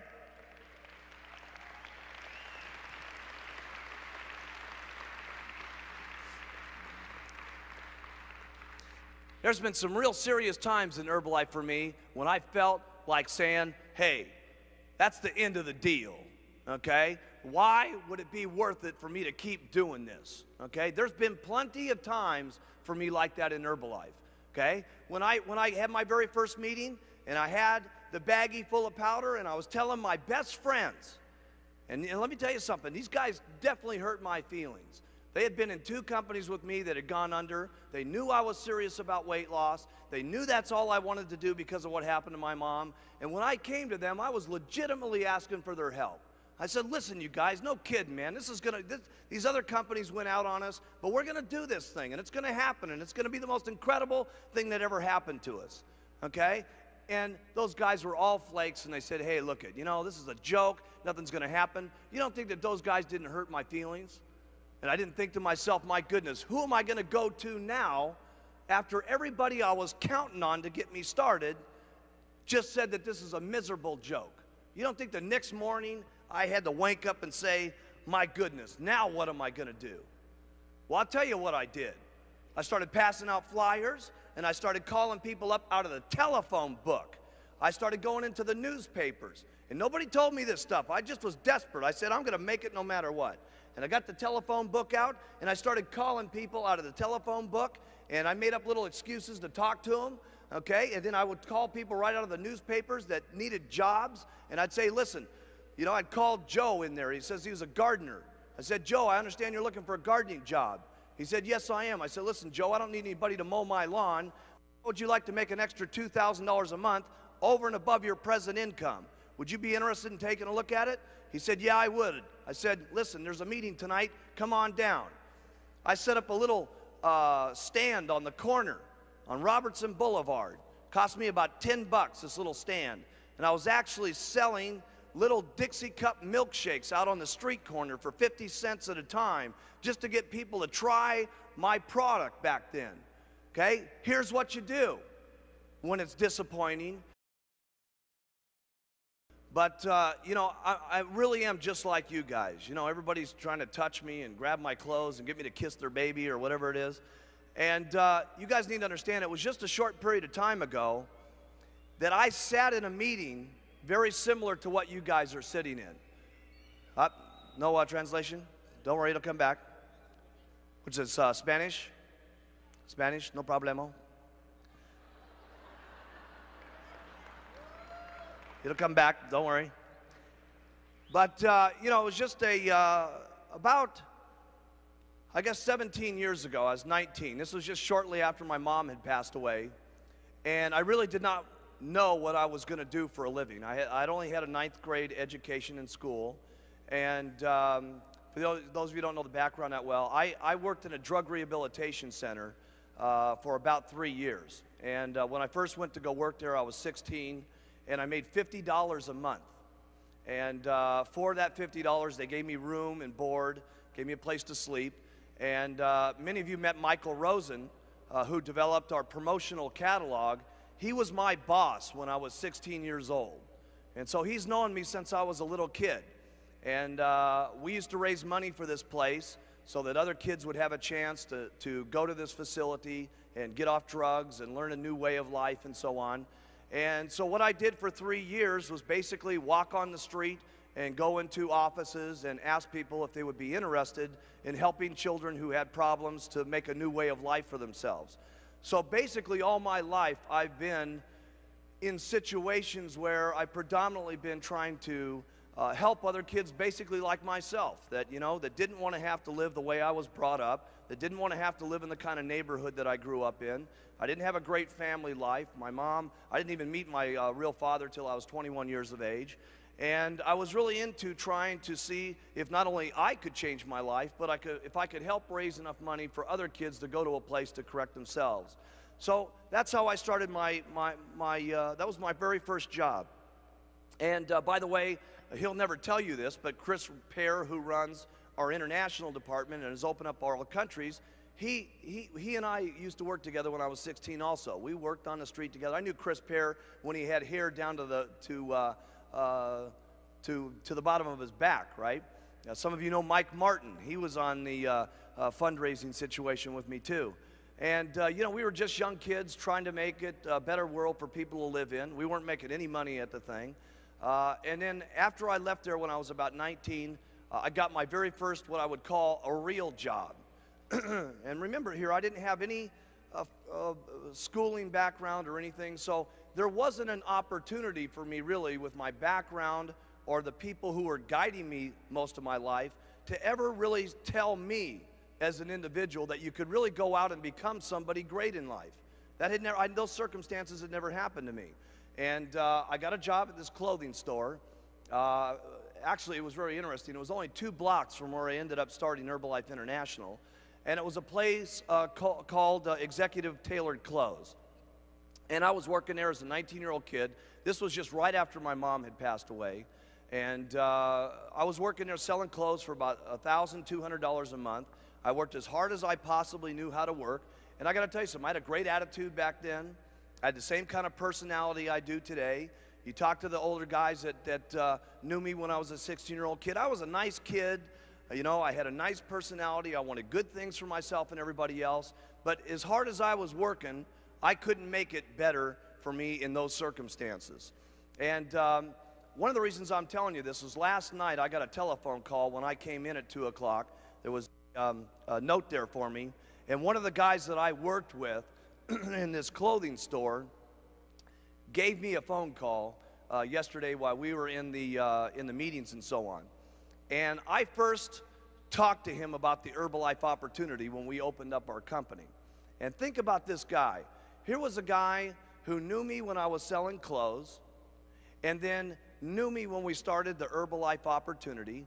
Just shortly after I was in the clothing business there, I had gotten invited to my very first meeting like this. It was not Herbalife. It was a company called Slender Now Products. And when I'd heard about a weight loss product and multi-level marketing, I'd never heard anything like this in my life. And as a matter of fact, the sponsor in that company, a guy by the name of Bud Bell, his assistant was here this weekend watching everything that went on this weekend. And she just couldn't believe what happened. And the first time in my life, someone told me you could become more. But the most important thing for me was I saw a product that I could help people lose weight with and that sort of thing so that they didn't have to suffer the way that my mom did. That company only lasted a very short period of time. It went bankrupt. I got involved in another company that had to do with weight loss. That company shortly went bankrupt. And I said, hey, and this was only when I was about 22 at that particular point. I said, what I'm going to do for the rest of my entire life is help people lose weight. I'd been with a couple of people who had gone down and out of business. And I said, listen, this is all I want to do is help people. And I'd been doing that even when I was a young kid at 16, raising money for people. But my main thrust in life was wanting to help people lose weight. And so you know the story from there. I got a hold of Dick Marconi. The reason I had known Dick Marconi is he was a manufacturer for one of those companies at one time. And I asked Dick, listen, you know, this is what I want to do. Help me put together the product. And he put together the line of the Herbalife products for me, and I got the company started. But going back to why I told you this, the very first meeting I ever had in Herbalife, you guys have all heard about when I came in with a baggie full of powder, and I said, you guys aren't going to believe it. We're going to take this product around the world. One of the guys who sat in that very first meeting was a friend of mine who was back in this clothing store, and he told me, because he had seen me fail in the clothing business, he had seen the first company in weight loss I was in go bankrupt, He saw me in the second company I was in go bankrupt. Both of those companies, I'd gotten him involved in the business. And so consequently, when I started Herbalife, he said, no way in the world is this ever going to work. Hughes is going to be a failure. But I did get him on the product. And he lost 40 pounds in the next 8 months, and he kept bringing me referrals and kept bringing me referrals. And finally, he got himself in the business and got himself up to about $10,000 a month. At that point, he quit the company. This is about, I'd say maybe 12 years ago or something like this. Now, his downline is Dennis Dowdell, who makes about $300,000 a year. First line underneath that is Suzanne and Cody Morrow, who made about $400,000 last year, and Henry and Stanya Smeck, who made over $1 million last year. Now, this guy calls me last night. Now, I haven't been able to talk to him yet. I called him back this morning, and he didn't answer the phone. What is the difference between a guy like him, who knows the story, saw it when it first got started, became successful, dropped out of the company, saw his downline become successful, heard about what's happened here in Orlando? He knew that we were coming, but he certainly didn't know we were going to take over the entire city, okay? And he's hearing about all this stuff. He's obviously getting phone called by every single person in his life telling him, you got to be out of your mind not doing the Herbalife business. What is the difference between him and the person that makes $1 million in Herbalife per year? Answer, and I want you to write this in your notes. Not much. That's the answer. The fact is Eric Nimmer's got all the talent in the world to become a millionaire in Herbalife. The reality is Eric has got everything in his life that's got the capability of going wherever he wants to go in life. And yet, he's still miserable with his circumstances. He's still miserable at the job he's working at. And he's still at the most opportune time in the company's history. If there was ever a time to get started, it'd be now. Forget about back 15 years ago. I mean, if you were ever getting going in this company, it would be now. And what's the difference between the person who makes it in Herbalife and the person who absolutely stays broke and in their same miserable circumstances that they can't stand, that they complain to their wives about, that they yak and slap their kids around because they hate their jobs and can't stand their miserable set of circumstances and don't even provide enough leadership for their children to get their children to be able to see a new way of life? What's the difference between that person and the person that doesn't make it? The answer is not much. And so what I'm trying to tell you here today is you guys got a couple of decisions when you leave this weekend. The only difference is acting on some of the information that you've heard. All it takes is to go forward. And those are daily decisions that you make. Getting the guts to put on that button every single morning and going out in there and talking to people. Going out there and putting out that flyer one more time. Hey, listen, can you guys make it if these other guys have made it, the people that you've been seeing the last couple of days? Seriously.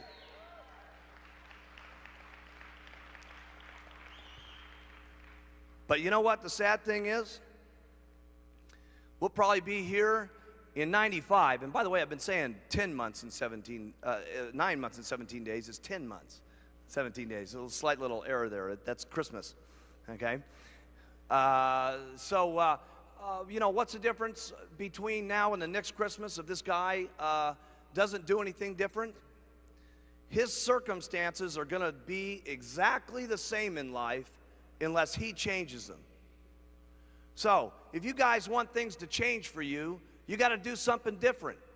You got to be able to just put out those flyers each and every day. And it's just a little bit at a time that you got to do every single day. Hey, look, I didn't get to where we are here today other than facing the challenges that there are every single day and just keep doing it over and over and over and over again. There's not a meeting that you can come to. You learn lots of new ideas at these meetings. You learn lots of new techniques. You learn lots of new things that you can do. But when you boil it down, there's only a few things that all of us do. We use the products consistently. We keep talking to people. We wear some kind of buttons, whether it's our Herbalife button, whether it's one of our diamond pins, whether it's a World Team pin, or whatever, or it's one of the Herbalife sweaters, or whatever it is. We do something that gets us to talk to people, okay? Something, whatever it is that you do. Put out a flyer, whatever. And we talk to people, okay? But if you take those three things there, we promote the business, obviously. You guys have gotten some great stuff from these people here this weekend, and you'll get even more here tomorrow. But out of every single successful person that you've heard, and the ones that you're going to hear from tomorrow, what do they all have in common? Consistency. That's the one thing that they've got. They heard some new information, and they acted upon it. And that's the one thing that the guy that worked for me in the clothing store didn't have. And here's what's dangerous. Even after he got his check up to Herbalife to 10 grand a month. Now that's insanity. Guy got his check up to $10,000 a month. You know what happened to this guy? He got formal brain damage. And in my opinion, what's called the ultimate form of brain damage. He said, hey, listen, if I can make $10,000 a month in Herbalife, I bet I could start another business and I could make $20,000 a month. Somehow he got this brilliant idea that if he could make $10,000 a month here and it was working for him, why not start an entirely different business and go ahead and make another $10,000? Here's where he made a mistake.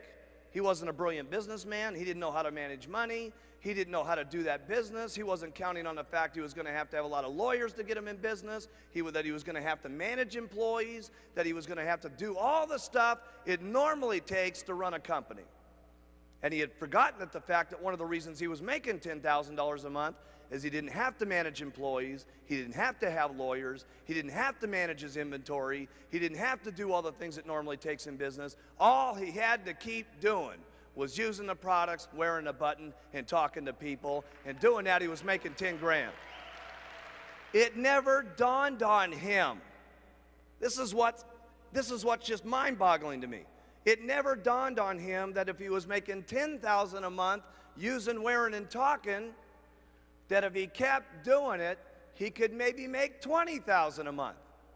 He thought he had to start another business to do it. And guess what ended up happening? He went bankrupt with that company.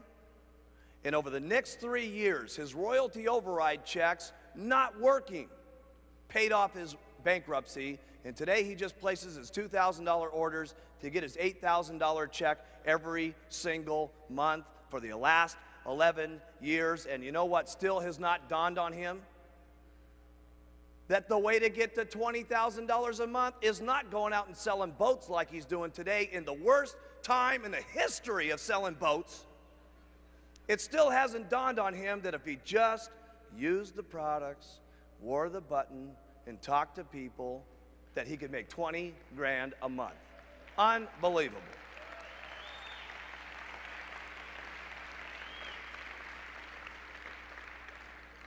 So what I'm trying to say to you, how many of you like to do better in life when you leave here?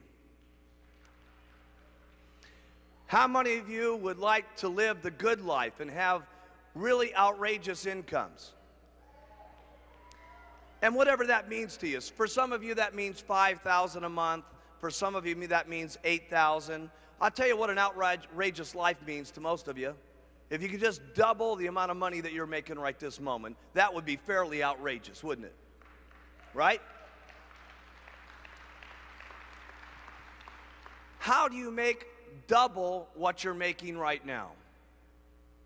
By being consistent, by not getting sidetracked, by not letting people to get you off target, not listening to the negativity of any of your relatives, your distributors, or whatever. Don't let people get you off track. There's going to be a lot of people that try to get you off track when you leave this weekend. You're going to have people that make fun of you, and you're going to have it. Anybody ever made fun of any of you in this room here? What are you, out of your mind to wear that button? What are you guys, some kind of guru what are you, some kind of button people? Hey? Right? And people say, you know, what are you getting joined in some kind of cult? You know, you walk in with your button on to one of your relatives. They go, what, did you join the Moonies? What's the deal over here? Hey? Yeah. Okay. I remember Alan Lorenz, he told us one of these deals. I love the story where his brother, who was very wealthy, said, listen, if you wear that button to lunch with me, Alan, you might as well dine alone. And he said, I think I shall.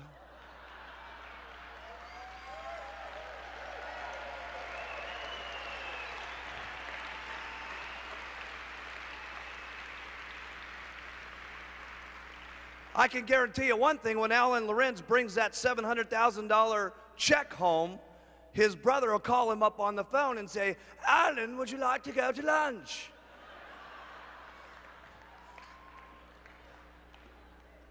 So, hey, listen, there's going to be some things that get you off track. You know what I'm saying? There's going to be some people that make some fun of you, but let me tell you what's worth it. All the people that make fun of you, even the people that you get on the products, it's when they call you back and say, hey, listen, I thought you were totally out of your mind when you had that button on and you stopped me in the shopping center and all this kind of stuff. I thought you were some kind of nut. But let me tell you something, man. I got into those products, and it's only been 3 days, and I feel completely different. And then when they start losing 10 or 15 pounds, and all of a sudden their husband stops laughing at them and says, you know, honey, I thought that stuff was pretty crazy you were drinking the other day and taking those tablets, but, you know, you're looking pretty good, baby. You know what I'm saying? And pretty soon it's 25 pounds and 50 pounds, and pretty soon the husband's using the product, and pretty soon the children are getting excited about how mommy's looking, because you know how the children are every time mommy goes on a diet. No, mommy, no, don't go on another diet again. Every single time you start losing weight, you get mean, cranky, and kick the little dog Muffy, right?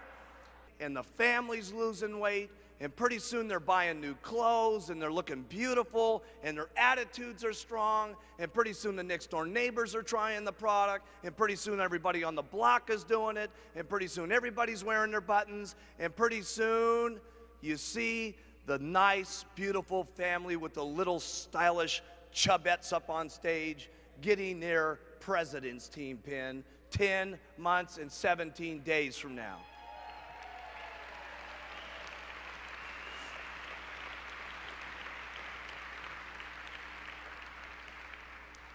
That's what it's about, okay? That's what it's truly about. We had a guy here over this weekend that was very interesting for me. And I've slowly kept recruiting people over the years that have just totally thought we were nuts, and you get them after a while. You tell them, hey, it's great, it's incredible, it's unbelievable. There's people I've told that to 900 times, and they still didn't get it. We finally got this guy. Anybody ever heard of Farrah Fawcett? Linda Evans, right? The Bionic Woman lady, all those people, right? There was one person that was behind all those people, this guy, Jay Bernstein. He was the one that made them. He was the one that promoted them. He was the one that got the hairstyles. He was the one that did everything, right? And for all these years, he's always heard about Herbalife. He's always heard that we're incredible. He's always heard that we're fantastic. And this is the first time he's ever been to Extravaganza. After 11 years, we've known this guy, right? And he just could not believe it. He was just absolutely 100% blown away. And it's always that way for everybody. Everybody who thinks it's crazy, everybody who thinks that it's just a joke, there's a couple of things that really get them excited. The first one is always what? Getting them on the products, okay? Now, we could never get this guy onto the products. I guarantee you after the last couple of days, he's definitely